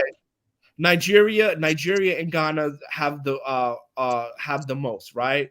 And Yeah. then Jamaica is the second most, right? But if you compare, it pales in comparison to what they do in India, China, and Philippines, right? It's crazy I out here. understand. Hold that Yeah. thought. Hold And that I thought. respect your We're opinion. in a I whole do. nother I absolutely. subject when it No, comes No, to but I colorism. want to bring it back around. I want to bring Yeah. it. Give me 2 seconds. Let me bring it right back around. Okay. So my point is that even though these things have happened, these are all byproducts of slavery. But the point of the matter is just that, from my point, the reason why I explain it's not a divide and conquer, because in order to be divided, we would all have to be from the same tribe, the same countries in the first place, and we wasn't. We like to say, you Black, I'm Black, we're in the same pot. The world, no one else works like that. Europeans don't work like that. Asians don't work like that. And I will submit to you, even African countries don't work like that, right? For example, Kenyans do not see themselves the same as Nigerians. They don't. Right? And that's the thing. We look at skin color as the end all be all. Because we're in America, that's how we're classified. Culture in America is heavily identified on your appearance, but in other places it doesn't work like that. And these are the kind of things we kind of have to understand if we're going to kind of work together, because I would submit, according to the Monahan report and the historical documents in slavery, I would submit to the group to say that we have never been on the same team in the beginning. TJ, what you got to say to this and if you got to leave, because I know you said you're I'm good. I'm good. It's okay. I'm okay. Okay. We can go. Yeah. TJ. Good morning. Good morning. Hey, everybody. Welcome your favorite aunt of YouTube. Hey, TJ. Good morning. Hey, well, it's afternoon now. Just real quick, I wanted to say, nope, we won't do it or something. You are a very wise young man. I am really learning a lot from you, and I really thank you for that, because again, it's giving me some things to go and further research. And I think it's very important that because we take information from anywhere, but like, many pastors say, go read it for yourself. But you've given me something to go search and research and read it for myself. You said something that was really interesting. You talked about, and please correct me if I'm wrong, you talked about that there was information to show that white women back during the beginning of feminism talked about that they were actually striving to have more of the kind of relationship in their marriages that the Black family had. Did I understand that correctly? Yes, Time Magazine, Gloria Steinem. Okay. Yes, So Time Magazine, Gloria Steinem. the reason why I bring that up is because I did an interview. My mom just turned 72, and I did an interview with her back in July, and we were talking about different things to include feminism.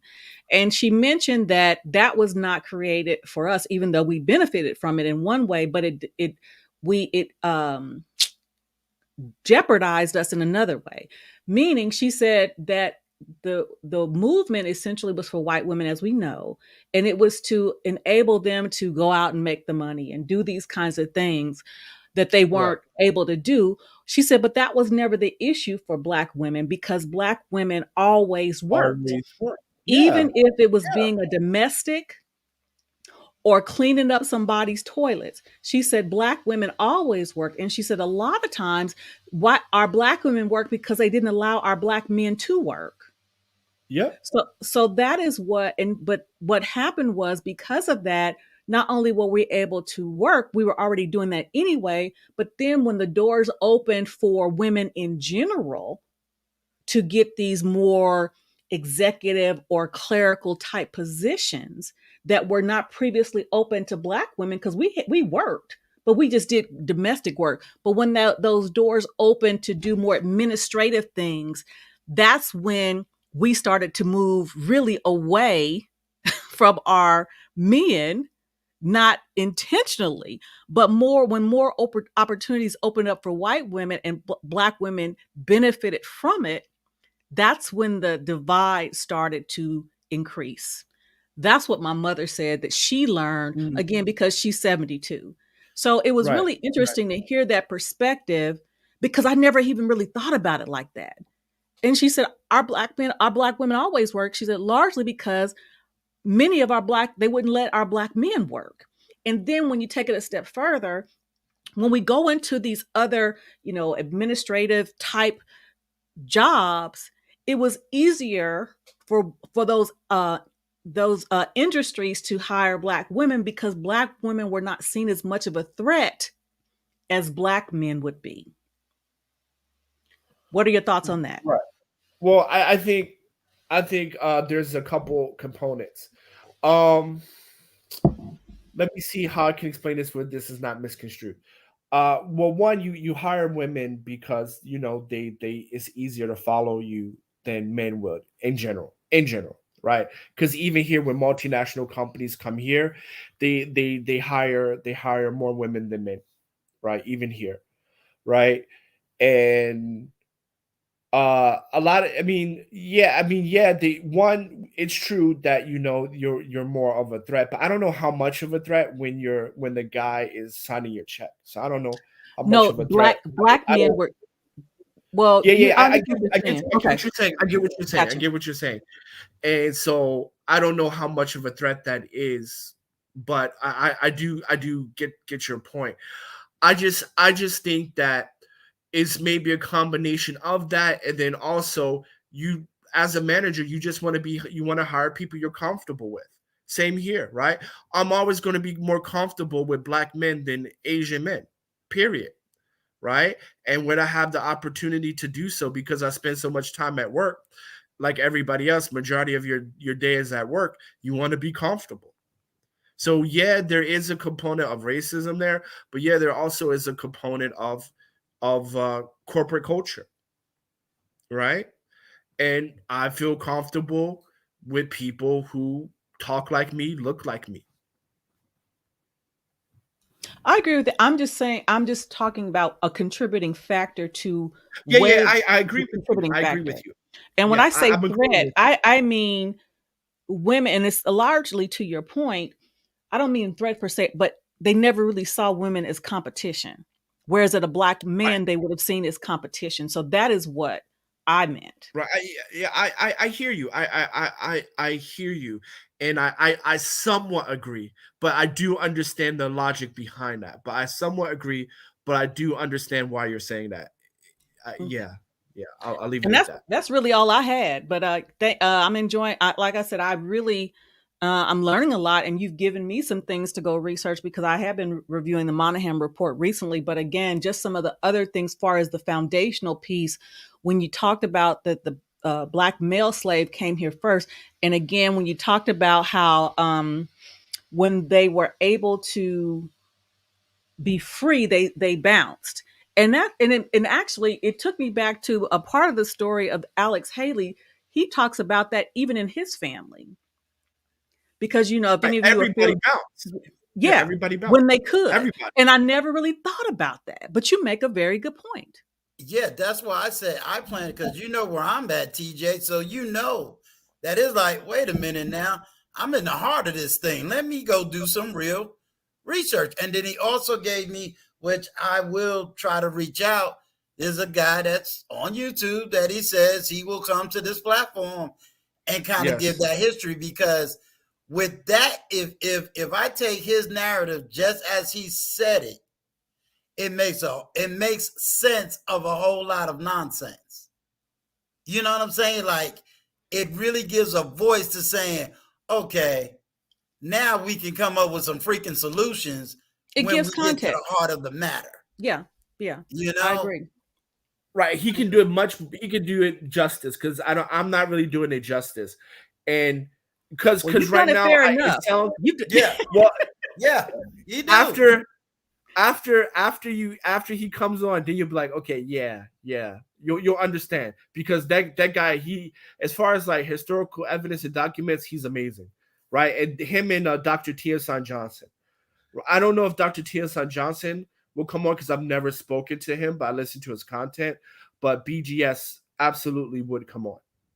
Now, T.S. Johnson, isn't he a college professor, or was a college professor? Yes, he is. Yes, yeah, he's a college because I knew I heard that name even off of YouTube channels. Yeah.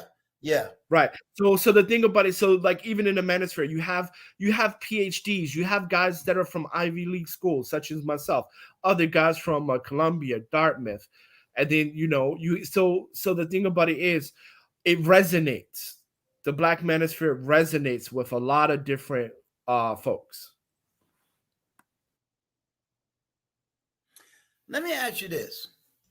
Well, I'm going to go ahead and bow out, but thank you for having me up, and I will catch you all later. Okay, sounds good. All right, bye-bye. All right, TJ. Bye. The knowledge that you are disseminating, is this known information, quote, either within the Manosphere? Because I've never heard it, even when I bounced in and out of the Manosphere.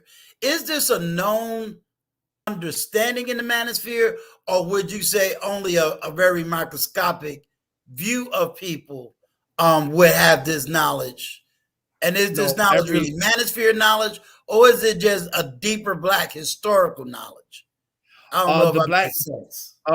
Okay, so I think, like, because from my understanding of like what you have mentioned on content creators, those people are not in the Black Manosphere. Because if you're in a Black Manosphere, you absolutely know BGS. He is a thought leader, right? So this information is widely known in the Black Manosphere. Okay. Right. Anyone like I am not a part of the Black Manosphere in no way, shape, or form.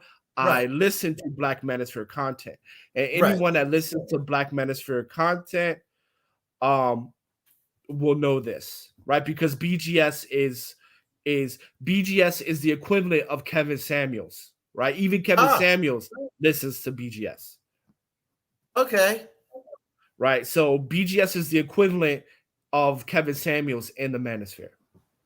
Right. He's just as popular as O'Shea in that community. Okay. I just pulled up his YouTube channel. But now the picture I got, this guy is white. But you're talking about Black stuff. Or did I pull up the wrong page? It should be BGS IBMOR. Okay, I put the wrong letters. BGS IBMOR. Okay, I see it. All right, let me see. You should see a crest. Yes, I do. Okay. Yep. That's the guy. Wow. Okay. Gail has it wrong. It's not N. It's M as in Mary. I think that the Black Manosphere is necessary. And I don't know a lot of, some of the main guys that has a larger platform in the Black Manosphere, I guess other than past O'Shea. But I just see that a lot of the angles or a lot of the things that they talking about is not resolving the issue between Black men and Black women. I don't, And you're right. what I You're mean? right. I think they use a platform. I think it causes more chaos than it does productivity in a positive way.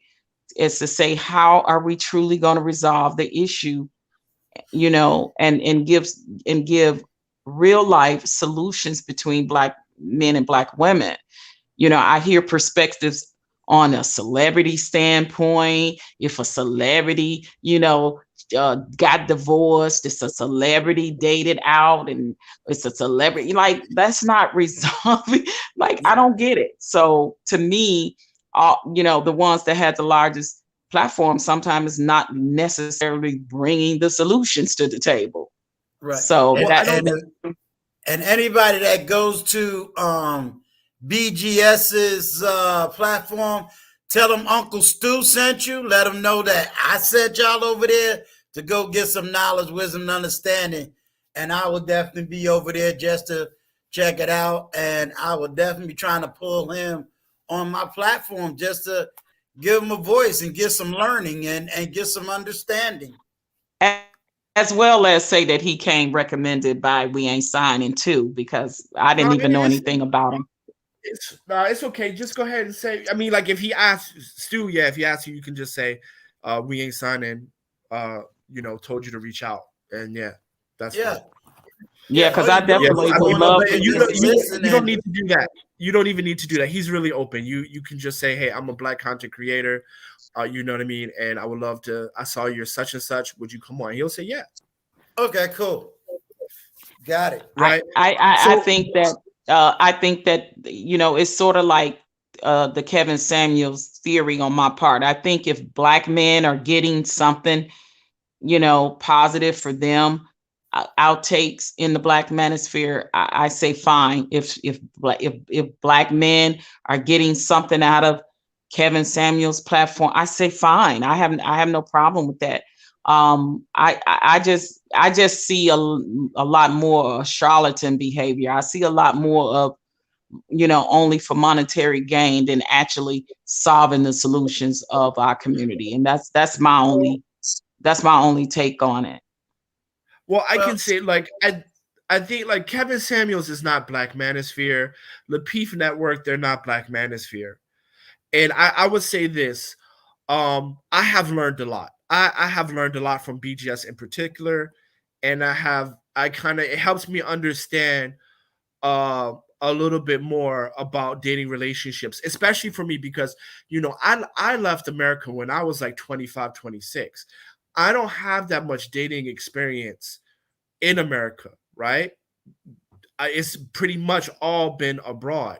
So it does help people like myself, and it does help a lot of middle class to upper middle class men as well, because when we get here, we're like, well, where are the women at, and why isn't things working out like they're supposed to, right? And so, I mean, this is why these places exist, because a lot of everyday young men from 25 up who's 40 to 60,000, right? Been to school, everyday average Americans trying to get dating, and then for one reason or another, right, things are not working out as they were told it would work out. Right. I think they should get, like that old saying, chew the meat, spit out the bone. So whatever they getting out of it in positive ways on the platform, both Kevin Samuels and the Black Manosphere, I think it's great. But I think that when the vitriol is spit out, and when the toxic behavior. I think they get a lot of them are getting that too, because that's being displayed as well. So it's you're gonna get both sides of those spectrums. Unfortunately, I just would more like to see more of the solutions, and addressing the root of the problem instead of the back and forth. But I will That's say just this: my perspective.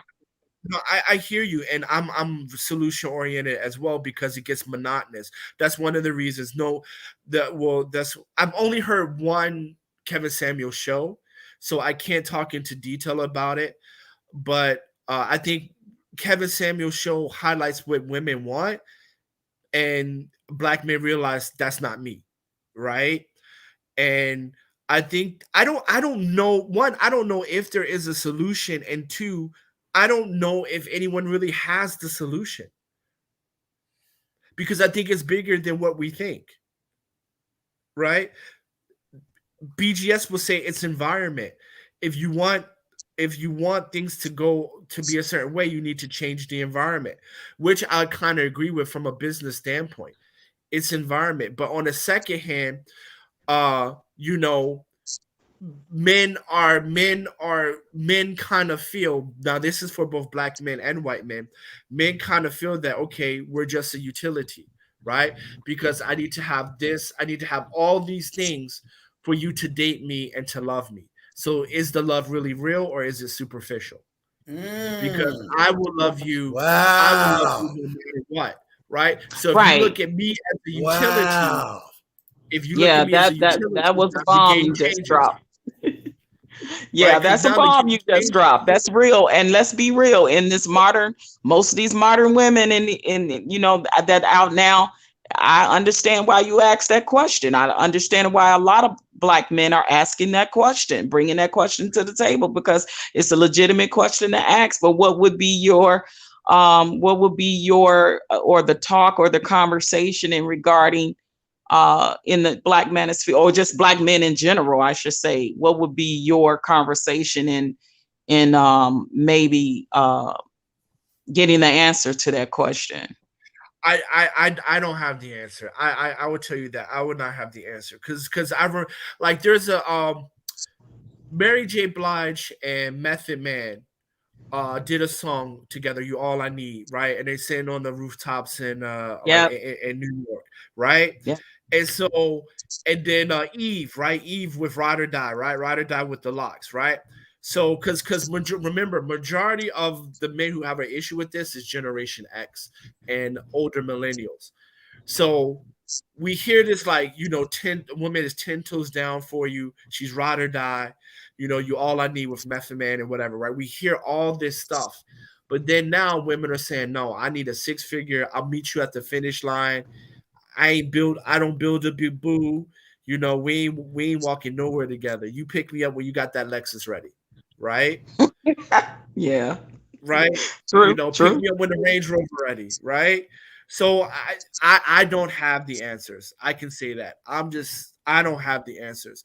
So to answer your question, if I'm talking to black men, I don't know. I stick in my wheelhouse. And my wheelhouse is not relationships. I don't know. So do you, in your opinion, do you feel like a woman should pick a build a boo, or do you feel that men should be Captain Saver, HOE? I mean, let's be Yeah, real. have a table. All right, so Yeah. this is what I think. I think that if a woman is telling you I need to meet you at the finish line, I think that relationship is going to end in divorce, right? Because as a black man, every black man know things go left, right? That's a part of being a black experience. And I think women, okay, I think functional relationships are where you're growing and going through experiences together, ups and downs, right? Richer or poor, for better or worse, right? You got to be married because you want to build a family, not for happiness. Marriage was never a tool for happiness, right? Marriage was always a tool for safety, insurance, and building families, right? So you're trying to use a tool that wasn't designed for happiness to be happy, right? So you got to understand, because not all women are made for marriage, right? Another thing that people need to understand.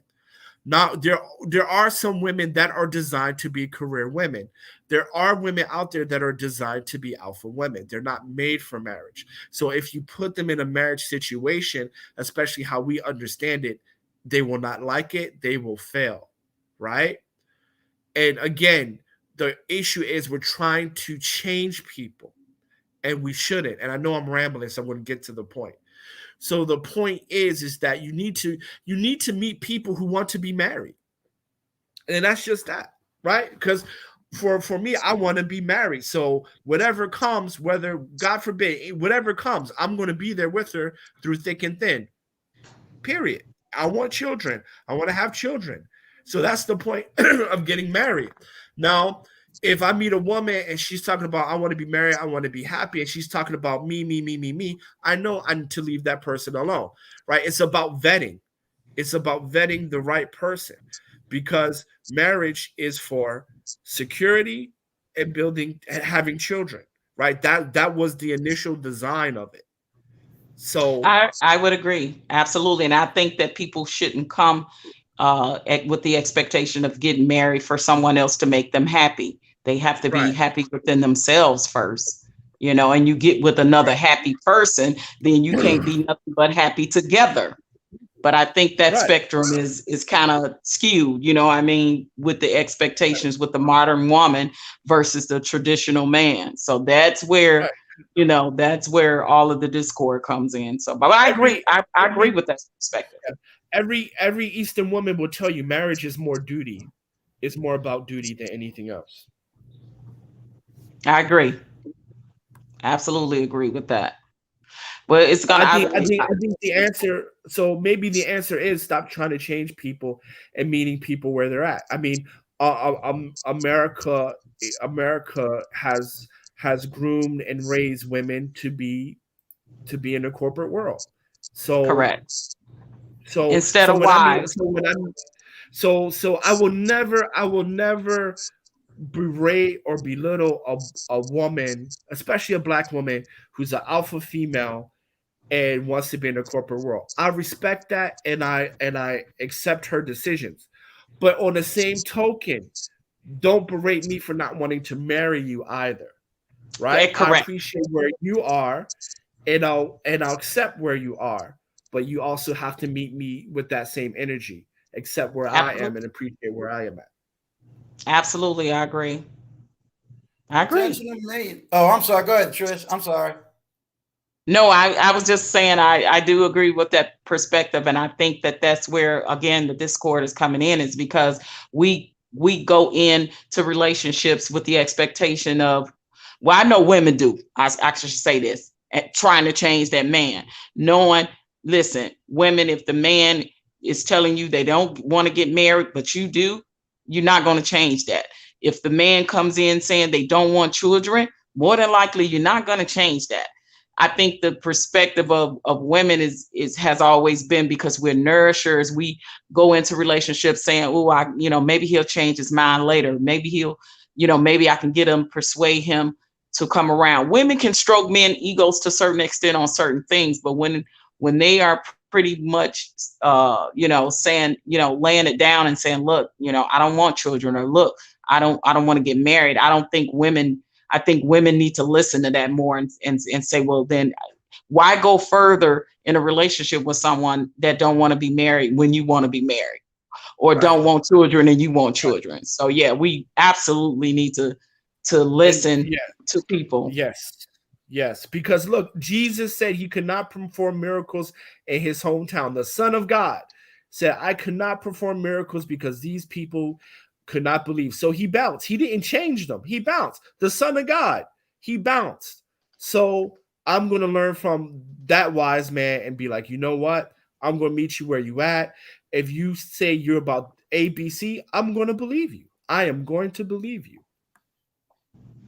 Absolutely. I just want to jump in real quick. Sure. I think if you just look at where we at right now, you probably heard me say it on a platform before, and I state it again, just to add to what Ancient mentioned, is I think both parties has work to do.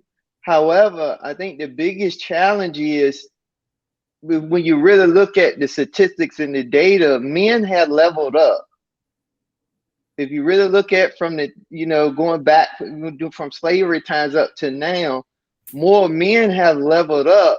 But what ends up seeing to be perpetuated is that it's more unsuitable men out, it's less unsuitable men out here, and it's just not the case, because we're more likely than not, and it's on both sides, both men and women, they'll use the worst example to represent the example for the group. And see, that's where I mentioned this is a perfect example of what I said before. Men like you, men like myself, did what we supposed to do, level up and get the bag. And then when we get here, hey, we're not getting what we're promised. See, this is the exact, and I'm glad you came back on, because this is the example, because this is the thing. And I want all Black men to understand, you cannot alpha your way out of this. She is who he is. Women, he is who he is, right? Period. If she was the marrying type, she was already the marrying type before you met her. If he is the marrying type, he was already the marrying type before you met her. You do not need all this extra things to change them. Your job is to not mess it up, is to maintain it. Right? So it ain't nothing you can do. It's no matter how many bags you got, no matter whatever, because we see all the time, all these girls who were high school sweethearts, as soon as that NBA career was over, dumped, because she's used to living off the bag while he's away 180 days out the year. As soon as he retired and there every day, she's out. Right, and I just think, you asked OG Patrice, how can we change it? I say it changes with two parts. I think one is that women have to stop allowing men to have babies with them that they know is not suitable. See, because when you kind of tie it all together, that's one of the things that I think. So here again, and how I look at stuff, I just break down stuff to a more simple concept for me. So, and I'm gonna use Kevin Samuels because we just mentioned him. But when you think about when Kevin Samuels say, if you gonna go on, I don't look at it as how he was mentioning when he say, don't go with a guy on 4 dates unless he's gonna want to have sex. Okay. How I look at that is I interpret it different, because I don't think you should even have to take somebody out for sex. And what do I mean by that? Meaning it shouldn't be we go out and then you have the expectation that you should be getting sex. Because that expectation is never set before anything. The expectation is set when the woman first meet you. She already know that. When a woman first see you, based on the energy and the look, she already has an idea. It's what you say and do if she gonna decide to give you some. So all that stuff don't even really matter, to be totally honest with you. However, I think that the bigger thing that where he's really, you got it, because Kevin's speaking layers when you really think about when he communicates. To me, how I look at it is here telling women, stop entertaining men that you're really not interested in. And if you're definitely not interested in having sex with them, you shouldn't even be communicating or be in anything. You need to cut it off and dead end. Well, however, I think he throw that in there to make it entertaining, to get women kind of, riled up and things like that. But I think it's layers to it. So when you talk about the manosphere, I think that it's just more younger men that is leveling up. And the challenge they having is still more women, because it's more women, it's still even harder for them to find a wife. I'm just gonna say this jokingly. I think Kevin Samuels' favorite number is 4, because he want the man to get some after 4 dates. He want the woman to be a size 4. I think his favorite number. But remember, OG, what I said was how how I interpret it, because Right. I don't, No, right, I was because just joking. I was just throwing a oh, joke in okay, there. okay. But I agree. And I thought I agree about, with you, I thought it intentional. was I interesting. absolutely agree with you. Because but here's the thing. Here's mhm. the thing. When you look at how do we stop this, first thing we got to stop having a lot of babies out of wedlock. It's both the men are responsible. It's both the man and the woman's responsibility. Absolutely. However, the woman still has the final say so. So she need to be very particular and very careful who she decide to lay down with. That's the first thing. So we can fix a lot of the having kids out of wedlock. I Then what we absolutely got? agree with that statement. Even though I was a teen mom when I had my son, my only son, I Mm-hmm. knew that the choice I made in deciding to have my son was based off of the type of man that my son's father was. So I absolutely agree with that statement. Mm-hmm. And then from there, I think what we got to do is have a mindset shift. Because here's what I ain't saying shit. Well, I always say, but basically what he's really saying is the challenge is we have been assigned as men to level up so that way we can be able to provide when we have a family. Men have been working towards that. The only difference is, and this is why a lot of men in the manosphere, from my interpretation, is that they're saying that they're doing their part, but women are kind of staying the same. And the reason why is because the whole concept, you heard me say this before, is putting a woman on a pedestal. It allow her not to feel like she have to work and rise to the occasion, make the changes to continue to keep the man, but also to give, she got to give a level of effort for the man. Because when you going in a relationship in anything, if you go into something thinking one is more than the other, it allows the person that come in at the higher level to feel like they can do less. It's the example of when women say men are controlling, because he feel like What he has happened? more power, so he can influence the woman based on what he thinks she should be doing. Can I What happened? interject Can you for a guys second? hear me? Yeah, I can hear you. Yes, I yes. can't hear anybody. You can. I Okay. can hear you. Yeah, we can hear you. Can I interject for a second? Yes, go Sure. for it. Intentional millionaire. Okay, so you said something that I really have to push back on. And first to the chat and to the people, Patrice, I love y'all. Y'all cool. I rock with y'all. I'm not choosing violence, but I'm gonna have to break an egg right now. Uh, okay, so you talk about how Black women need to stop sleeping with these men and stop getting I pregnant, said as if, all women. okay, all women. Okay, Yes. sure. We'll go with Mhm. that. Well, all women need to stop sleeping with men and getting pregnant, right? And they need to make better choices on that, right? Do I got that correct? That's correct. And the men Uh, need, and I didn't get to the men part, but go ahead. Okay, yeah. But I mean, the thing about it is what I said before. You got to understand. Well, I'm going to speak for our community. Our community, right? We have always practiced the village wife, meaning that the woman has the baby and then the village take care of that. We have been practicing that since the plantation days. So these decisions that are being made are thought out, right? Because they know that now the state and the community and her family will help her to take care of it. We have Mhm. always have operated in a village wife situation. And this is why when you level up and you get the bag, things doesn't change because the environment hasn't changed. It's no matter what you do or no matter what you say, the environment has not changed because the culture, the community, and the environment promotes and accepts and supports the village wife format. You understand? I understand. Also, Let me ask you a question. I want you to stay right there. I want you to stay right there. And my question to you would be, define for me what I would say, define for me, or what does that lay out in the change? For me, I'm thinking it is political in the sense of changing government policies. What do you define it as? Yeah, there has to be policy change. There actually has to be less support.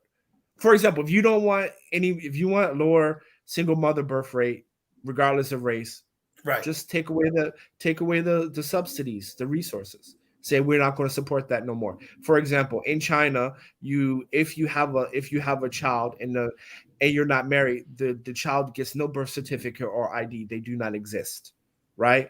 You must have a father, must be married to the father, or the child doesn't exist. So here you don't have you don't have any out of wedlock births. You don't have any here. Right. So you just, so people know how the government rolls, and then you do things accordingly, right? So you change the environment, you change the people's behavior. Okay.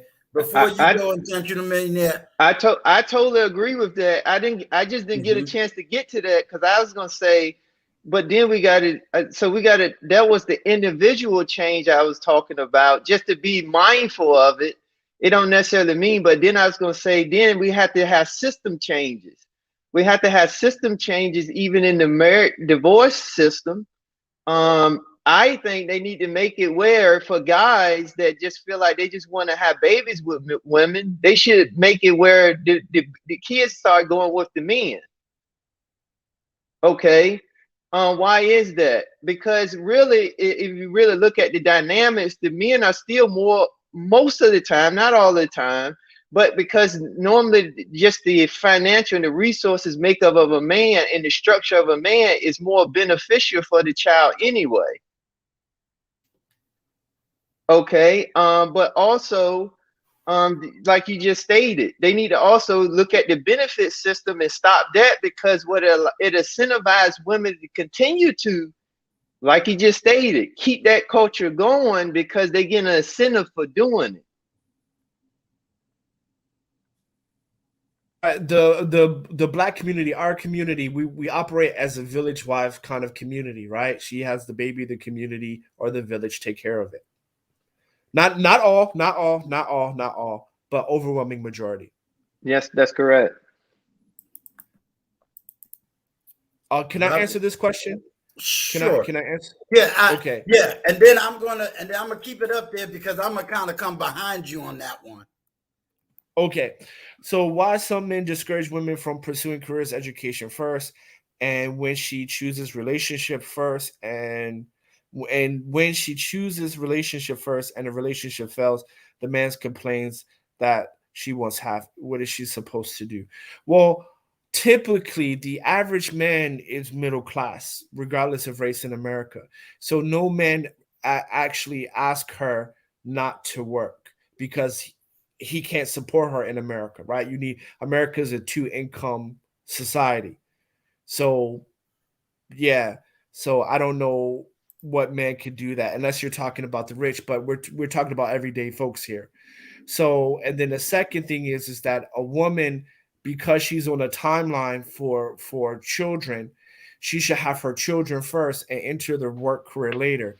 She should enter the work career in her 30s, because then from 30 to 65 she can work. That's 35 years, right? Because when your kids are in school, middle school, high school, they rely on you less and less, right? Your husband is winding down in his career, and so now you have a lot of time to focus on your career. So entering the workforce at 30, and from 30 to 35, you can build the career you want, plus have the family, right? Women do it in reverse, right? They start their family at 40 and then they have all these complications. So that's actually the right way to do it, right? Is to get married first. So you get married first, start your family, then enter the workforce in your 30s. And then you have 30 to 35. I mean, you have 35 years to build your career. And that's another thing that doesn't really make sense, because as you go higher up the corporate ladder, you have less and less time. So when you enter the workforce at 30 in an entry-level position, you still have time for your family. But as your kids need you less and as your husband needs you less, you're moving up in your career, and your career is more demanding, and you can do that, right? That is the actual proper time management planning for that. So most men, I would say most men don't complain about that. And if you choose, I find women complain that they choose their career first, and now at their 40s they can't find a man. I find it to be in reverse. And like I said before, you have the right to choose what you want to do. You don't have a right to tell other people what to do, right? And Kareem, just to kind to piggyback on that, sometimes a lot of times we also got to recognize that certain conversations is not for certain age groups or generations. So, for example, this would be one argument to give to a younger generation versus somebody that's Yes. already 45, 50. So we also have to understand that certain target groups are getting certain target information versus other groups that may have already lived past all these issues or arguments. I You agree know, with that, so Uncle Stu. I agree with yeah. that. So sometimes we get confused because we're jumping into 20 something arguments that is not for the 40 something group of people. Like, Right. let's be honest, me being 54, if I had a chance to redo it all over again, based on what I know now, I'd probably be something like Before the Billionaire, trying to get my bag up, get all his money up, and did things a whole lot differently. I surely wouldn't have had a child out of high school, you know, and I've said that. Doesn't mean I don't love my kids, but I would have done a whole lot of things different knowing what Right. I know now. And some of The us just timing got to be would be honest. We made some horrendous mistakes based on either what we knew or just doing the wrong thing. Now I feel it's my job to try to navigate and do what? Try to correct what should have been corrected, if that makes sense.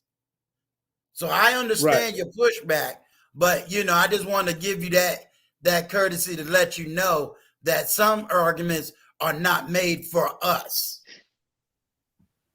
Right, and I just want to push like for the most part, like because like I know Kevin Samuels talk about the high value man and things like that. I disagree for a lot of reasons on that, and I would be I do considered too. under his definition high value man because it just doesn't work that way. Like when you talk about outside of entertainment and stuff like that, it really works on pedigree, right? Your stock, where you come from. That's how people judge you in large part when you talk about high net worth people. And at the end of the day, what I deserve in the woman, the middle class black man also deserves in a woman, right? Because he's a strong contributing part of the community. And black people are too extreme, right? We're extreme with the thuggness, and we're extreme with the opulence and the rich and success. Right. However, when you look at functional societies, what is the largest part? The middle class, right? Absolutely. The richest country is the country that has the largest middle class, right? Yes. Every day, God-fearing, working people who follow the law, who have stable families. This is how you have a strong, successful black community, right? Absolutely. Where the majority of us are middle class, two-parent household, the right values, et cetera, right? Absolutely. We're too extreme. Well, see, that's another reason why I established this platform, because I come, you know, if you want to call on a class system, I come from a very upper class African American family, but you know, I was privileged in many different ways. But I also know if you tell me 6 figures, I'm gonna laugh at you because my parents was making 6 figures back in the 80s. So I never had a woman ask me how many figures I make. You understand what I'm saying? So that's a conversation I have never had before. But right. So what I will say is where I come from is I want men. Now I'm going to target mostly men. I want them to understand money in the sense of managing it. I want them to understand terminologies in the sense of basic economics. I want them to understand how to build wealth and how to invest a certain amount of that wealth. I want them to understand that if you live in a city and they say the median income is $50,000 a year, what does that really mean? You understand what I'm saying? How do you navigate if you're going to have a wife? How do you understand that economics? You're absolutely right. Most middle class people, two people are working.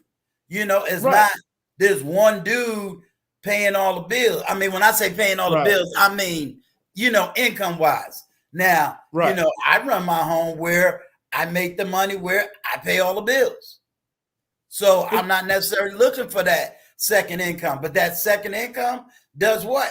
Looks good on paper when I want to buy a bigger house. Looks great on paper when, want to buy certain things for the house. Then cool, do that. Enjoy. Have fun.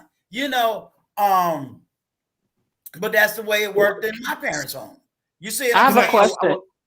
I have a question for you, men. Really okay. Can I just ask something really quick? So yeah, Sure. like I just want to piggyback off of what Stu said, right? You need a two income. Just because you make the bag doesn't mean your relationship and marriage is going to last, right? Because if you get married, you want the twilight years. You want to have your wife or your husband sitting there spoiling your grandkids, right? Exactly. That's the achievement. That's the goal. But and it doesn't, and that's not predicated off of how much money you make, right? Because when we look at the average outcome, right? If your household income, not your individual, your household income is 80,000, right? You're in the top 20 percentile in America. That's right. Right? You're in the top 20 percentile in America. And when we talk about high worth people, I used to, and at Wharton, I went out with a girl from, her last name is Van Pelt. She's a blue blood. Right. We were just friends. We went on one day, but we were just friends, right? Her mother and father said no, right? Because I don't have the background that she comes from. Right? I have the Wharton degree, I have the Harvard degree and stuff like that. And even till this day, and I have my own businesses, right? I have generational wealth. I have enough money now to where my grandkids will be okay, right?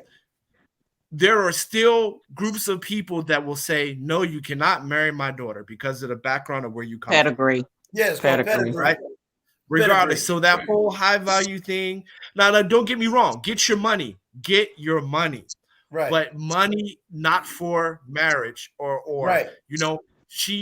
it's a mentality, right? You do not train your wife, you do not train your husband. They need to already come that way, right? They need to already come that way, right? And then in a two household home, the average person in a two household home, you work together. Just like here, there's a large middle class here. Everybody works together. You split the bills together, right? She's still feminine and he's still masculine, right? But you work together. Right. Okay. You kind of answered my question, but I'm gonna ask it anyway. Maybe you can clarify why you said that. So I have no problem with both male and female, coming to the marriage. A woman works, a man works, this and that, and it may be generational. So Uncle Stu's answer may be different from yours. And it's kind of a two-part question. So when that happens, is your expectation for the woman, even though she may make less than you, to still pay half of the bills? Or what's your perspective on, like, do you think half? Because in my opinion, I just think half is like we're more roommates. So what is your perspective on that whole thing? If the woman comes in the marriage, she makes less, but you still expect her to pay half of the bills. What's your perspective on that? We ain't signing. And then Uncle Stu, if you have a different perspective. Okay, so let me give you what I've learned being here. So this is what I learned. The reason why the man is the head of the household is because of testosterone. Testosterone is going to make you compete, right? So as long as that's there, if my woman is not going to concede the head of household, we're going to always battle for it, right? Because it's for men, it's hormonal, right? That's why we love sports. We love to compete. For men, it's hormonal, right? So just like women talk about some things are hormonal, things are hormonal for us as well. Now, the reason why she's going to follow me is because here, the men are normally 5 to 10 years older, right? And with 5 to 10 years older, I come with a little bit more experience. I come with a little bit more job experience. I come with a little bit more wisdom to guide her. And I come with things that I've accomplished. So when she's following me, I have a resume of things that makes me qualified to be the leader of that household, not just that I'm simply just a man. I'm simply just a man is always going to make me to compete for leadership if I don't have it. But because I'm older and I've been around, I've been doing things longer than her, makes me more qualified. So that's the background. So even if she makes less money than me, there's no problem with that, right? We put our money together. So I don't look at it as 60,000 from me, 40,000 from you, and we look at it. No, I look at it as the household has 100K. Now, what can we afford as with 100K? Because we have joint bank accounts.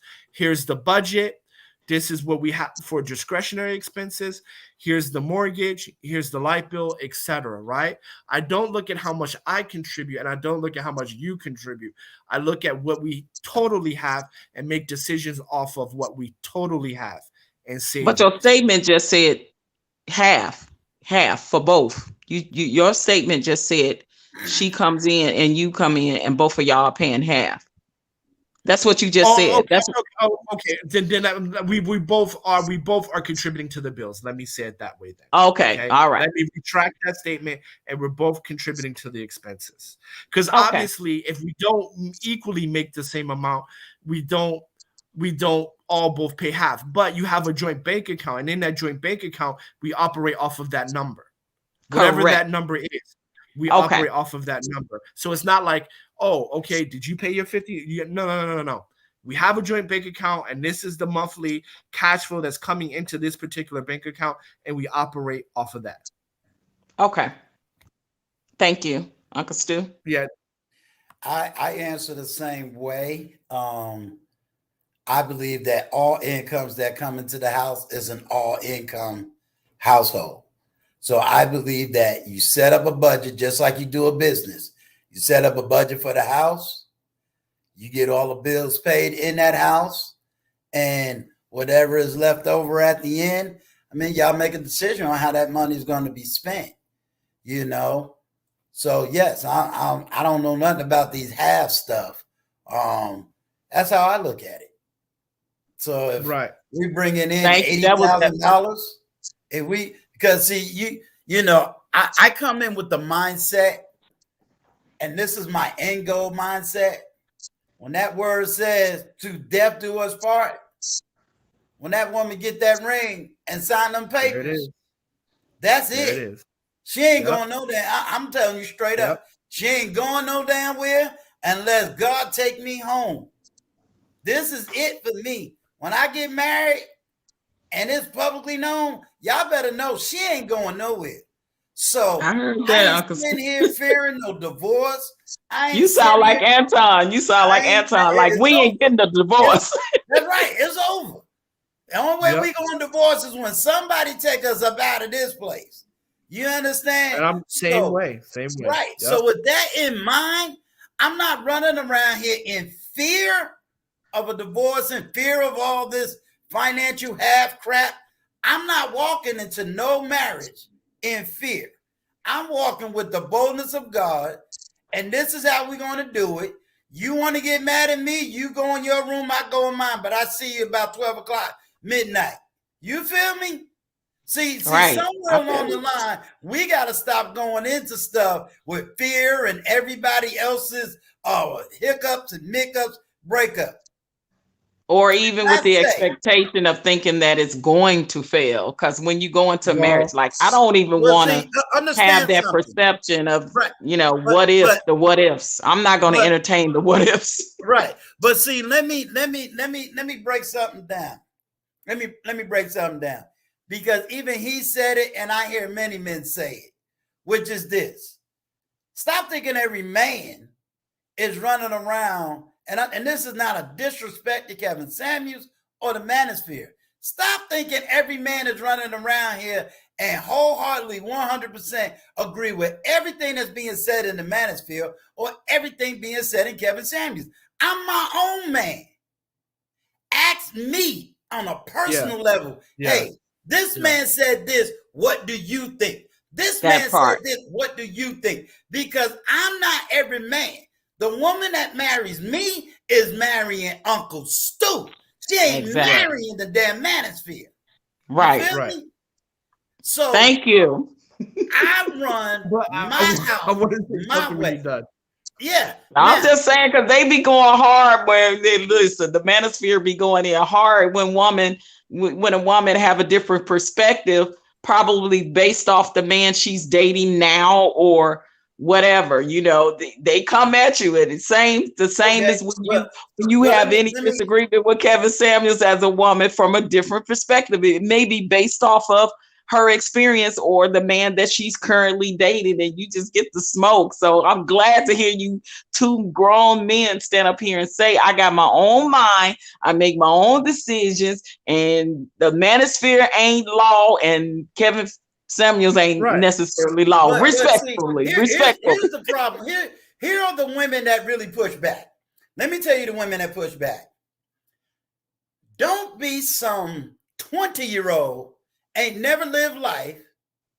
You just barely got out your mama house, and you gonna tell me a 54-year-old man how to live. You gotta live life. Two, a lot of people is arguing with men that ain't even in my age range. So you already lost right there. You understand? You're lost.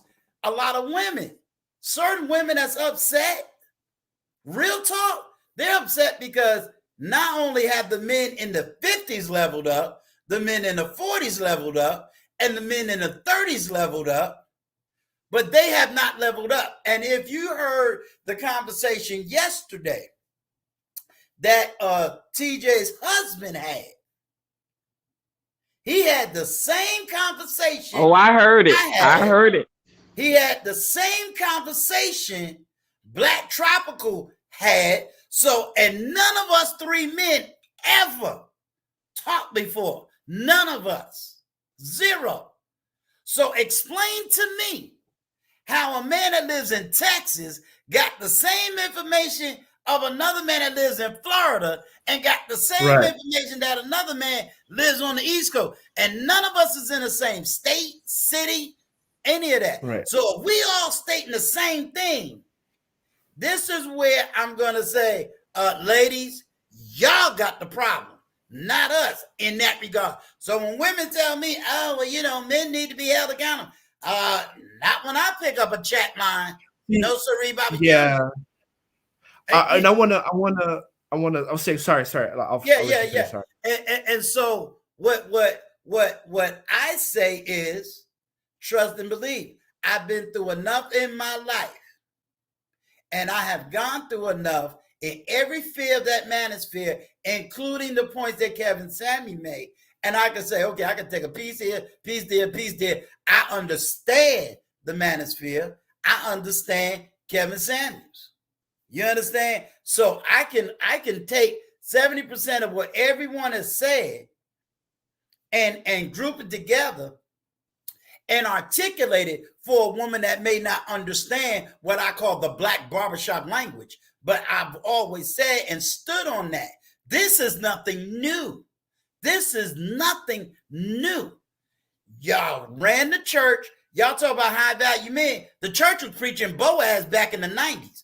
Go on the chat line, read some of these girls' little profiles, and what do they say? I'm looking for a Boaz. That Kevin Samuels wasn't even around when that happens. Right.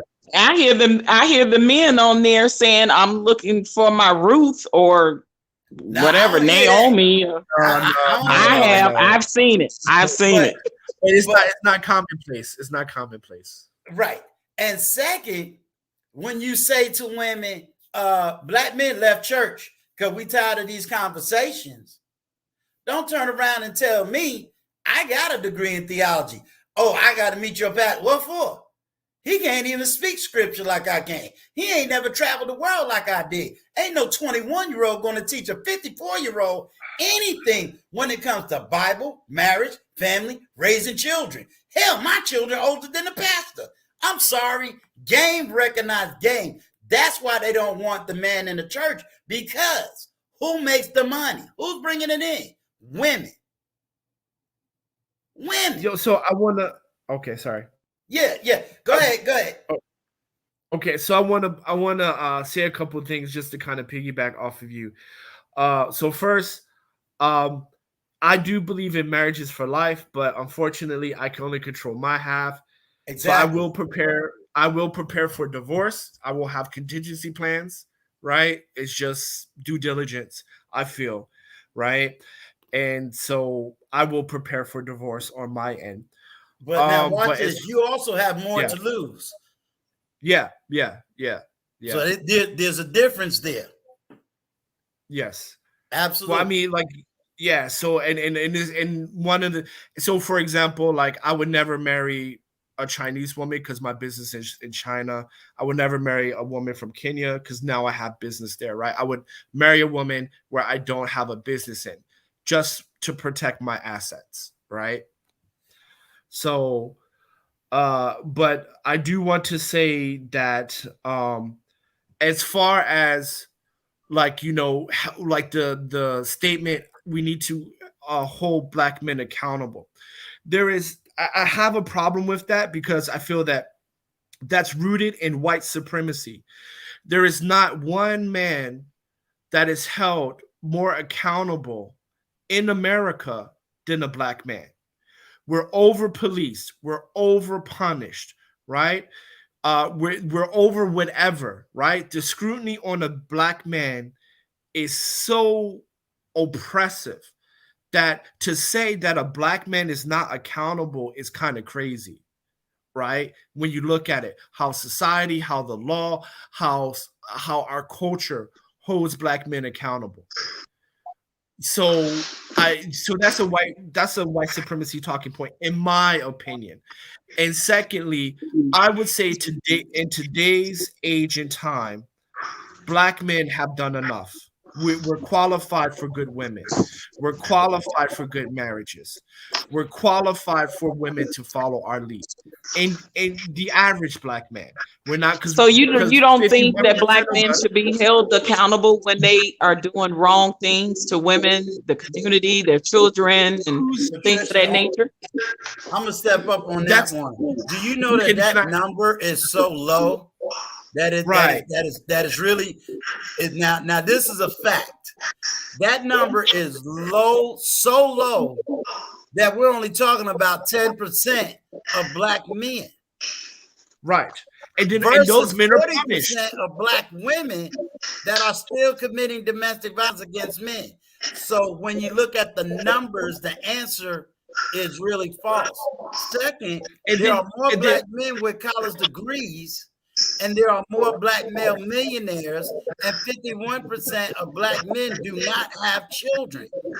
So the numbers has been. Hold up, what is that noise? What's that noise in the background? That's Intentional Millionaire. We can't hear you. You gotta log out, log back in. Okay. Hold on. And then I just want to add something there, right? So on top of that, those men are held accountable. They are punished. They're punished in the community, and they're punished by law, whether it's through child support, going to jail, whatever. They are punished. There is not one black man that is not held accountable for their actions in America. There is not one. And then on top of that, the men that do it is less than 20%. I understand on that perspective. I'm talking about like with the things that go wrong in the manosphere. So you don't feel So like what? certain things. Well, So I'm not a so part what of the do you mean by manosphere, but accountability? What do you mean by that? Well, What do you mean by that? maybe I shouldn't even say manosphere. Maybe I should just say in general. So you don't feel like accountability should be held if you, as a man, seeing, say, a younger man doing something wrong or doing something disingenuous or doing something unethical in his community, or to a woman or to an elderly, like you don't feel the need to have to say, look, young man, you know, this, that, and that, like be the mentor, be the teacher, hold them accountable for their That is actions. happening. Patrice, could But I that say is something happening. to that? I'm just You asking a know, question. yeah, I've never seen that a day in my life. I've Yeah. never seen a black boy just disrespect an old black woman. Never. But you know what I Yeah. have seen? I've seen black girls grossly disrespect a grown man. Right. Okay, Openly and so when publicly. black men were literally jumping on women, biting them, beating them up just because they wouldn't give them no action and talk to them. So you feel like the men like that should be held accountable? Okay. So let me ask this. Let me Okay. please just give me 1 second. Okay. Were those men, did the police come? Did those men get locked up? Yes. Right? Did those men go to jail? Yes. Did they No, get a not all domestic of them. charge? Not A black all of man them. not getting a I'm charge just in I was America? just asking I was just asking the question in general, like if you personally witnessed wrongdoing as a whole. No, I'm okay. saying, So the point is, I think we're mixing the idea of accountability and wrongdoing. And see, here we go with the unfairness for black men. See, because if we look at other groups of men, when wrongdoing happens, okay, there's rectifying actions and then we're done. But despite the fact that the overwhelming majority, 70 to 80% of black men don't do wrongdoing, and then on top of that, the men who do some type of wrongdoing, corrective action takes place. Somehow, some way, still black men are not held accountable. Can you see the issue with that? okay, that's a fair statement you just made. Okay. But okay, I'm gonna leave the question alone because I think I was speaking. I think I was speaking in general, and I think it has been dissected. No, what I was saying to you, Miss Patrice, I understood the question. And this is the thing I want to say too. This is the thing, because Okay. I'm trying to get out of, as a woman, I'm trying to get out of that when men hold women accountable, and that's the subject, and that's I try to stay on that. I don't try to throw it back on the men. I asked the question specifically about the men, and it's getting thrown back about the women. That's where I think, again, here we go with the back and forth with the name blank. So I just wanted generally a question to be answered, because I'm trying to, when a question is thrown back on me as a black woman for the accountability of other black women, I'm trying to keep it on that. Just like was the other day on the lead attorney, when he said all those black women came at him with the email, and he did nothing wrong when he interviewed Suzette. I got up there and I said, black women, in my way as a black woman, holding other black women accountable for some of the vitriol that they spew. So that's what I'm saying. And I kept it on that. I didn't throw it back and say, yeah, but black men do this too. And I think that's where, you know what I mean? I just don't want to see the back and forth with it. But to be fair, I never brought black women, right? I just gave you an example of how black men are being held accountable, right? I never mentioned black women. No, I know you didn't. I know you didn't. Right? I know. I was speaking on the point that Uncle Stu said. I'm just saying that I think when you literally ask a question specifically about that particular black man or black woman, that it should stay with answering on that black man or that black woman without the pushback, because that's when I think a lot of discord comes in. Right. Well, but I mean, I black men really are held accountable. Push back necessarily. I was actually going into the research and the data, because although I have argued about research and data, when I look at the data and when I look at the research and when I look at the narratives, they're not lining up. Meaning in 1985, when I was coming out of high school, the data said 1 in 4 Black men will go to jail, prison, drugs, et cetera, et cetera, et cetera, right? We knew that statistic then. That statistic has turned totally on its head, but we keep throwing that statistic out there. So that statistic does not work. The data said back in the 1980s that somehow Black men were just beating up on all these Black women. Okay, let's take that number. Let's just pretend it was 80%. I ain't never seen it in my home, but 80% of Black men were just doing all this evil, right? 10 years later, that number no longer applies, but we keep using 1980 statistics. Just like you'll get the pushback if everybody goes, well, I can't succeed because of slavery. I can't succeed because of slavery. Okay, now wait a minute. We've been out of slavery for over 150 years, but we still blaming everything on slavery, although we're not in slavery. Somewhere along the line, we all going to have to shift the narrative. You see what I'm saying? And we're trucking along, shifting the narrative. Now, and until we really begin to have an honest narrative conversation, because when you say hold Black men accountable and a Black man just can't go and do anything to a child and then go to jail, he gonna get it again. That's holding him accountable for that crime he committed, that violation he committed. If you say, if a man sees another man, a boy, a teenager, harassing an older woman, you best to believe the man is going to tear his behind up. Right. That's what I'm talking about, Uncle Stu. That's what I'm talking about. Can I ask one question? Can I jump in for a second? Sure. But I think what OG Patrice was asking, I think y'all made some great points, but I think she was just asking individually, what would you do if you was to see someone doing something out of line? As a man, would you kind of step in and correct them? Is that right, OG Patrice? That is correct. Absolutely. Yeah, she just wanted to know, y'all, our perspective. If we see something wrong, a young man doing something wrong or doing something out of line, would we step in and say something? Absolutely. Most men diffuse the situation, right? Most Black men diffuse the situation, right? It won't be we start beating him up. No, you diffuse the situation because that is masculine energy. Masculine energy will always try to diffuse the situation because there's always a low level threat of violence amongst men. So you try to diffuse it. Then you go to violence, right? Women go to violence because they know that hitting a man is not going to hurt him, right? I'm 6'4", 250. Patrice hit me ain't going to hurt that much, right? But if I hit somebody, it's going to hurt. So you always diffuse the situation first, right? Going from 0 to 10, that is feminine energy, right? Wisdom comes first, right? Even when you look at the greatest warriors, Alexander the Great, Genghis Khan, they roll up to your city first and they talk to you. Then you choose, am I going to surrender? Or are we going to go out on some G stuff, right?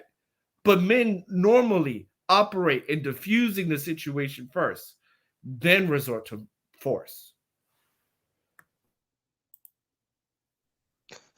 I think at the end of the day, don't ever think that I'm going to ever shut you down for asking a bunch of questions and struggling with getting the answers until you are satisfied.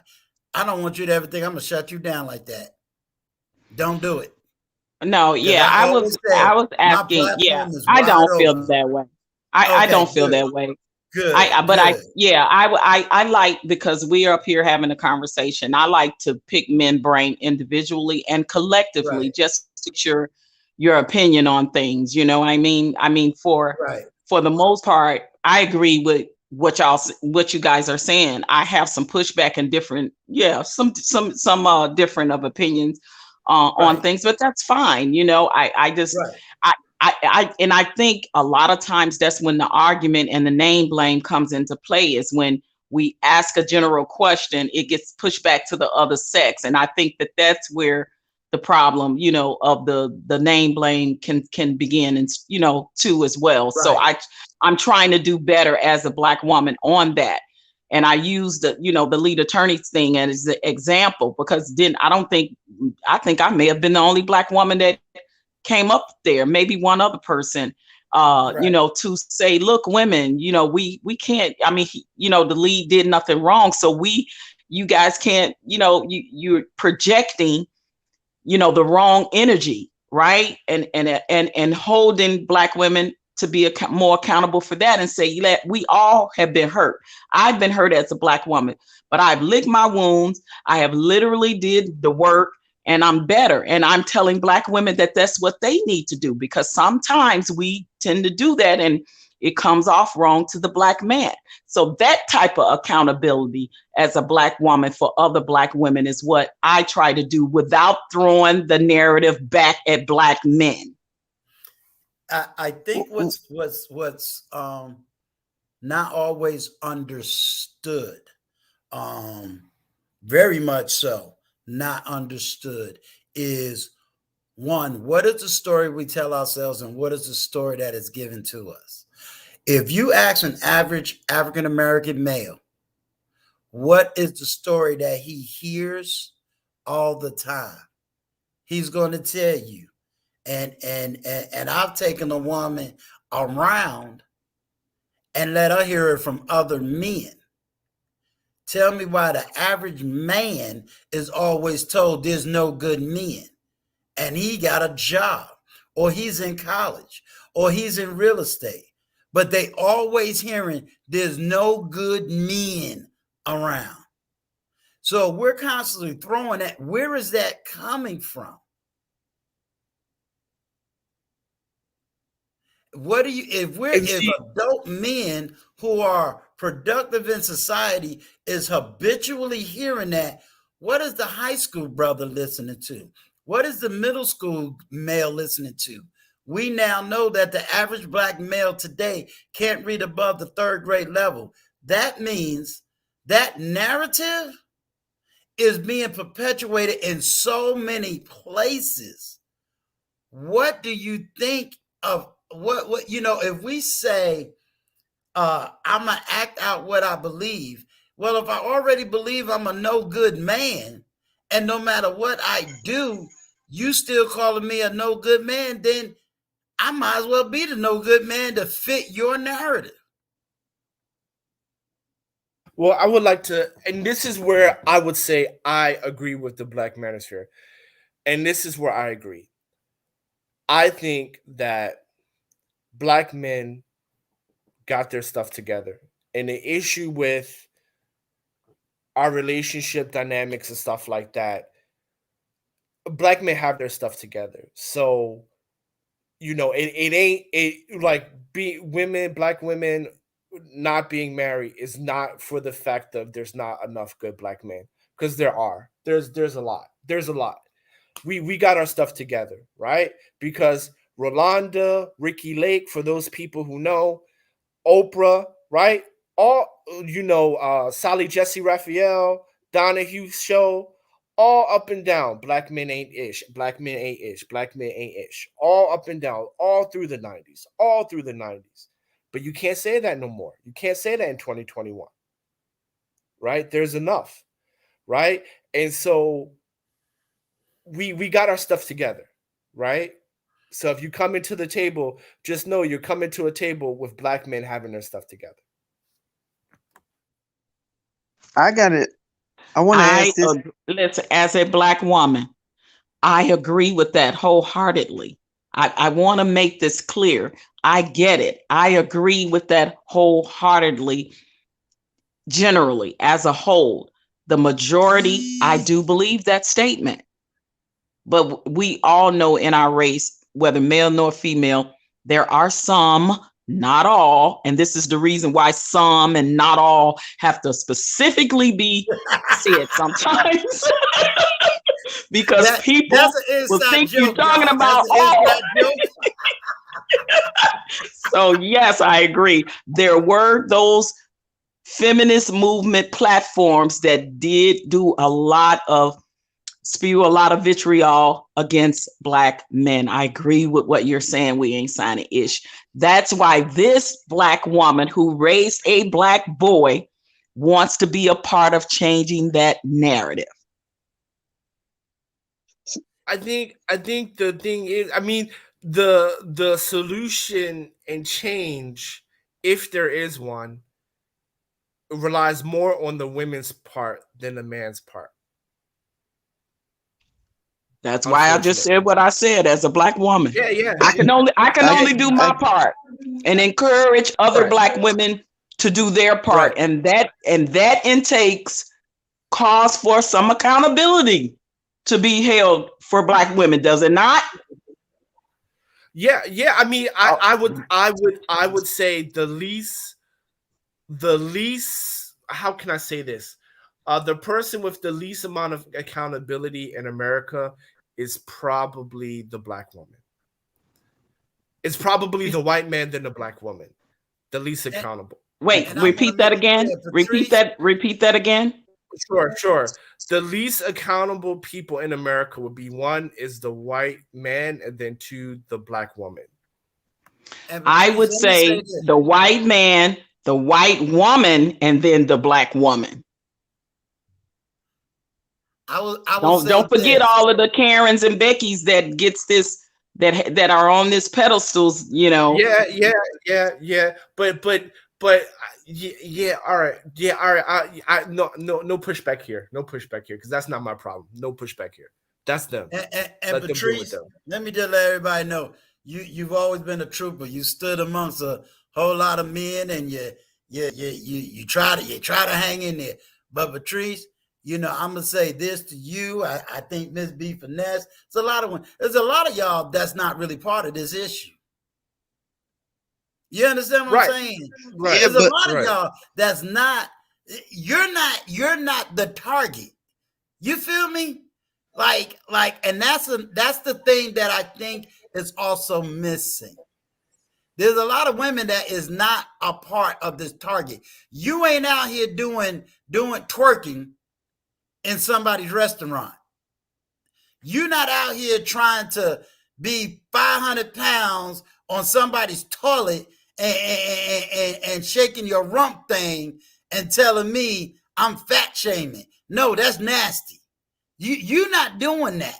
You understand what I'm saying? You're not out here cussing me or Intentional Millionaire out in a grocery store just because you can, and you know we can't do nothing about it. That's not who you are. That's not who a lot of women are. What we're saying, but I think. Go ahead. Yeah, and listen, and I want to be clear to Wally, who's in the chat, because he's saying some things at me, and I want to address them. You know, when I say inner city, that's exactly who I'm talking about. But I was asking the men that from their perspective, if they saw the wrongdoings being done. So, you know, so to answer your question, when I think it's a good thing to generalize, and I think it's a good thing to individualize, as you know, period. That's just my opinion, and I respect your opinion, but I don't know what you're saying. But see, that what would be disrespectful? Like, I'm misunderstanding your statements, what you're saying, Wally. But please please come up on the panel, because it's easy to sit in the chat and say things, and sometimes when you write or type, they get misconstrued or misunderstand. That's why I'm up here. I have a good rapport with these men. I've said on many platforms in the 8-9 months I've been on in these YouTube streets, and I've gotten a pretty good reputation with these Black men because I've raised a Black son, and as an older woman, so I try to lead by example and give my perspective as a Black woman as I'm learning. as I'm learning.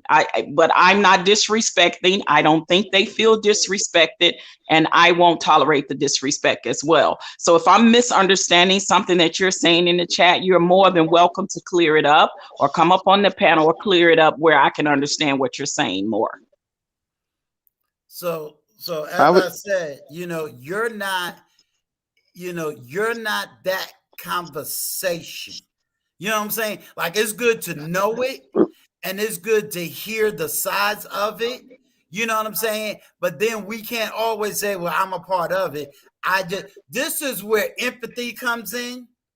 And what that means is, okay, I can feel that pain and I can understand it. So now, if a woman came to you, you can say, well, let me translate their pain. You understand what I'm saying? I've been a victim of domestic violence. A lot of men have not. They can't relate to what it's like to be a man in that position. But I get to tell my story to women who think it don't happen to men in a high number. But not every man. Only thing a man can do is say, hey, let speak, because we don't have his experience. But I can show you or show people, well, let me show you the violence against men. Let me show you the TV programs that allows men to get yelled at, beat, cussed down, all of that stuff. Verbal abuse is worse than physical abuse. You understand? So, for a lot of people, they never heard that story. I get to be in a space where I share my story. That's true. I just want to add to that real quick. Sure. Verbal abuse, especially if you're a big guy, right? I'm 6'4", 250. So a lot of times when I'm back home, a girl would yell at me and scream at me in my face because she know I can't do nothing. Right. She know I can't do nothing. So talk to any guy, any big guy, they'll all let you know that, because as soon as you do something, you're the one in handcuffs. So it's absolutely abuse. And that's why it's worse, because I can't use my physical abilities to retaliate. Right. So I agree 100%. So I think that I just wanted to know this. Go ahead. What do you all think about how, TLA just did a cordial interview of the young lady Susan Speaks, and how he had to do a total different, live stream to address all the hate and discontent he received. But I think to add to what the issue is saying, that's another reason why I think that doesn't help when it comes to the issues that the Manosphere do point out, is because we can't even have a voice or just do something just cordial without the hate and the attack coming. And it's almost like, but he didn't do nothing wrong, but they just made it where it has to be overboard. It's almost like, you take the Dave Chappelle situation.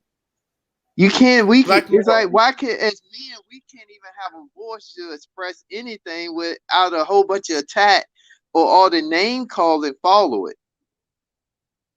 Because Black men are the most over-policed group in America, right? So that's why I don't understand when people keep saying Black men need to be held accountable. We are absolutely 100% the most over-policed group of people. You're over-policing your actions. You're over-policing who you're dating, right? You're even like, how they say like rich Black men date out, even though they don't, right? But because like the 20% do, we're over-policed. We are the most over-policed group of people. That's why I really don't understand from a logical and from a data-driven perspective how people say Black men need to be held more accountable, because that's just not true according to the statistics. It's just okay. I get what you're saying statistically. I get what you're saying on it, and you're absolutely right on that. Again, my thing was a general question as an individual. Right. No, I wasn't referring to that. I wasn't referring to that. No, okay, because I don't know why we keep going back to that. Okay. No. Patrice, you remember I kept saying to you? Remember, Patrice, I said certain conversations is not for you. Right. But no, but I wanted, we ain't signing. I want to be clear on, I get that as a Black woman. I just want you to know that. I will say this to you, Patrice. Hold up.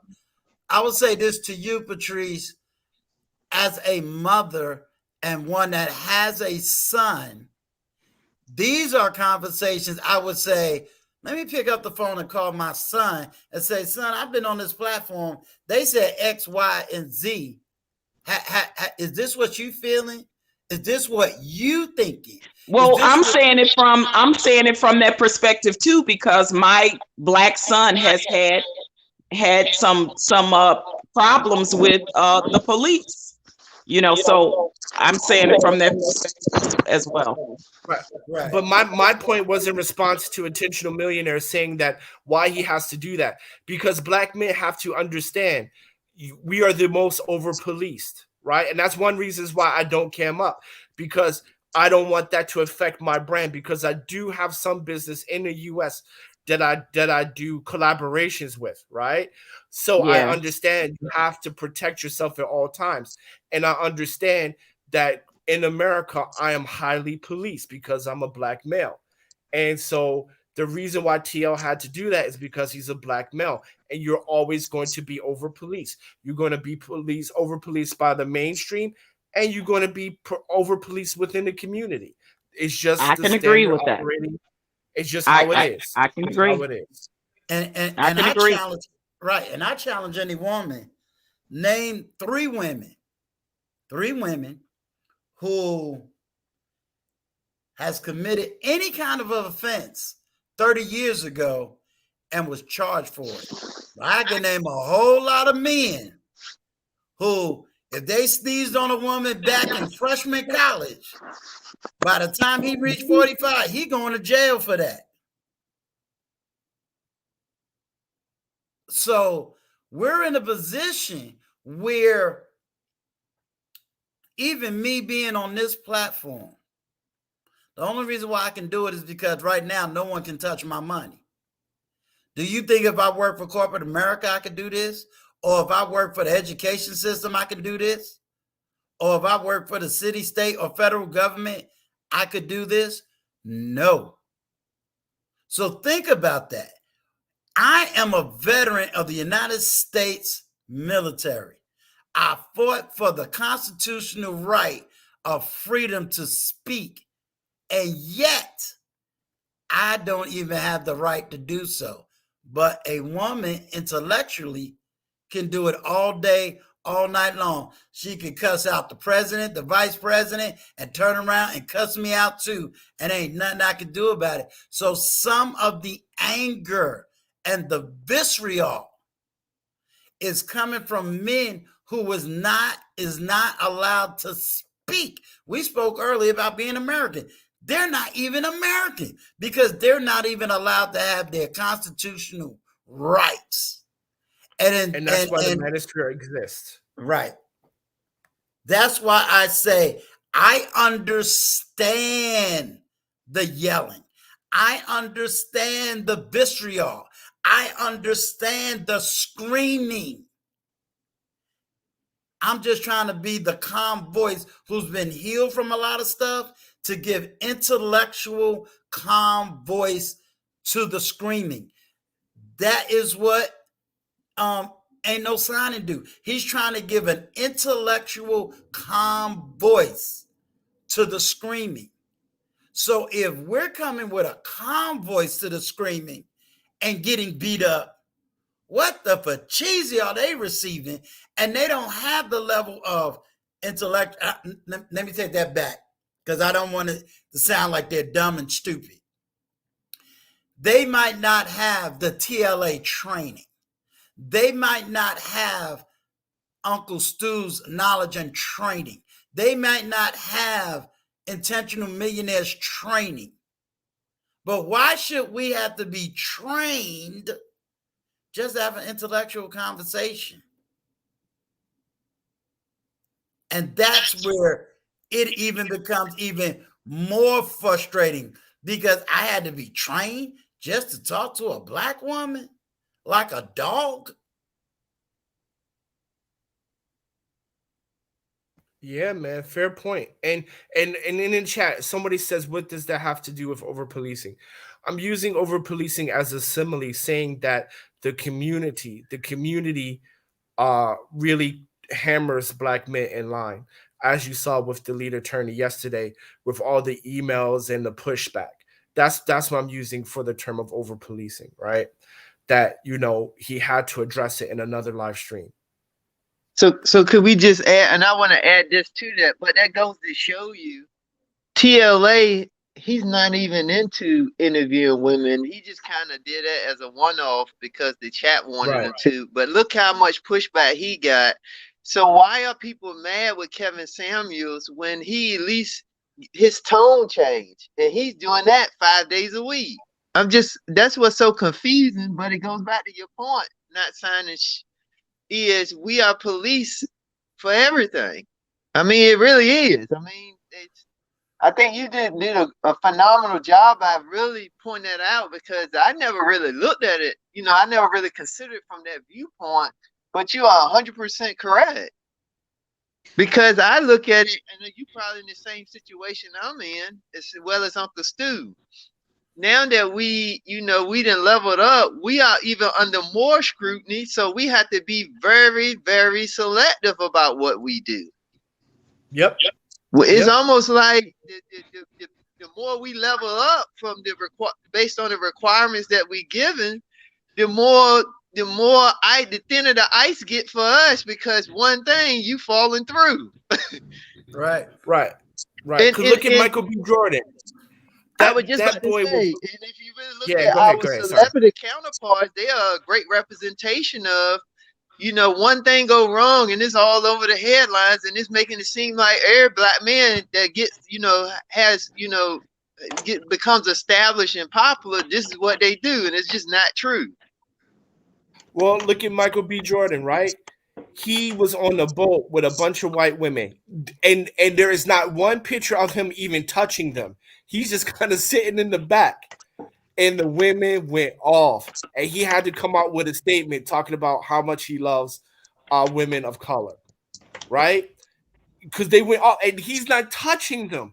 But just the fact of this man was on a boat with him was enough for him to get to have to put out a statement because they was going to boycott Black Panther over that. I got a question. Hold on. Matt Ricks, I'm kind of confused as to the question and how it's relevant to the topic.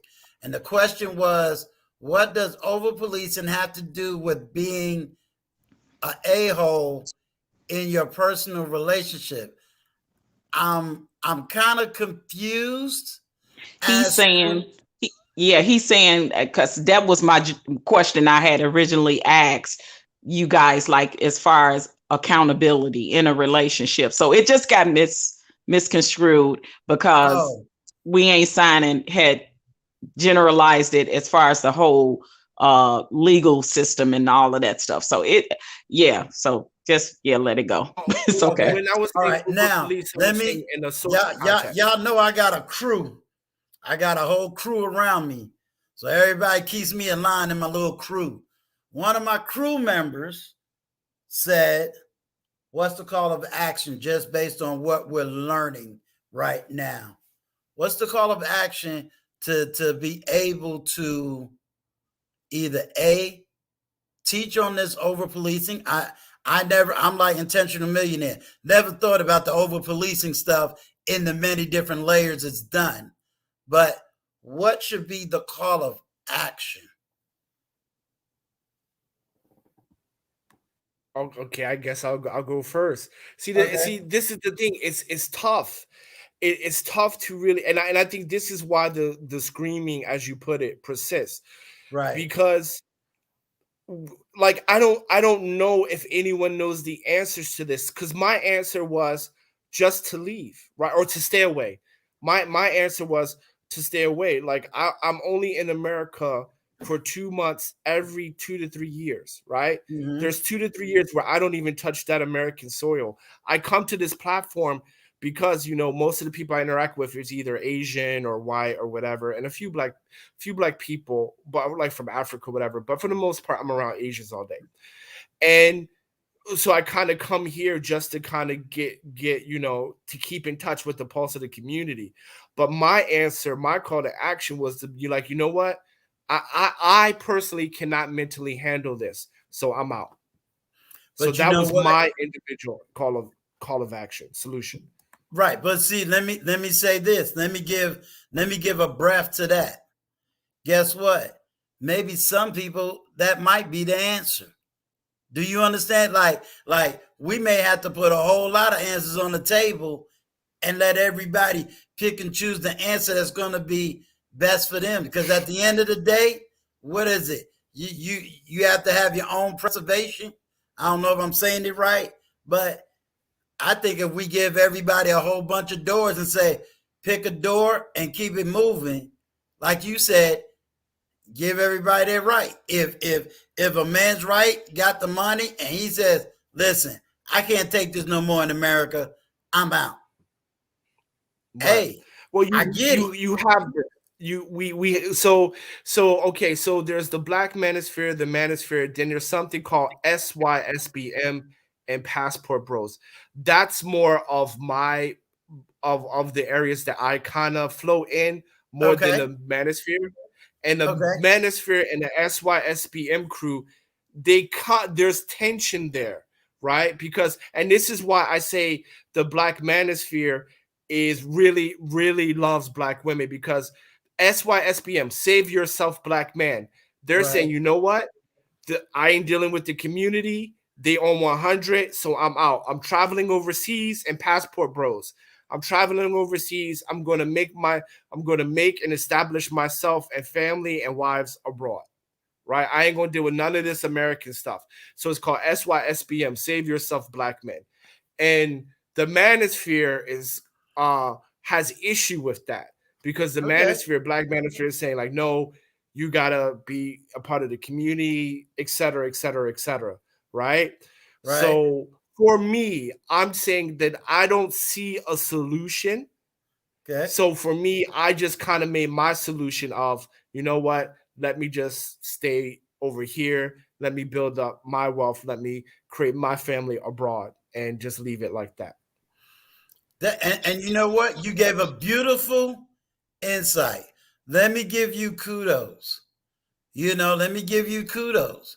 Because I think when we all understand certain things, then we can appreciate whatever decisions people make, whether they stick to trying to find that Black woman, or they decide to date out within America, or they leave America. I think if we all have an understanding of what's happening, we should be good. We should be good. Wally. Well, hold on. Can I just add one more thing before that? So SYSBM does not teach to date out. It just says do whatever, and the Black man, do whatever the best situation for you. So if that's to date a Black woman and live in America, so be it. If that's the best for you, do it. Or if it's better for you to go abroad and start your career and do something else, do it. Or if you want to marry, go to the motherland to marry a woman on the continent, do it. Just do whatever's in your best personal interest. And that's the ideology behind that, which I follow, because I don't believe in changing people. So I believe in just do what's right for you, and I'll leave it at that. And I appreciate that. And like I said, I've always I stand on that. I wanted this platform not to push anybody's individual, the major agendas, and just give voice in an intellectual way to whatever you think, feel, or believe. You know what I mean? Because I think one of the problems is not everybody understands everybody, because everybody's yelling at everybody. And what you have done so masterfully, I give you all the credit, is you was willing to have the conversation. You explained the history. You explained some of the arguments. You backed up some of the arguments. You gave us places to go to get further research, do further studies, who else to reach out to get, deeper understanding. And then each one of us can take it, like they say, eat the meat, throw away the bone. If it's for us, great. If it's not for us, great. We understand the argument. We can have some empathy, we can have sympathy, or we can have compassion. But at the end of the day, we walk out understanding what's happening, and then all we can do is our part. Whatever that section, whatever that part is, we got to go for it. I think we also understand that not everything is for every generation. What a 50-year-old is thinking is different than a 40-year-old. What a 40-year-old is thinking is different than a 30-year-old. And we got to put that in perspective.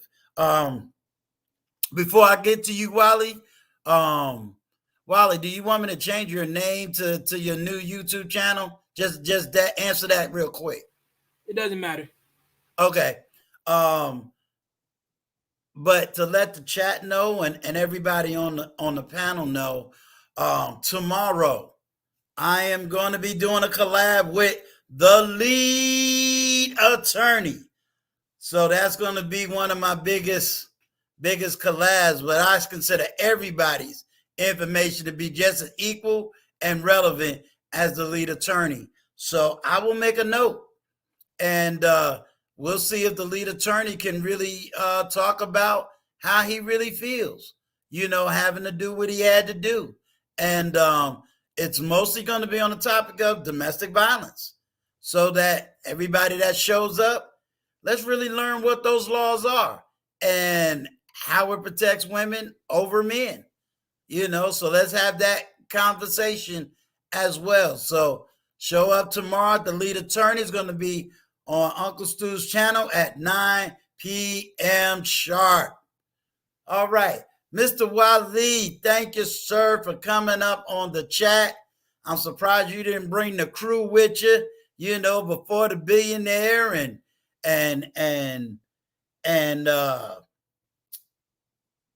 who else is your crew? You got a whole technological crew over there with Before the Billions. Nah, I'm a single man just like everybody else is. They stand alone. All right. We stand together in other places, but we stand alone as far as men. So. All right. And Matt Rich, I saw you came up. If you want to come back up, feel free. But again, make it intellectual. This is not for bloody war debates. And Patricia don't represent the 100%. So, don't beat her up in here. We just trying to have understanding. And that's what I feel is missing in all of the discourse, trying to get understanding. And that's all she's trying to do. Okay, Wally, you got the floor, sir. All right. So, Patrice, based upon what you were saying earlier, so basically on your question before, you stated that men were beating up on women, right? Or however the question was.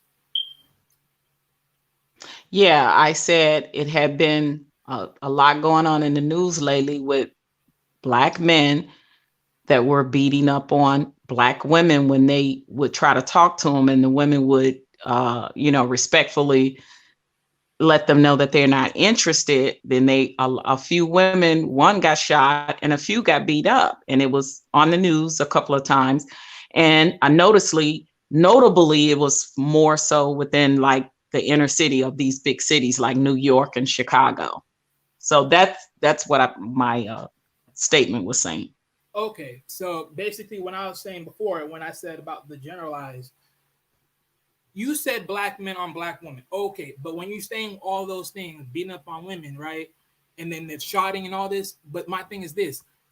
Okay, the first generalized, which puts it in a nice bubble, is what? Black men, right? Okay, but now bring it back down again. Which of those Black men were really doing it? Are we talking about thugs and hoods? I'm pretty sure you said yes, correct? I answered yes to your question, Wally, but what did you mean in your other question? Disagree if you generalize. I'm gonna get to that. I just want to make sure the whole everyone that's watching is understanding where I'm trying to get at when you said that comment before. Yes, when you asked me that, I answered you in the chat and I said, yes, this has happened a lot in the Black neighborhoods in the inner city. That is correct. All right. So for anyone that's out there in the clouds watching this later on, there's a reason why I asked that. Because when you say Black men, just black line, Black men, that's not all of us. I'm not out here killing Black women, nor am I hitting them, beating them down, and making them bloody. So that's offensive to me if you say that to me. But I understand that's not me. Which is why I said, please generalize that to the bottom bunk, which is the thugs and the hoods. The same thugs and the hoods that most female, well, basically what I'm saying is just them particularly. Let's name it down to those exactly. Let's not say Black men exactly. Okay. And would you agree that there's a vast amount of a lot of Black men that are in marriages that are also beating up their wives and their girlfriends within the Black communities? Not all, but some. Not all, but some. Domestic violence.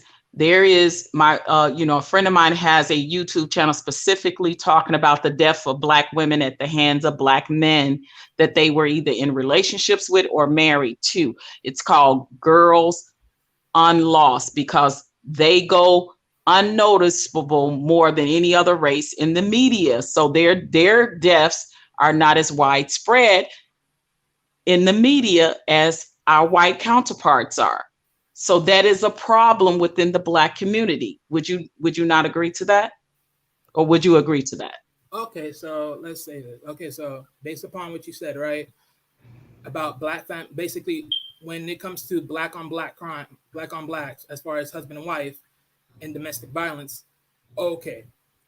In most cases, yeah, you're pretty true on that. It could be going unnoticeably, but then that's in most cases, but I feel like if you're saying that broadly amongst just out in the public, just knowing the stats or anything like that, that's iffy there here and there. Because I could say this, I'm pretty sure I remember hearing a stat where I didn't hear it exactly, but I heard someone else said it, that there's more domestic violence. Like if we're talking about relationship, right? 9 times out of 10, Black men, Black women, that won't really happen as much as you would say a same sex, woman and woman. But that's as far as I remember hearing it. Right. Let me jump in here, Wally. The only reason, Patrice, I'm going to push back on that is because the stats has changed. And there's more Black men who are being victims of domestic violence than there are women. That's a statistical fact. Okay, there are more Black men who are not being reported as being victims than there is women. That's a statistical fact. I'm the one that said that. I'm the one that gave the statistics on the domestic violence against the Black men. So it's 40%. I do know that. I've had to do more research because I had to be ready for TLA tomorrow. And that's exactly the topic we're going to speak on is domestic violence against men. And if you want, we could table that argument and kind of give it to him, being that he is in the family court system. Yeah, I think that might be better to and then I'm pretty sure let him kind of be the authority over that conversation. Okay, but I want Wally to understand that when I said Black men, see, that's why I keep saying we always have to be specific and say some, not all, because he's getting up here saying that I'm saying all, and that was not the way I meant that to be. So that's why specifically we have to say some, not all, because he said he got offended by me saying that as if I was talking to him. My thing is, if the rules does not apply to you, then why get offended by it? I don't get offended when every Black man get up here and say Black women this, Black women that. I don't get offended by that because I know it doesn't account for me. So I'm not taking it personal and getting offended when Black men, when Black men get up here and say Black women this, Black women that, Black women. I don't go in the chat and start coming at the person that's saying that, taking it from a personal perspective. Is it my turn now? Go ahead. All right. So, like I said before at the beginning, I did say I was offended, but at the same time, I understand it's not for me. But the reason why I said I was offended because me, like, okay, guys like me, Intentional Millionaire, Uncle Stu, and we ain't signing ish. If you said that about that, because let me tell you something. When you say black men, that means all black men. If you're saying men with MEN, that's all black men. So technically, you did. No, say but Let's ask them. Let's ask them. Did they think I was talking about them? I understand. I didn't take it as she by was your talking words, about. though. By yeah. your words.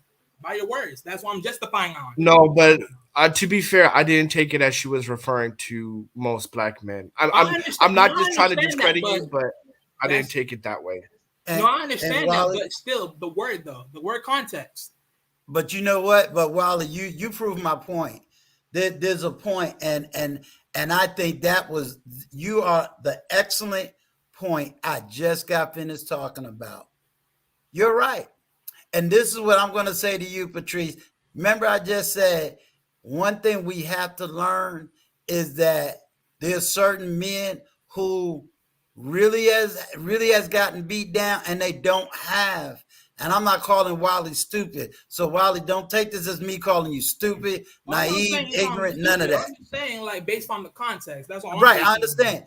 But here's where I'm going to say a lot of communication is being broken down. Where this is what I'm going to say to you, Patrice, because I'm not beating up on you. A lot of times when you hear a lot of men screaming, it's as sensitive as a lot of women who will scream. See, I told you, I understand both sides of the argument.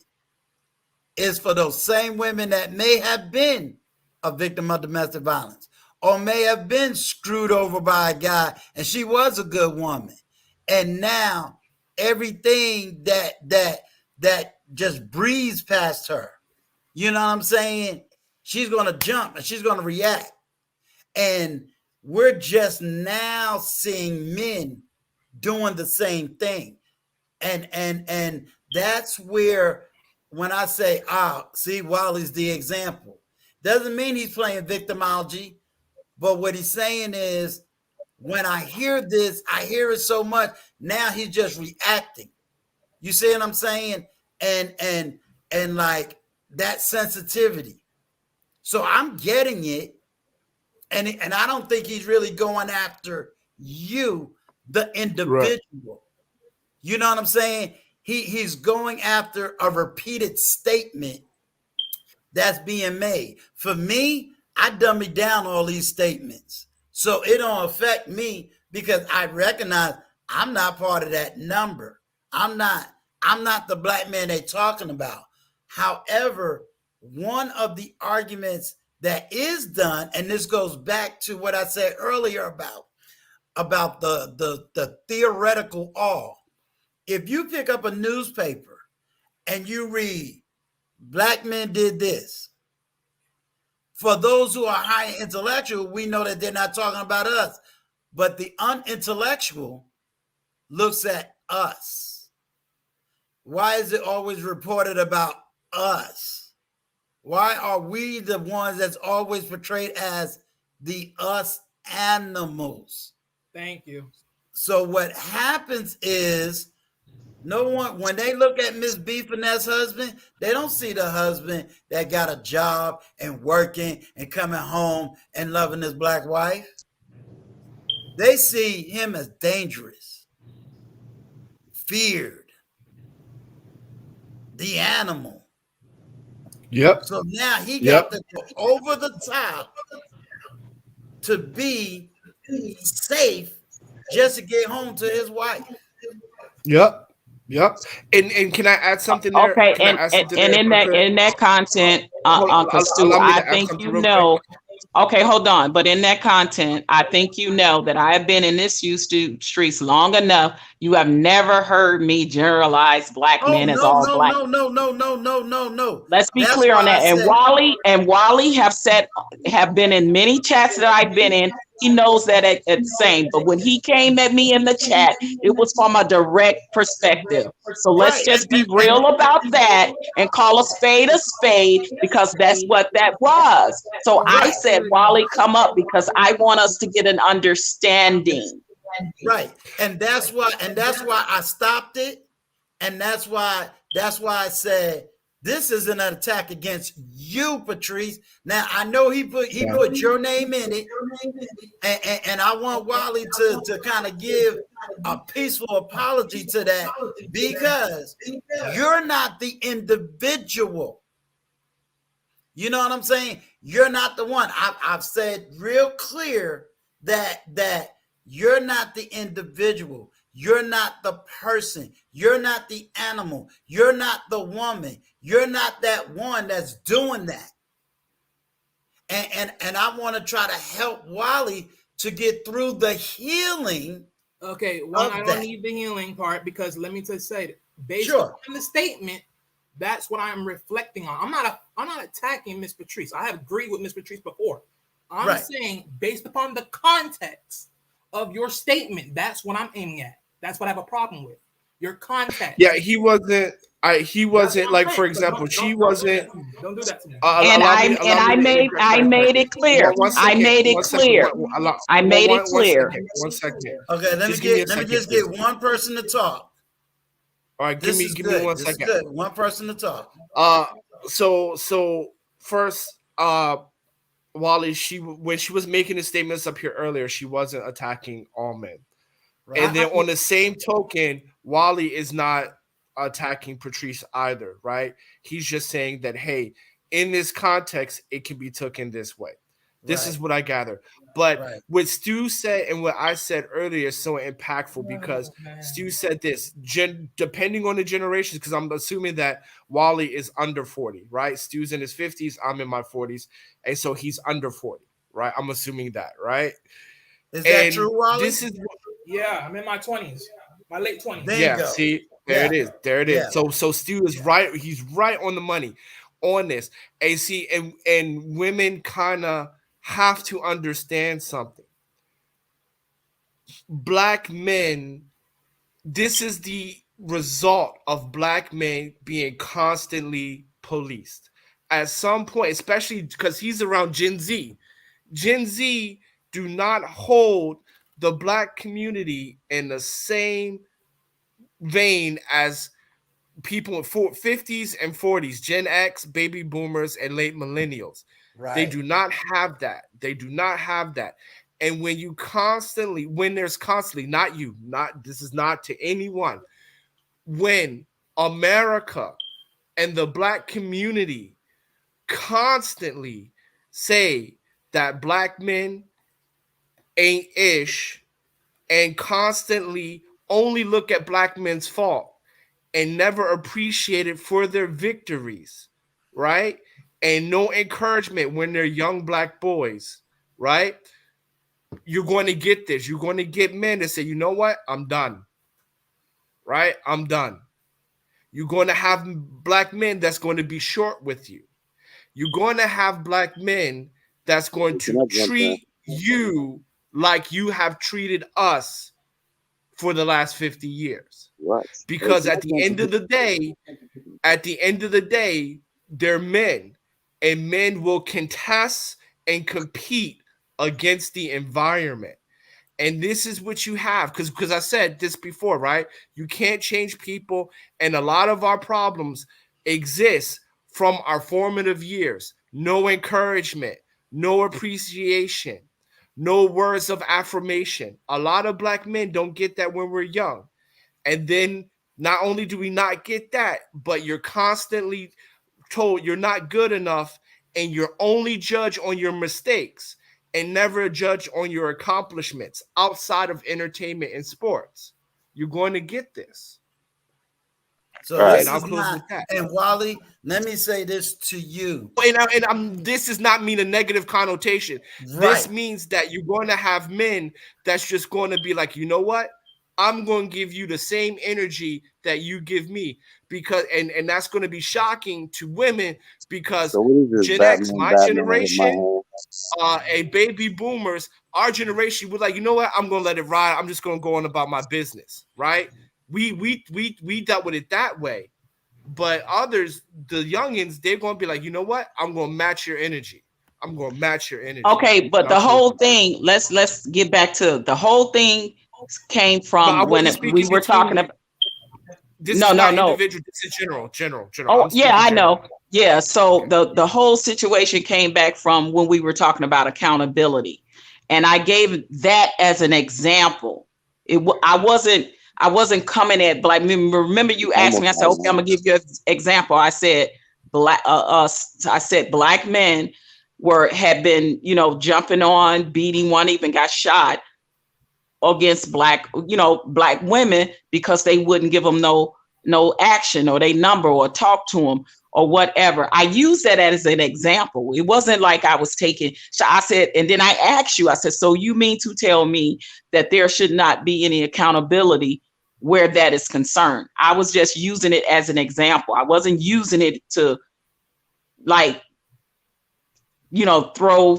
be negative towards black men. And then when Wally said the comment, what he said in there, that's why I was like, come up here so we can get an understanding, because when he asked me, was I talking about inner city? I said, yes, I made that clear. So again, this is where the back and forth comes as a problem, because I answered the question and I thought that should have been the end of when I answered the question. I made it clear then. But let me say it's being blown out of proportion again. No. This is what I call, now I'm gonna bring my theology in here, the teachable moment. Here's the beauty of the teachable moment. 3 things just happened in one shot deal. You ask, what would men do if they saw a woman, an older woman, being attacked in any shape, form, or fashion? 2 men just stepped up. No, I didn't say an older woman. I said a woman. Okay. 2 men just stepped up, stopped the verbal attack, diffused it, and now putting it in theory, not in full theory, but in theory to rest, because in the teachable moment, I heard Wally's pain. I heard his anger. I heard his cry. But I have to address Wally differently than, let's say, I would address Ingram Experience. Why? I'm dealing with 2 different age groups, 2 different ages, and 2 different levels of experience. You understand what I'm saying? So this teachable moment is more for Wally than almost for you. Because what I'm saying to Wally, like Wally got offended when I said heal. And what Wally was getting ready to say was, I don't need no healing. This is how I'm expressing myself. And he's getting ready to go off. No, I wasn't saying like that. Like I said, I was reflecting by the statement, not by how it came down. I'm reflecting by the statement, not on Patrice. The statement alone. Right. I got you. So that's why I said I don't need no. That's why I said I didn't need what you needed. You told me, because that didn't. Like I said. Let me ask you a question, Wally. Let me ask you a question, Wally. Don't talk to Wally like that's your 20-year-old son. Don't talk to Wally like you be talking to me. Right. I am Wally. Wally. Let me ask you a question. That's all I want to know. Are we good? Are we clear on my question you asked and my answer? Like I said, all I did was reflect based on the context you gave. Wally, I didn't ask you that. Come on now. Don't do that. I just asked you, based off of my question and the interpretation of what you got, when you asked me the question back and I answered, I asked you, are we good? From that part of the question. That's a yes or a no. From that part of the question, sure. Good. What's that? There it is. That you gave. I can't even hear him answer. Too many people are talking. I can't hear. I didn't even hear the answer. I said, by your first statement, basically what you just stated on the screen, yes. All I'm saying is the context you gave. I just wish you just switched up the context. That's all I said. Wally, See, it's gotta. Patrice, Okay, Patrice, Wally, no. I'm gonna leave it alone because again, it's like you trying to. Patrice, Come no, on, he Wally. gave your answer. No, He he gave you the he answer. gave Leave it right He there. did. He did. Listen. He did give me the answer, and I'm gonna leave it. I'm done. I digress from that part of this conversation. Oh my God. Hey, Wally. Hey, Wally, can you hear me? I'm hearing you. I appreciate you. I thank you for your integrity. I thank you for your honesty. I thank you for not coming up here and acting like you ain't got no common sense. And I want you to know, I want you to know that on my platform, you always got an open door. You always got a right to come up. And as long as you handle yourself the way I saw you handle yourself, you'll always be the man in my eyes. And I appreciate the fact that you show a level of maturity that a lot of your peers would not have shown. And you need to be given credit for that. That takes training, that takes education, and that takes a level of humility and compassion. And I want you to know that I appreciate that level of humility, that level of compassion, that level of human understanding. You understand me? No, I hear you. Uncle Stu got you. Okay? I got you. I understand. More than you think I do. I really, truly understand. Even if you think I don't say it in the right words or in the right temperament or in the right feelings or in the right emotions. Trust and Tell you believe. that. I'm never gonna tell you that. No, I'm never gonna tell you that because that's pointless. All I'm saying is all I was just justifying was just the context because you can't say MAN is the same thing as MEN. That's all I was saying. I got you. I told you. It is what it is. It is what it is because at the end of the damn day, the statement is what it is. You wouldn't want to see nobody get hurt for nothing, for just walking by. I'm not gonna let that ride either. So yeah. I understand. But again, I want to thank you. You keep your head up. I still got your back. I'm gonna be waiting on your videos to drop. Miss B Finesse, can you make sure you put his new YouTube channel in the chat? Y'all support this young man. Let's show him some love. But yeah, but this is what I kind of want to say when this is what I want to say, when there's so much devoidness of appreciation and respect from a community. This is not any individual. I'm not referring to anyone on the panel, but at some point, right? Because you got to understand, men are men, and either you understand that or they start pushing back, and the young folks are pushing back. They're like, you know what? I'm not having this. You know what? You come with me with that energy, I'm going to match that energy. The whole thing about uplifting the Black community, I'm not about that because, you know what I mean? I see what my big brothers went through, my parents went through and all this other stuff, and I see how the Black community treat Black men. So I ain't with that. You know what I mean? And that's part of what the Black Manosphere also has gripes with the community. Like getting back to that topic, right? And so you know what I mean? So you're going to see that. And I know it's a shock for women because the older generations was like, you know what? I'm just gonna let it ride. I'm like, say what you gotta say and let me go on about my business. Right. But the younger generation is just like, you know what? Wally, I want you to put your new YouTube channel in the chat so that Gail can I'll work on put it up. Put it up in the link. Yeah. Your new YouTube channel. Okay, go ahead. I'm sorry. No, it's good. It's good. But I just kind of want to highlight that to the point of, that when we're young in our formative years, the lack of encouragement, the lack of appreciation, right? That will always express itself when we're in adulthood. Hold on one second. Wealth Talk Productions. is the name of his new YouTube channel, Wealth Talk Productions.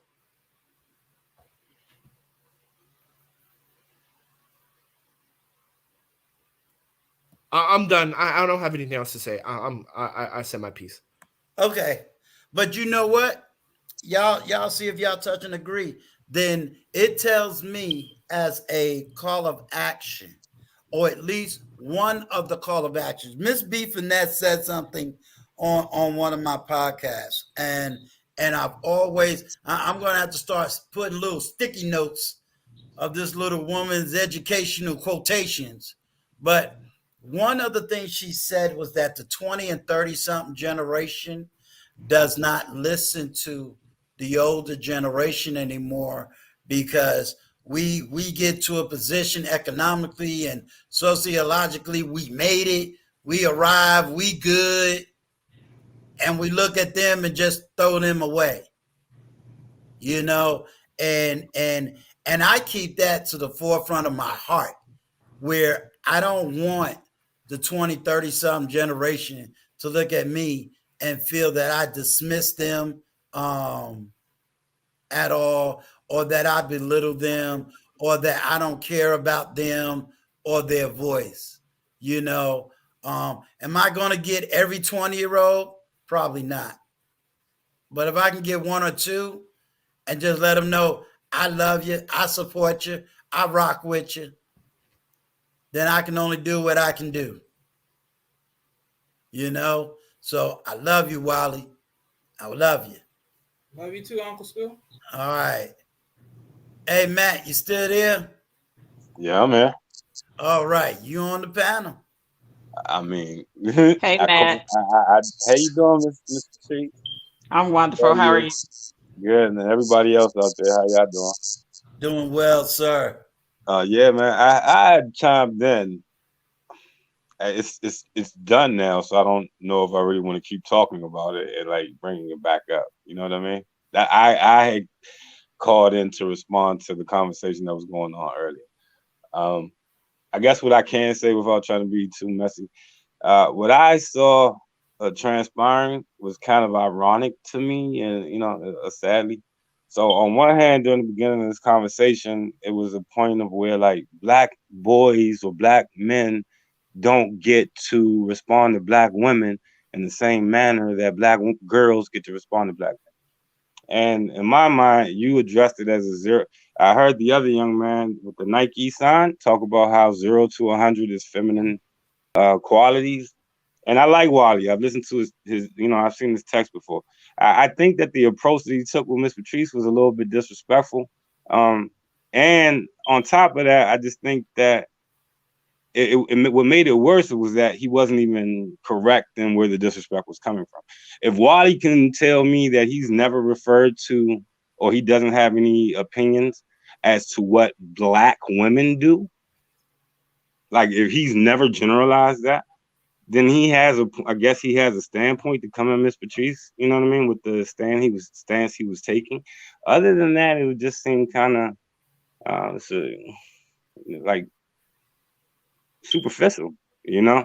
And I think that's what happens on the live. Even listening to your guest, I can appreciate black men who have over the course of time accomplished something, right? Like good for y'all. But you do recognize that your $100,000, your $80,000, your $150, whatever you're making it standing on the shoulders of giants who were literally slaves, right? Like, or literally nobodies.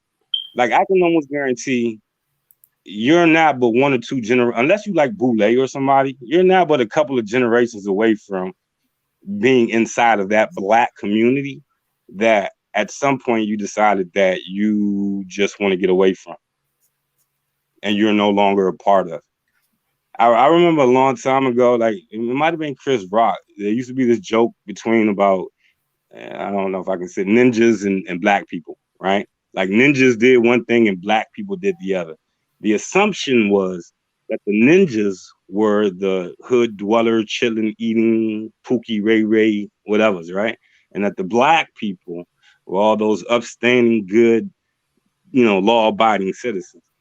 I would just, if time is shown as anything, it's almost that it's the opposite, right? All that education, that's white supremacy. Like, and not a shot to my man. I forget your name, so I'm not trying to be disrespectful. The guy with the No, I don't. No. I'm not offended. I'm here to listen. I'm not but offended no, at all. I'm here to listen. in my opinion, that's the white supremacy stance, right? Viewpoint. What We is do the know. white supremacy? Please repeat that part. Please, what's the white supremacy I'm stance just gonna again? go on because I lost my train of thought trying to remember what your name was. So we went off that. Again, it's just the issue of like, I think this is a perfect example of what is actually going on in our Black community, right? We have people who don't want to hear anything about themselves, and that's both sides, right? We got classism in our community, right? We got colorism in our community. We have, even in our education, right? And how we understand words. So, one person's definition of a woman being submissive, another person might not have the same understanding of the word submissive, right? And it might not be that big of a deal. But these are the type of things we go through. And I sit back and I look and I listen, and I'm not that old. I'm 43. I feel like I'm old, but I'm not. I've been through it. But I listen to like 29-year-olds or these 20-year-olds, these 30, and nobody's saying that by 20-something years old, you're unintelligent, but you don't have the experience. And what is more likely to be beneficial to you at a younger age is to be willing to listen to the ones that have the experience. You don't necessarily got to follow on everybody in all the older generation's footsteps because you don't want to go down the same bumpy trails they went down. God, bro. But we do have to listen and learn and respect, right? And we can't do it at the same time while we're saying we're doing it because for 50 years, Black women haven't respected us. What? Black women took care of us. You know what I mean? Now, the new generation, yes, after time, they learn something, but come on. Like, I don't know any, my mother's not Black. I was raised by my grandmother on my Black side, but I don't care if you got a Black mother, a Black sister, a Black cousin. Where is all this anger coming from towards Black women, right? Like, understand the position that you're in this country. You didn't make this. This is not just, USA, America is not just the white man's country. Like, there's literally a saying talking about this is the white man's world. So 50 years of whatever you think we may have or may have not should be able to be, gotten out of because Kevin Samuels sits there on a YouTube platform or Michael Jordan made a couple million a few years ago. Like, come on, man. Like, if y'all really want to look at stats, do the stats on the real numbers. Like, don't take in consideration all of American stats because that doesn't apply to you. If we don't about Black people and Black things, then check those stats out. Those are the ones that are significant to you. And so when we talk about 10% of Black men in America, understand 10% of Black men means about 2 million Black men. Guess what? 2 million Black men are locked up on a door in America every year. There's only 40 million Black people in this country. So yeah, that 10% is a significant amount. And if you decide that for some reason you don't have to about any of us anymore, then don't consider yourself part of this community.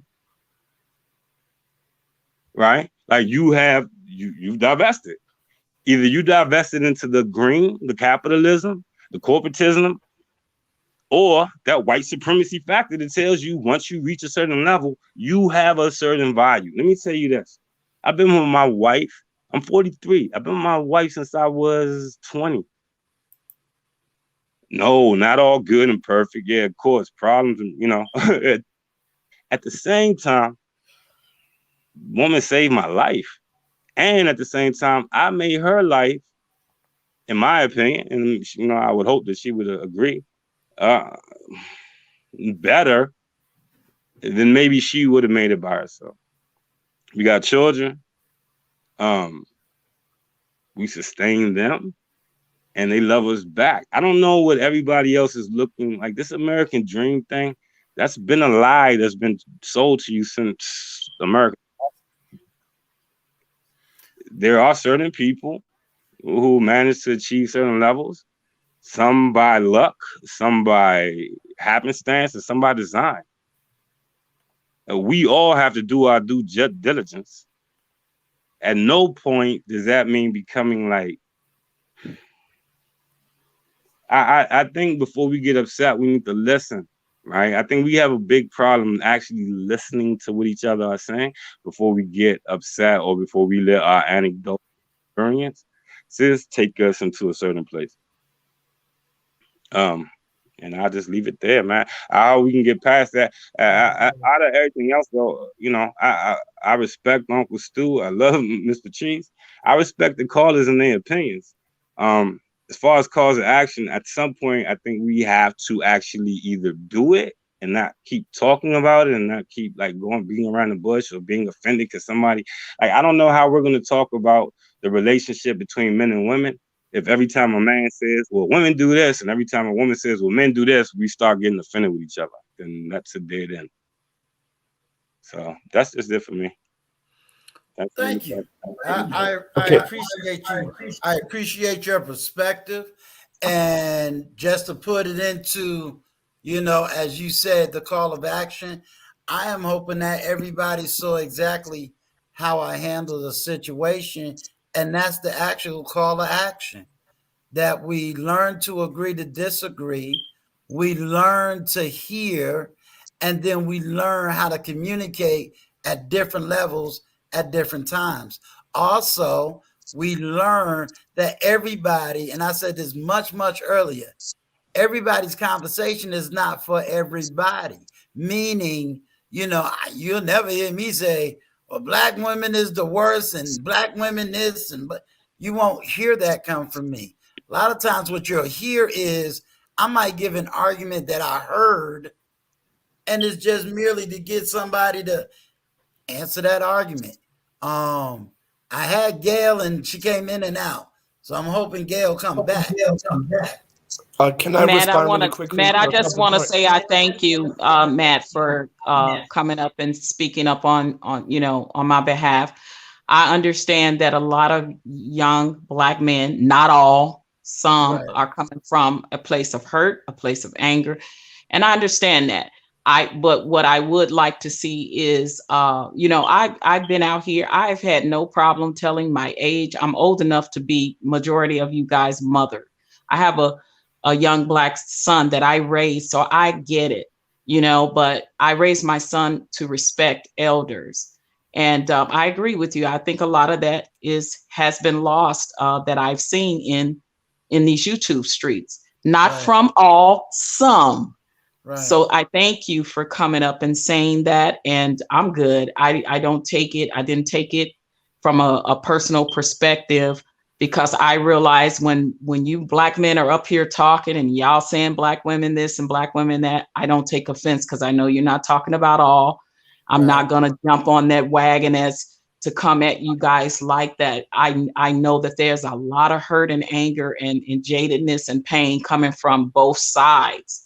So I think that, you know, we need to realize that and don't take it so out of content. But I'm not angry at no one, but I thank you for coming up here as a younger generation and speaking up on my behalf. I thank you so much, and I am so appreciative of that. And I So want, go ahead. Okay, so first I want to reply to the caller. The gentleman is 20, right? Again, Which yes, one, Matt going- or Wally? Wally. Okay, yeah, because No, Matt is late in his 20s, late 20s, bro. Late 20s. Okay, late 20s. I apologize. Late 20s. So we have to keep things in context. So because when he said like going 0 to 100 is feminine, absolutely. But as you get older, right, more maturity, more wisdom sets in. He's 20, he's in his late 20s, right? I'm not gonna I'm not going to hold him as if he was in his late 30s, right? And as far as respecting elders, I think when we talk about respecting elders, I think there's not respecting elder, like, how can I say this? I still think elders are respected, but their advice is no longer taken, right? Today's youth, they say, okay, I hear what you have to say, but I'm going to do me, right? Elders' word is not the end all be all anymore, right? But that doesn't mean that it's no longer respected. I hear you, but I'm going to do me. And as far as like leaving the community as white supremacy, I don't have a response to that, right? I mean, that's your opinion, and I'll accept that opinion. But about being education, I'm first generational wealthy. I come from poverty. I don't know if you heard that in the beginning, but I come from poverty, so I'm first generational wealthy, right? But I had to do what was in the best interest for me, right? Before I can worry about the community or my family, whatever, I have to do what was best for me. And I made the best decision possible. Now, if some people don't agree with that, then okay, I'm sorry you don't agree with that. but it is, but it is what it is. But the last thing I want to kind of talk about, when we're talking about when men speak up, they're speaking from a place of hurt and pain. No, I strongly disagree with that. Men, because men are men, men designed are always going to change the environment if they don't like it, right? Women follow or go with the flow. Men typically don't. If they don't like the environment, when you read about the explorers of the past, either they went somewhere else, took it over, and changed it to fit what they want, or they left and created their own society. So you got to understand that men do not operate like women do. So when we say that, like, okay, the scream is coming from a hurt and painful situation, no. The screaming is, I'm going to change it, whether you like it or not, and you're going to have to deal with it, because that is masculine energy. And so these young folks and 30s and even in my 40s, we're displeased. We're very displeased with the relationship. So now we're going to change it. And it's not coming from a place of hurt and pain. It's coming from, we're going to change it, and we'll drag you kicking and screaming, or we'll create our own. But it's not coming from a place of hurt and pain. It's coming from the evidence, right? Stu, Mitch always talks from evidence. I talk from evidence. Kevin Samuels, like him or not, talks from evidence. BGS talks from evidence, right? You're finally seeing Black women are now experiencing what other groups of women are experiencing. Men being men and being unapologetic about it. And I'll close with that. Okay, I just wanted to rebut a pushback on that a little bit, because I think if you read the contents, your view on that particular thing would have been different. Hold on, Wally. Wally, can you hear me? Yeah, I'm here. Come on. I got a question. All right. Based on what he just said, and be brutally honest. Is that what you hear me doing to you? Be honest with me. As far as which part? The part about not coming from a place of hurt, but a place of manhood where you're trying to change the environment, and everyone's going to have to just come kicking and screaming. So basically, okay, by that statement, you're coming to me in what tone? As far as trying to change the environment? No. I said, let me clarify. Let me clarify real quick. Okay. So what I'm saying is this. When you see Black men upset, right? And they say, okay, the upset and the displeasure is coming from a source of pain. I'm saying no, it's coming from a source that we're going to change it, or I'm going to do my own thing. You're either coming with me, or I'm going to do my own thing, or I'm going to drag you kicking and screaming. One of those three things, right? They're saying this because it needs to change. either I'm leaving or you're going to change it with me. Or if I do change, I'm going to drag you kicking and screaming like that. Do you agree with that statement, Wally? As far as from a man perspective doing that, in Yes. most cases, yeah. Because let's be honest, because okay, so let me get into that real quick then. Okay, because let's be real.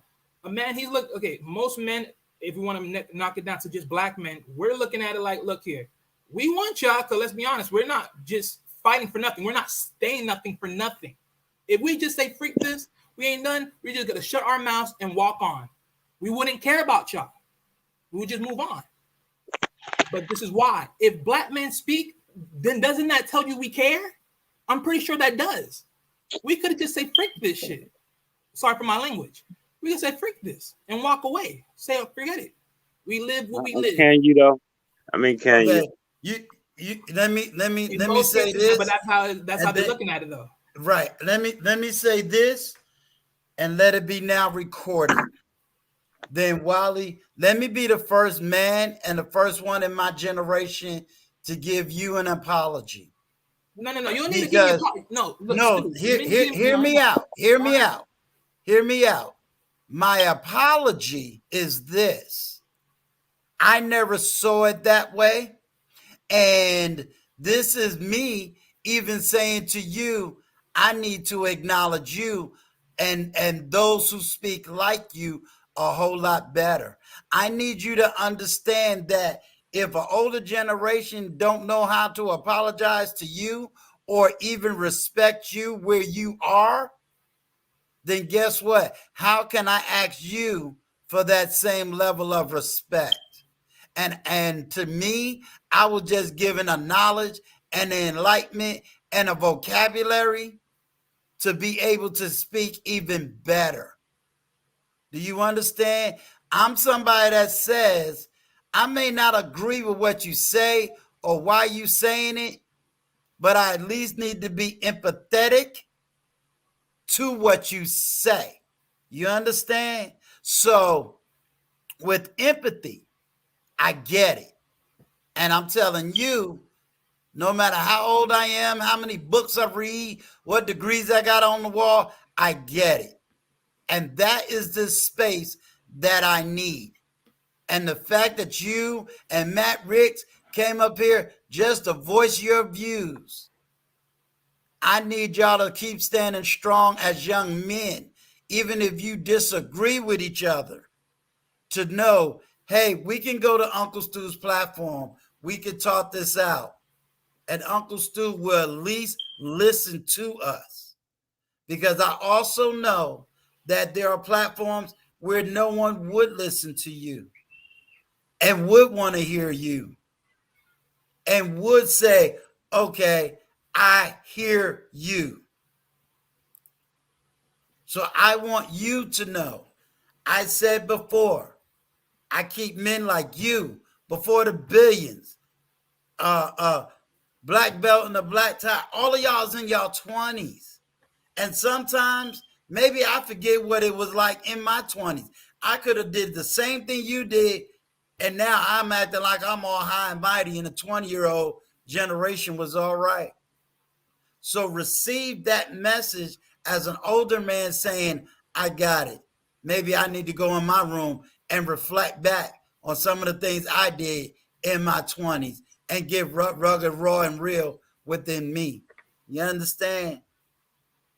Yes, I do. But let me tell you why I said I didn't need an apology, respectfully.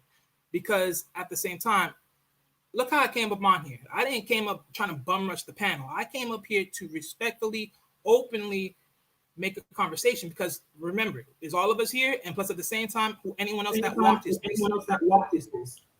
My thing is, I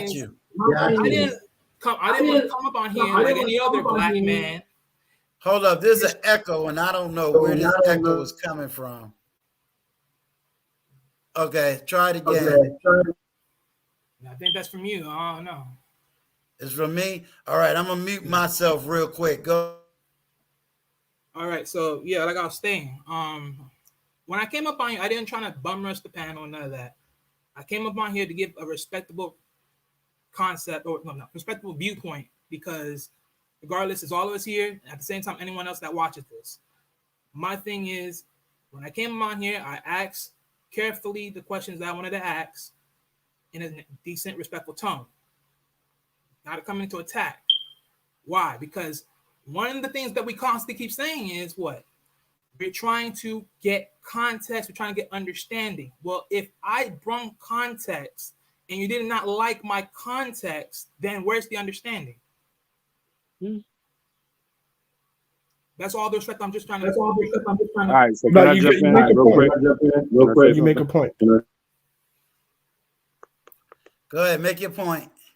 No, so I'm asking, Wally, has his whole point to Patrice was she made a generalized statement. I mean, that's what it comes down to. She used the term black men. He's offended because she didn't say a particular black man. And so I'm asking Wally, has he ever, and I'm pretty sure he has because I've watched him in the chat, right? Like referred to, and he made a statement in regards to black women as a whole. So, I mean, like, if you're going to say you're going to be respectful and actually address the issue, let's address that. This is what an hour later, this is what the issue was, right? And it seems to me that everybody has been all the way around everything else and touched on every other topic, right? But that one.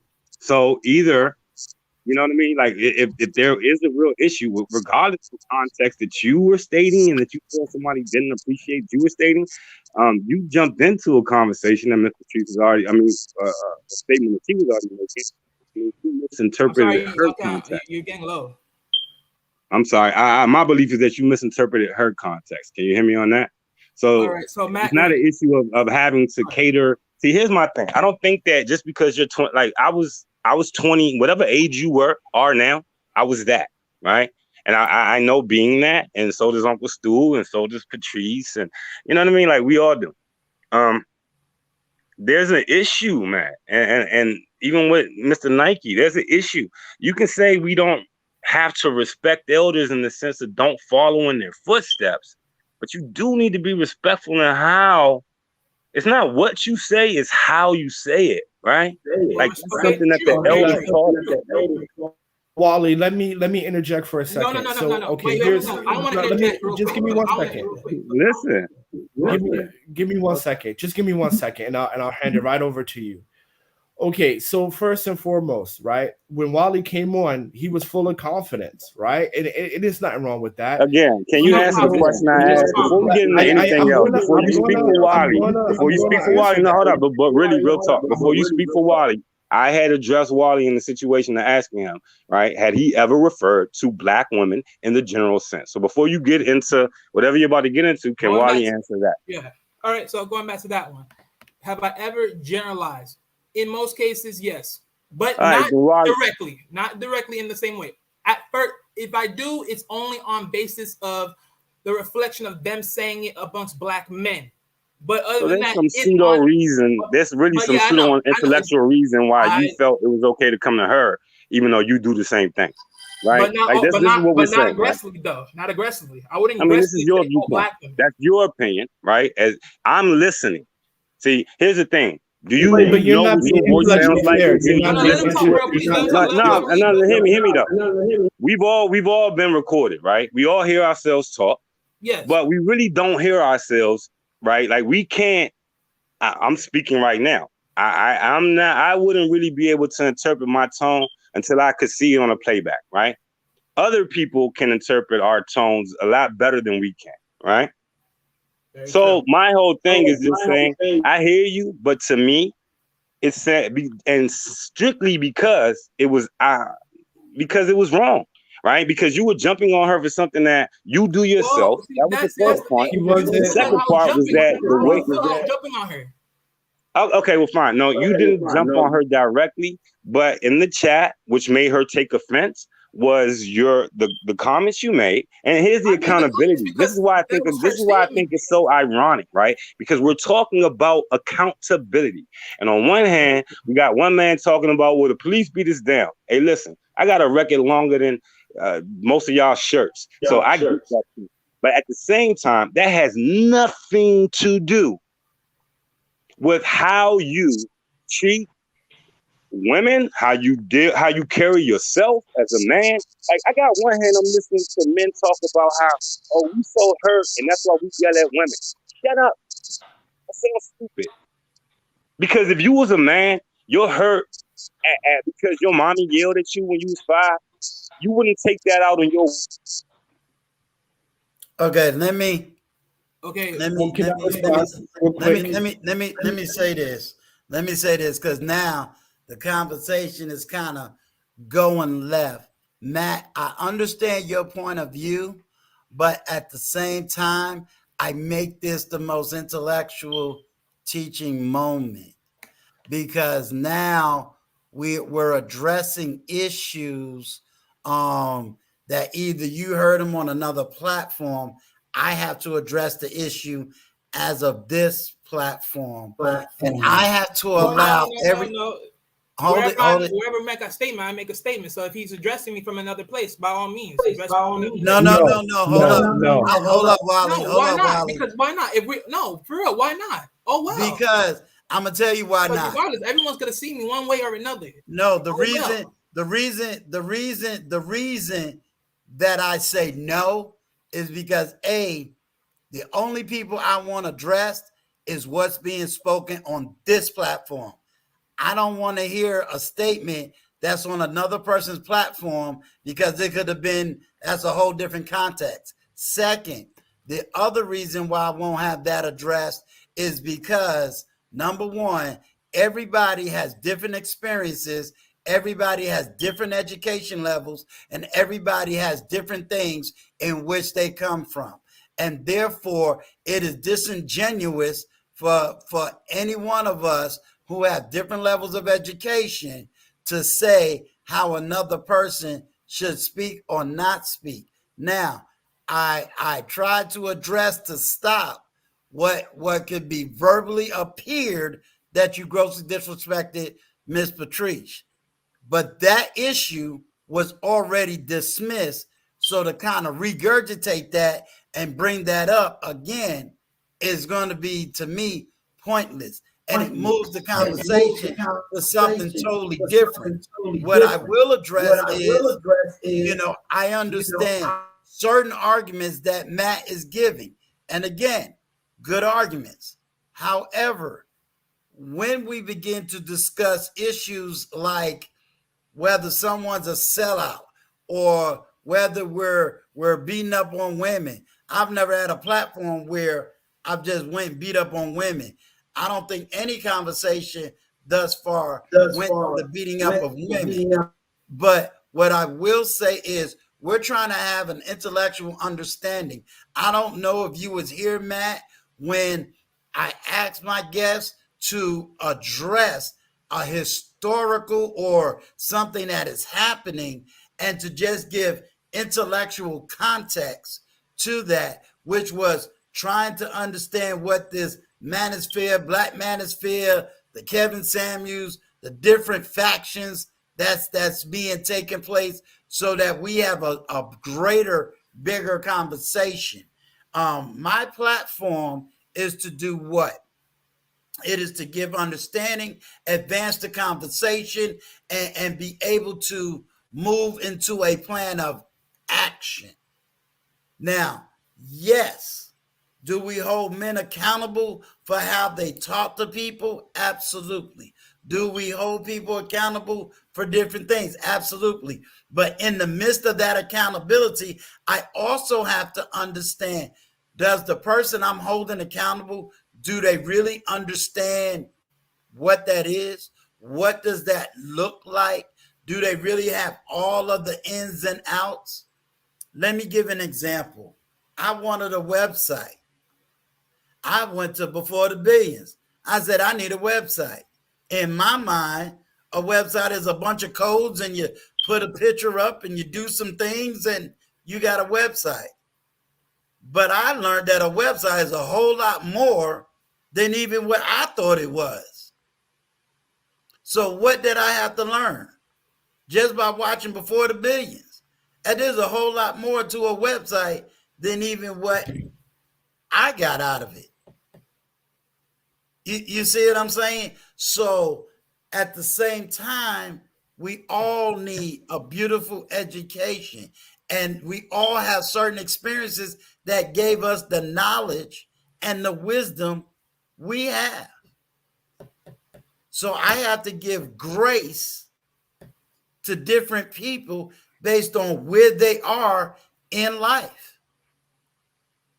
I would expect older men to hold me more accountable in certain things than if I was 19 years old. Two totally different ideas, two totally different areas. So Matt, I always want you to have a voice. I never want you to feel that you know, you're this bad person and what you got to say don't matter. It needs to be dismissed. Absolutely not. At the same time, I don't want Wally to feel dismissed. At the same time, Miss Patrice been on the YouTube streets. Miss Patrice trying to get all the understanding. She's trying to nitpick every argument, not nitpick to fight us. She's trying to get understanding. When that husband comes, she want to be 100% ready. Miss Patrice in the gym. Miss Patrice doing her thing. She want to be ready. She got a son. She want to be ready. And we got to give her that credit. No matter how she says something or do something, we got to give her the grace and the mercy and the blessing that she's willing to have the conversation. Most people are not. I didn't have every single experience that Wally had. I don't have every experience any other man has, but I got to give him the grace. If that's your experience, that's your experience. And I love both of y'all. And that's what I want this platform. I want women to see. How do men really handle business? How do they handle conflict? How do they handle sexuality? How do they handle debate? You know, and this is what we're seeing. And I'm loving every minute of it. Y'all give me the reason to keep coming and doing this content. Keep coming and having this open conversation. You don't see men screaming on this platform. You don't see men getting up and getting guns and knives. You don't see men cussing each other out, belittling each other. You see men having the most intellectual discourse. Before the billions, I'm going to have to fly you into my house because I have no clue why I got an echo. But yeah, I think everybody's on mute. I was on mute. I love y'all. I got a man from China who is staying up late at night. Well, it's morning now. Huh? It's morning. It's morning now. It's 5 a.m. or 4:30 a.m. 4:30 a.m. now. But it's all good. This brother putting in work to give us free information. And I'm honored, man. I'm honored. At 4 a.m. in the morning, Miss Patrice just knew Miss Beefinette knew I was going to fall off my chair. Well, I know y'all do it long. And Can we move past and move on to like either another subject or closing? Because I'm good. I'm good. I am totally good on everything. And listen, I got a tough exterior. As much as I appreciate Matt, I'm good. I'm good. But I want Matt never to run because I love what he had to say. He had so much wealth and he got so much knowledge that we need to hear that. And I am so happy he came on this platform and spoke. I want you guys to know I come up on these platforms, you know, as a Black woman that raised a Black son that also has a lot of knowledge that I try to give from my experience, right? So that a lot of younger generation don't make the mistakes I made and things of that nature. I have never disrespected anyone, and I don't plan to. So that's just my stance. When I'm up here, and I'm the only woman up here, because I'm a woman up here in these YouTube streets that are learning as I am I would like to say teaching as well. It goes both ways. I learn from the younger generation. I learn and I take things back to my son, so conversations that I have with the younger generation, the things that I'm learning with the younger generation. So I hope that they're getting some from me as well. But the disrespect, you will never get that from the streets at all, because But I I can want to digress from the conversation, and I know who to I want to speak say and something really not to quickly. speak if I feel if they being disrespectful. I hope that Wally and I are good, because I see Wally on these YouTube streets as well. That's why I asked the question, because I really wanted to be like over with. Well, I want to say this about the elder situation. That time has passed, right? I think that time has passed, right? Where there's this esteem and great respect for the elders as it was yesteryear. Generation X was that, with the way the generation esteemed and respected the elders. That's gone. That's gone. We're in a new era, and that's why we have to be like, you got to meet people where they're at, right? I mean, we see it, we see it daily. If we want to be honest, we see it daily, because at the end of And the I'm day, doing that. and Yes, kind of ish. I'm doing that. yeah, allow me to finish, please. Allow me to finish. And even to the end of the day, some part of the reason, even for me, even when I was late teens, early 20s, I didn't necessarily care for the elders like that. I did my own thing, right? I just did my own thing, because at the end of the day, not anyone on this panel, not anyone in this chat, just in general, this is not directed at anyone. I didn't see a life that the elders had that I want. And the young generation are the same. What y'all have, I don't want that. Right? How y'all act and interact with one another, I don't want that. Generation Z don't want that. So when we, because I'm not an elder, but I'm a mentor figure. When we come to them and talk to them, you got to understand, you really don't have anything that they want. And it's human nature, right? To kind of listen to people who have things that you're aspiring to. And the young people today, they don't want that. They don't look at marriage how we looked at marriage. They're about getting this bag, this Instagram, social media life, attentions, being out here, traveling the world, right? Traveling the world was not a huge concept at 19 and 20 in college. Now all of them are doing it, right? Traveling influencers, traveling the world, posting on YouTube, posting on the gram, right? The elders do not have a life that they want. So that esteem and stuff like that, that's gone. It's just gone. And we gotta recognize that. I have no problem with recognizing it, but at the same time, I will not be disrespected. Period. Because I'm not disrespecting.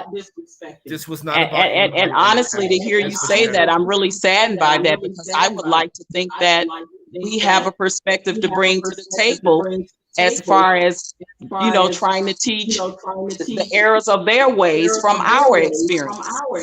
So to hear you say that saddens. This was not directed at anyone on the panel.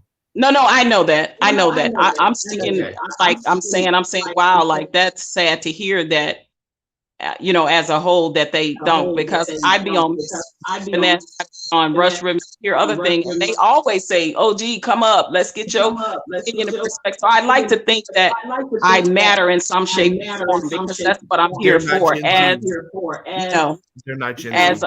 Uncle Stu as well. Oh, this echo is really bad. That's not Gen Z. I'm talking about Gen Z, 18 to 25. Okay.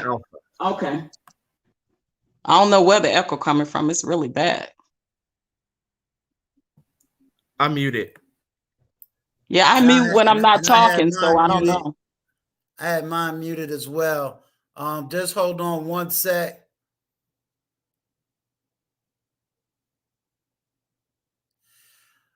Miss B Finesse, I surely did that. And let me try something else. All right, let me try this computer volume stuff. Are y'all able to hear me? Yes. Is there still an echo? No. Okay. We might be good now, Uncle Stu. Okay. All right. I apologize for technical difficulties. I got my technicians in the chat too. And before the billions, yes, I am going to work on that, and I will hit you up. What I'm also going to say is there's certain parts of this argument where I will concede. And this is the part I will concede. If I take a broad brush look and say, do they have a point? Absolutely. Absolutely. Because the reality is, what did my generation leave? We left them crack babies. We left them divorces. We left them poverty. We didn't leave them a church. We didn't leave them nothing. So I get it in that argument if we is to get genuine. But at the same time, do I say throw the baby out with the bathwater? Nope. Why? I'm looking at people like Wally who's still coming to do what? Hear what the older generation got to say. I'm still looking at the Wally that's still coming and doing what? Still listening. So guess what? We ain't gone yet. And that's how I look at it. Kareem. Hey there. Okay. I'm listening. Yeah, you in that generation. You 25 years. Oh, excuse me. 24 with a 24. 21-year-old child. Jesus, like get it right. 24. Stop playing. But I'm just gonna pretend if I might be a little bit older than that right now. You want to raise a 26-year-old with a 20-year-old child? I got you. Hey, am I wrong? Me up, man. Correct. Am I wrong? All right, go ahead. What you got for me? Okay, so what I'm hearing, the whole thing about the respect the elders. Let's all be real here. Every one of us who we're now in our 40s or whatever and older, when we were younger, right, we were also that rebellious type, right, where the elders were telling you, right? So you older people, I'm taking myself about me, right? What we do now is we come with that same energy now because we're projecting the mistakes that we made, right, from the past, right, because we did not listen. But right, if we come at them with the same energy that the older generation came at us with and it fell on deaf ears, how effective is it when we come at them the same way the older generation came at us, right? So young people are rebellious in nature. So you push them hard, they're gonna push back. I mean, all of us that have raised children, the more you force or push your ideals on them, the more they're gonna rebel. So I think it's a two-way communication, and we gotta value their opinion and listen to them too, while getting them to see things our way without making it seem like we're forcing them. Right. We're in the age of flat management, right? We're in the age of flat management. Even if you look at it from a business perspective, right? It's about purpose, right? There's no more hierarchy when dealing with people, even your subordinates. Millennials don't like it, and Gen Z definitely don't like it. It's all about flat management. So I mean, just that time is over. I mean, I'm sorry, but it's over. Is the time over for parents? There's no respect. So what are we talking about? Let me give correction where we're not that's not necessarily the conversation. What I mean by that is, no, we're not saying rebelling against your mother and father. What we're saying is, and what Kareem is saying is, and it's similar to something I said even earlier. I have to reflect back on when I was 20, 21, 22, 23, 24, 25.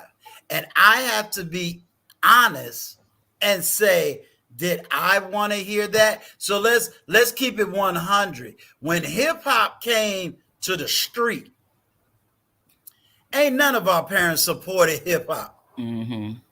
They all said it was going to be a fad. They told us stop spinning around on a cardboard box. We're going to break our neck. They pushed back hard. Could you make the argument rightfully so? You see what I'm saying? Now, because we didn't listen, guess what?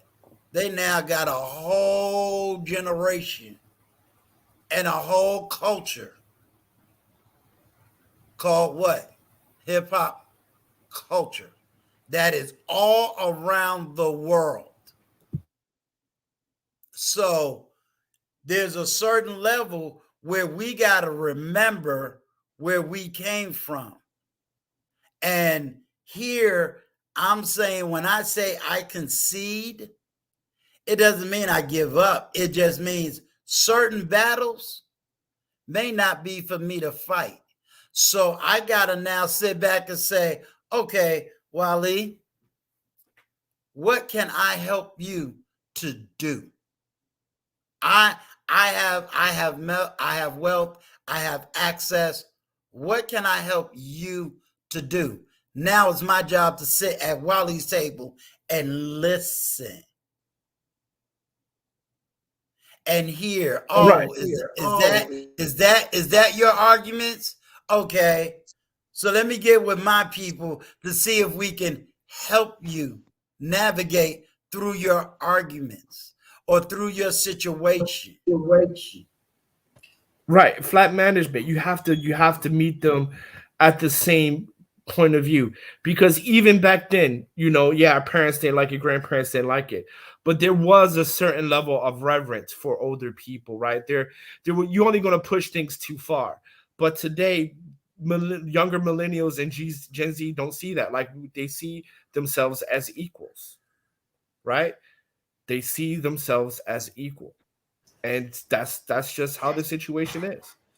So Yeah, is that but, right or wrong? but the elders are the ones that are that have the funds that's going to send them to college, help them start the businesses, give them different advice, things of that nature. So in that aspect, elders are needed for more than just the part that you guys, we gonna just rebel against what you're saying. But you know Can I what, respond Patrice? to that real quick? Here's the equality. Let me respond to that real quick. Just Okay. let me, please. I really, because this is the crux, and this goes to both Matt. But Patrice, honestly, no, especially if you're a black male, right? The person that helped me to get into an Ivy League school was a white woman. The person that helped me to start my business off was an Asian man, right? When you are good and you're studying and you're working hard as a young black man, the community doesn't focus on you because they'll say, oh, you'll be good. They'll focus on the kids that just came out of detention centers or correction halls or police, and we focus on them and rehabilitate them.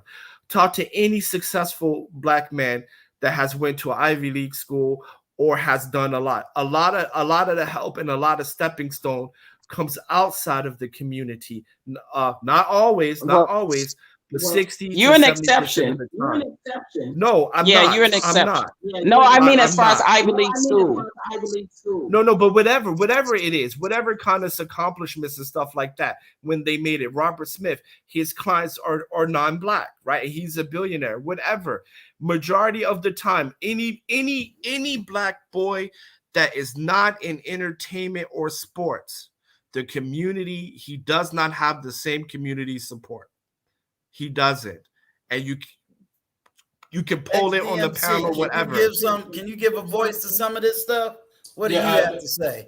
I've been, man, you doing like a marathon, because I'm sitting here working while listening. But I do want to say this: when you get the I'm black, 56 years old, and I have both my daughters in college, one in Ivy League, and I'm paying for both of them. And I am a successful black man. Let me say, when you brought up hip hop, when you brought up the hip hop and how our parents was like, this is not going to last, and they were folks was rebellious and they didn't want to listen. You're right, but let's take it a little deeper to the elders. When Ray Charles and Quincy Jones went to some of those hip hop artists and said, own your masters, write your music, be cool on those beats, but own your masters. RZA listened, but a lot didn't because they wanted that money. That's what happens when you don't listen. part. See, when young folk and older folk or elders listen to each other, magic happens. I'm gonna tell you some magic that happens when, and an example of that. When Stevie Wonder said, I'm tired of the music that I'm doing, to Berry Gordy, if you don't let me do songs to the key of life, I'm leaving. And Berry Gordy was like, well, you know what? You're just gonna have to do that. Then Smokey Robinson, who is another elder, went up to Berry Gordy and said, listen, you're making a mistake. Just because you don't understand what he's writing and don't understand that music doesn't mean it's not good. Okay, thanks for telling me that. Songs to the Key of Life in my top 5 as one of the best albums ever made. Same thing happened with Marvin Gaye and What's Going On. They didn't want to put that out, the older folks. But Marvin was like, listen, I got a message and this is going to work. Okay, I'm going to listen. We got What's Going On. I cannot imagine culturally my life without those 2 albums in. And how did that happen? Older folk and younger folk listening to each other, making magic. When this Gen X, Y, Z, or whatever, which I do not even care, in my field, I am well known and have a name. They come and I to know me. you are. They come to me and they ask me, not only how did I get here, but they want to learn from me, and I teach. So they do listen. I don't come across that generation that tells me they don't got nothing. I don't want to hear nothing you have to say. And that's cool. I don't push myself on others. Now, I'm in these streets. Well, more so before COVID. In Philly, because my brother said he's from Philly. Philly is no joke. I'm in those streets. Rapping. Trying to counsel, brother, saying, hey, there is another way. There is another way. Go ahead. Again, I'm saying outside of sports and music, right? I specifically said outside of sports and music. And again, I'm just using my example on young folk. No, I appreciate that. Yeah, I appreciate when the elders, when the youth and the older folks listen, magic happens. When they listen to each other, when they work together with each other. Okay, I want to add though, but the objective of the older folks is to get the kids, the younger folks, to listen, right? And we see in the conversation that happened, the young man took offense to the presentation of how the information was presented to him. I think the pushback is always how you word the information, how you speak to them. If they feel like you're speaking to them in a condescending way and you're not showing them respect as well, because a lot of times to older folks, they want the respect, but it doesn't come across like they're respecting the younger folks. And that's when the older folks, the information that they're trying to get across is disregarded because the younger folks don't feel respected as well. But if you communicate with them in a respectful way as well and equally respect them, I think they're more receptive to the information that you're giving them, because the objective is to get them to listen and not just to speak and tell them they're doing wrong. You want them to do right. So we have to be careful how we present that information to them in order to get them to listen to us. I agree with that. And that is very, I would say, accurate. And I've seen that. Now, from my truth, and I'm speaking my truth, my experience, I have not come across that with young, and maybe it's the way that I address them. Maybe it's the fact that when we're playing video games and they find out whoa, Dolomite Prime, that's my name on Xbox and PlayStation. When they see my level and they automatically think I'm some young dude, then when they find out how old I am, they go, oh my God, are you playing Overwatch? Yeah, I get down like that. And I speak that language in the sense that when I was coming up, I realized that the way my parents raised me, I can take the basics, but my children and the way I raised them, I had to put the remix on it because see, when I was coming up, there was no social media, there was no Twitter, there was no people falling in love online with people they ain't never met. So now I got to approach it a different way. But when I do approach it, your key word, respect, I give that. I give that and I do not dismiss them. I want to hear what they have to say. But you damn sure are going to give me the respect and hear what I have to say if you coming to me for help. I agree. I've never heard that either. And I'm a mentor in the school system here in the state of Arizona. I mentor teenagers and the younger generation in grade school and high. And I've never gotten that we don't want to listen to y'all type of attitude. And I'm in that spectrum as far as an activist, as far as a part of ADOS and a part of being a mentor in the schools. I've never heard that perspective until now. I just never had. I just say this real quick. Hold on, y'all. Let me get Miss B Finesse to speak because she can't stay up here that long. Hey, panel. Hey, family. How's everybody doing? All right. I know you cooking, girl. How you know? Oh, we lost. We just lost her. But let me say this real quick to what Patrice said, as far as not the reason, in my opinion, why you haven't heard that and why I haven't heard that. I think it's because of where we are in our fields, because I know what you do. Where we are respected for what we have accomplished. We are not, you cannot, I don't know young folk who want to know how to write a love song should be going up to Babyface, and Babyface offer advice on how to do it, saying, no, I don't want to hear what you got to say or whatever. No. This man is the man of love songs. Work together. If you work together, again, the magic happens.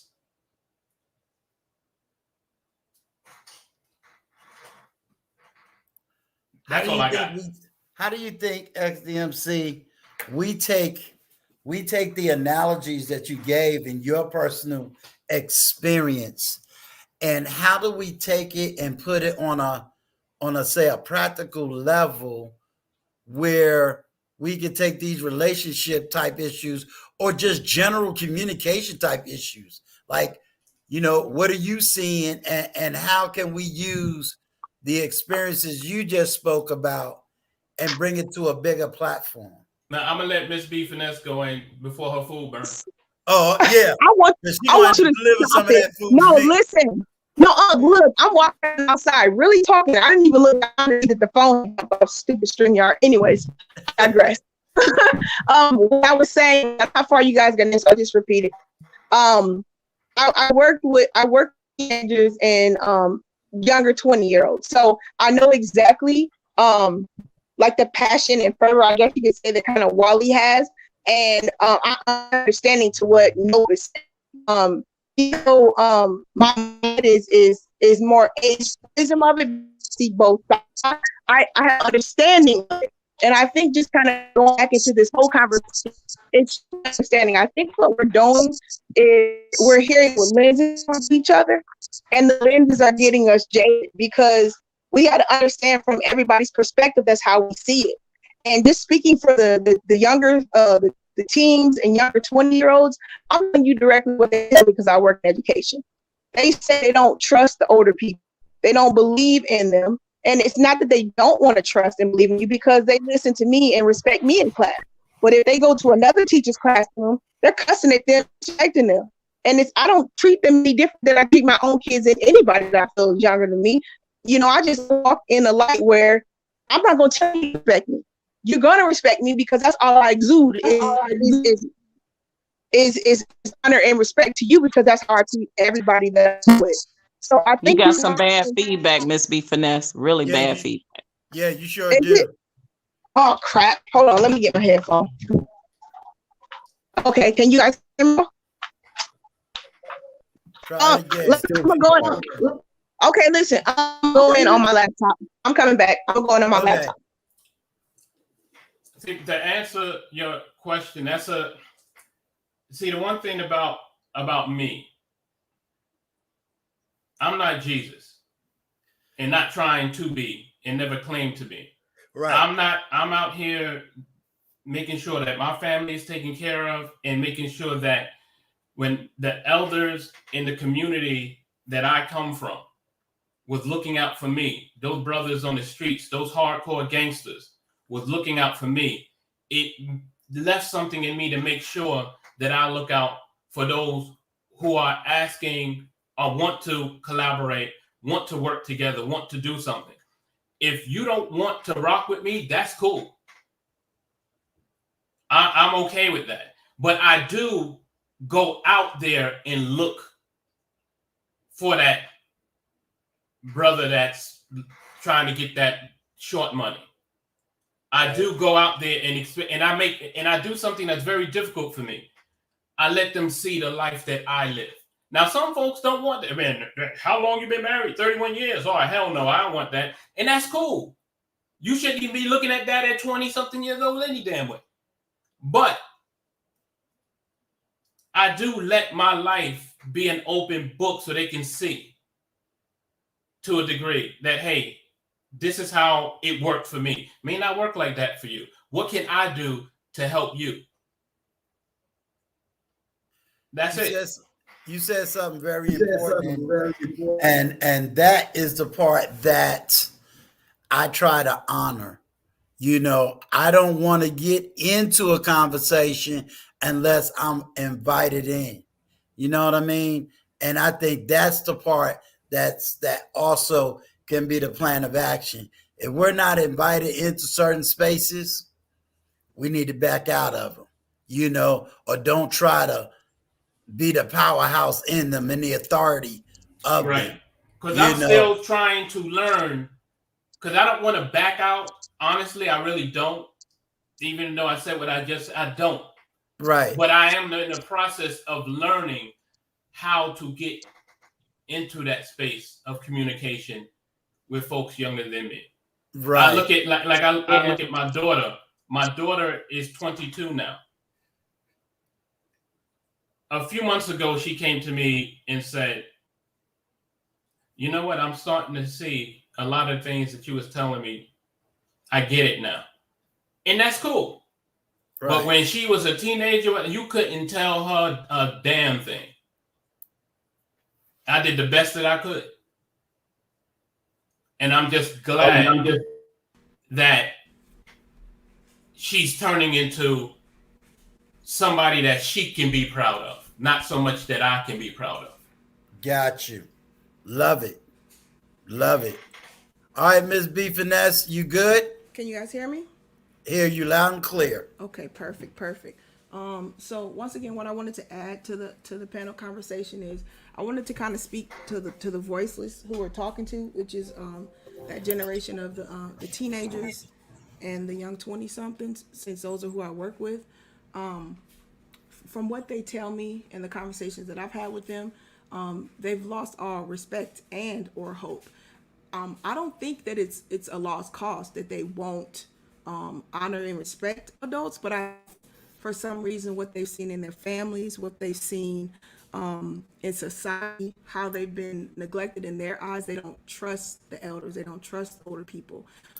I know myself, I really don't try to get respect from my students. I don't tell them you're going to come in here and respect me.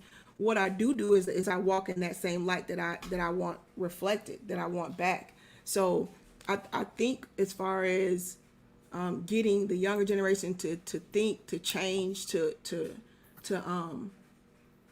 evolve, I think it's just more of us being who we are and being acceptable. I think being able to be relatable, like OG was saying, being able to put your all your fails on the line so they can see it, because I think from what this generation is telling me, they feel like the elders want them to be so perfect and they know they're not, but the elders are not letting them know that we're imperfect people. trying to do our best and walk this light. So as far as me speaking, I could understand everyone. And the reason why I said I can understand everyone when I heard the conversation earlier was because it wasn't me listening to judge. I was listening for the understanding of what everybody was coming from.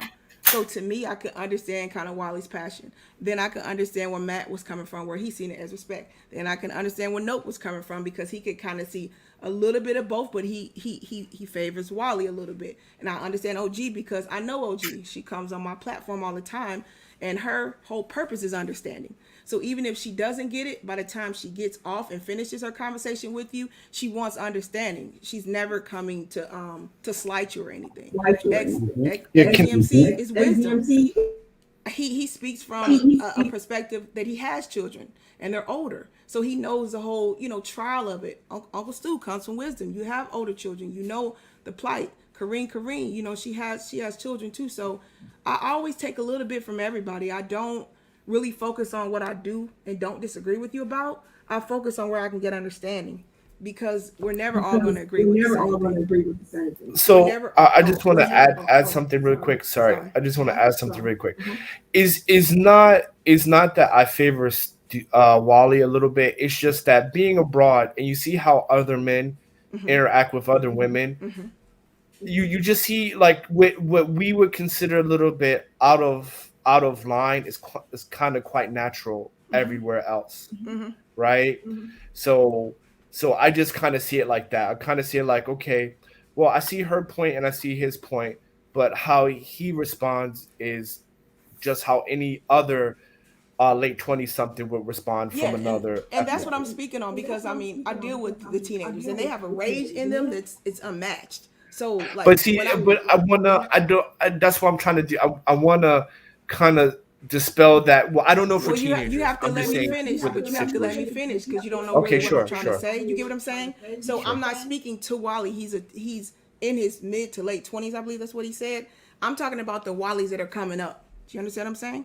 Because that's who we need to be paying attention to.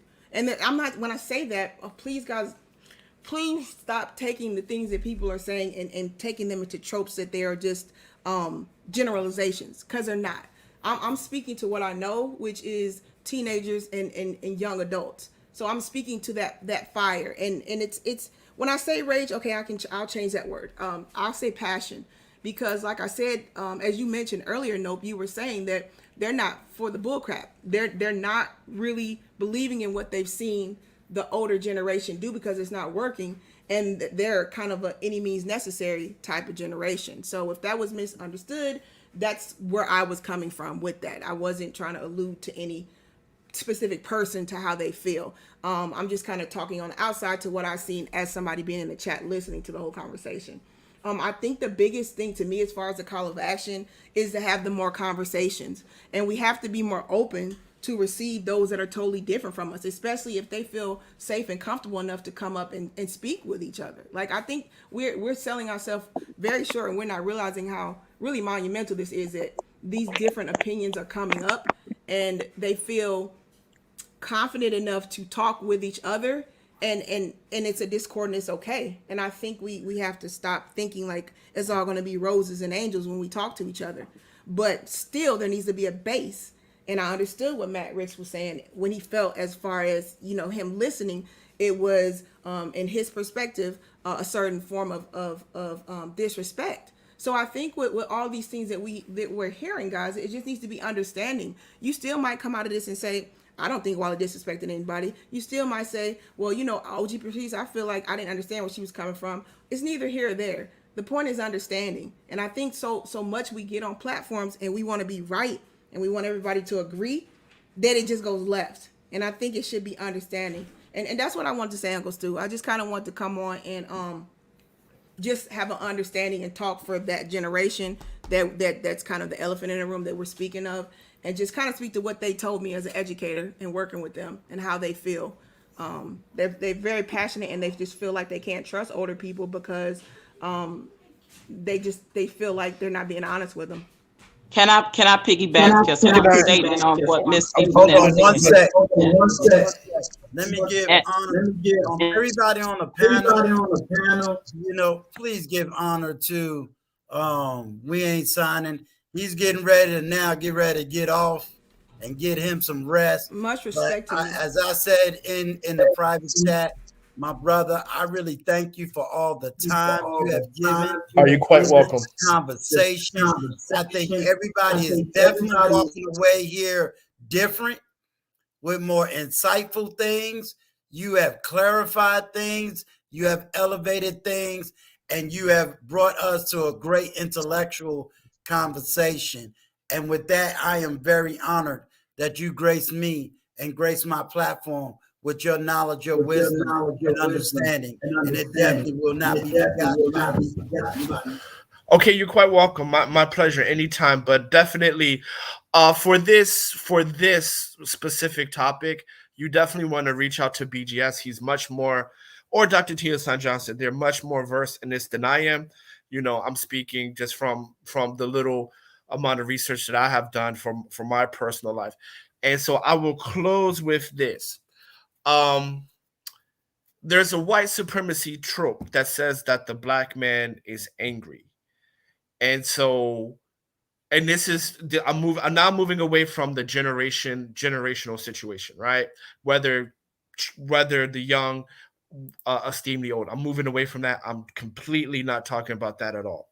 But the situation where when we're talking about the both sides are screaming and they're coming from pain and hurt and things like that, that adds fuel and fire to that trope that the Black man is always angry, that he cannot voice his disagreement or his displeasement without being under that white supremacy trope.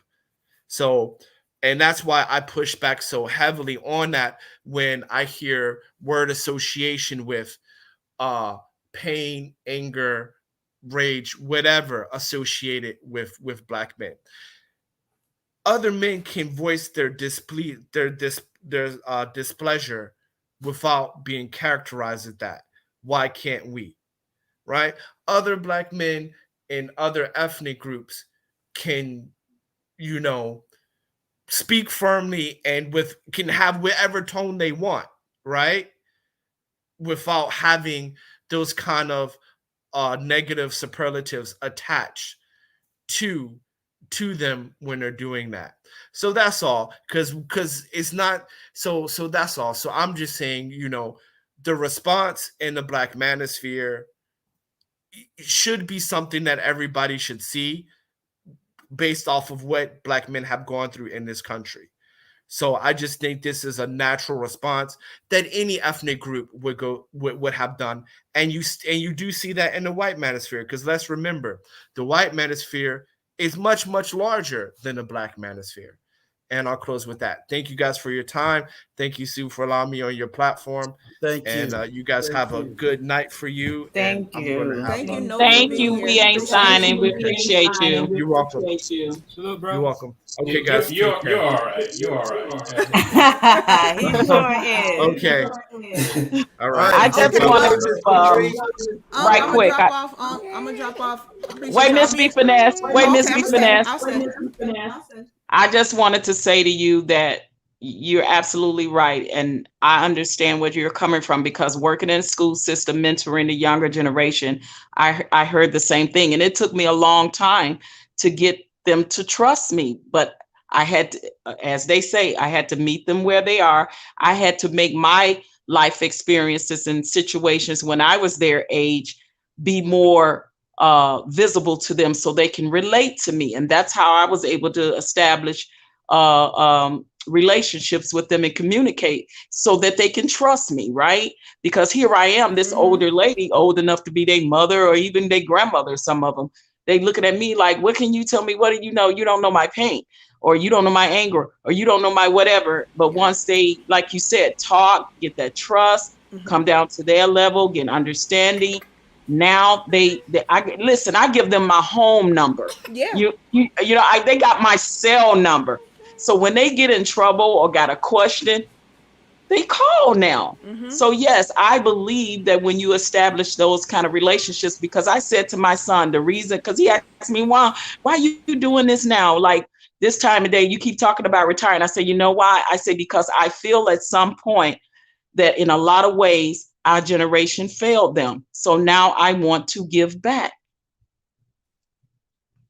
And we have to, OG, because if we don't have that mindset of like community for real, these are gonna be the people in the streets when you walking by trying to get you and mug you or do other things. So we really have to be, and I'm not saying that for everybody, man. I hope you guys are not like taking these generalizations to heart. But I'm just saying, like, somebody's got to step in the gap. And like I told you guys, I'm hoping that you don't believe these young children are a lost cause, because they're not. Like, you just got to give them a little bit more time, because they don't have that trust, because they've been hurt so much from their family, from society, you know, even in school with the bullying and all that type of stuff. I mean, they're going through levels of things that we never imagined. And all they want to do is trust somebody. All they want to do is have somebody to look up to. And yes, they have parents, but sometimes, and we know that, guys, sometimes you just don't want to talk to your parent. You want to talk to somebody else. And, you know, sometimes you got to be that light for them and, you know, go out of the way to help somebody struggling like that. So that's kind of what my, you know, view and call to action is on that, Unc. I just kind of wanted to speak for the unspoken on that one. And I appreciate your platform, Unc. I appreciate you very much so. Does anybody else got something they want to say on things that's been talked about?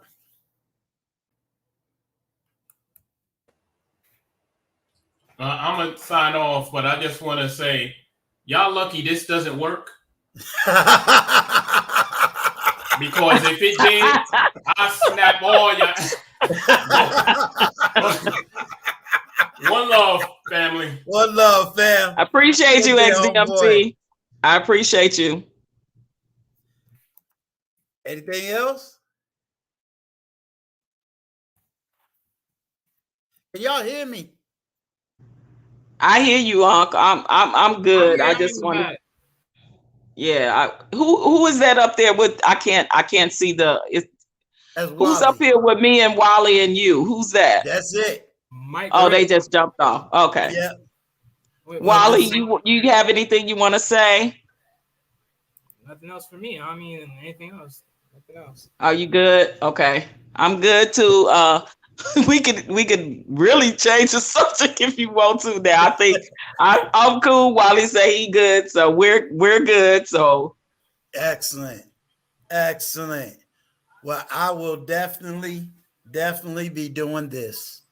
I want to thank each and every single one of y'all in the chat. I want to thank y'all too, that's up here on this panel. We've been going now for 7 hours and 20 minutes. And I got a whole lot of editing to do on this, because it was a whole lot of great, wonderful, awesome topics. I'll tell you and everybody in the chat, tomorrow I'll be speaking with TLA at 9 p.m. tomorrow. That's Eastern Standard Time? Yes, Eastern Standard Time. Okay. Major topic is going to be about domestic violence and finances when it comes to the family court system. And we'll bring up that one little issue. How did TLA really feel about what happened the other day? So we'll bring that up as well, and just get his views, his opinions, and his perspectives. Wait a minute, Uncle Stu, you mean to tell me you ain't up here trying to beat before the millions stream? Like what? Listen, I know my place when it comes to my age. I ain't trying to beat them youngins. I know that's right. Look, I'm just happy they listen to me every once in a while. Uncle Stu, we don't mind staying in our place when it comes to that. Look, because there you go. Listen, I woke up, went to sleep, woke back up on one of Before the Billions. I was like, I can't hang with this young man. Look, Miss B Finesse saying yes, he is. Miss B Finesse, I ain't got nothing else to talk about. Big Bad Bulls, he said he leaving. He said he out the chat. He said he'll catch the replay. So that's it for me. All right, Uncle Stu. Well, I want to thank you. I appreciate you all, always letting me on your platform just to give my perspective and opinion on things. So I appreciate it. I appreciate you. I appreciate the chat. I appreciate this whole conversation. I think that, conversations like this need to be had amongst us in our communities. But I'm in agreement totally with Ms. B. Finesse. At the end of the day, let's get understanding and let's get resolutions done in our community, because we, no matter what you want to look at it, no matter what generation, we all Black, male, female, whatever generation we come from, the bottom line is that we need to resolve issues in our community that is hurting and affecting us all. Well, thank you. I think these conversations does give us an automatic plan of action.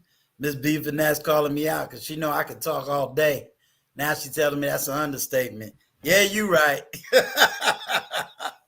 But I really enjoy this. I enjoy talking to y'all and really listening and learning and having time to reflect and even having time to say, okay, what's going to be the call of action, for this part? What's going to be the call of action for that part? And hopefully we can finally get it through. You're very welcome, Mr. Vaughn. It's been my pleasure. It's been my pleasure. So again, I thank each and every single one of you. May the peace and blessing of the Lord be upon all of you. This is Uncle Stu, the old man on the block, and I'm out. Peace. Peace.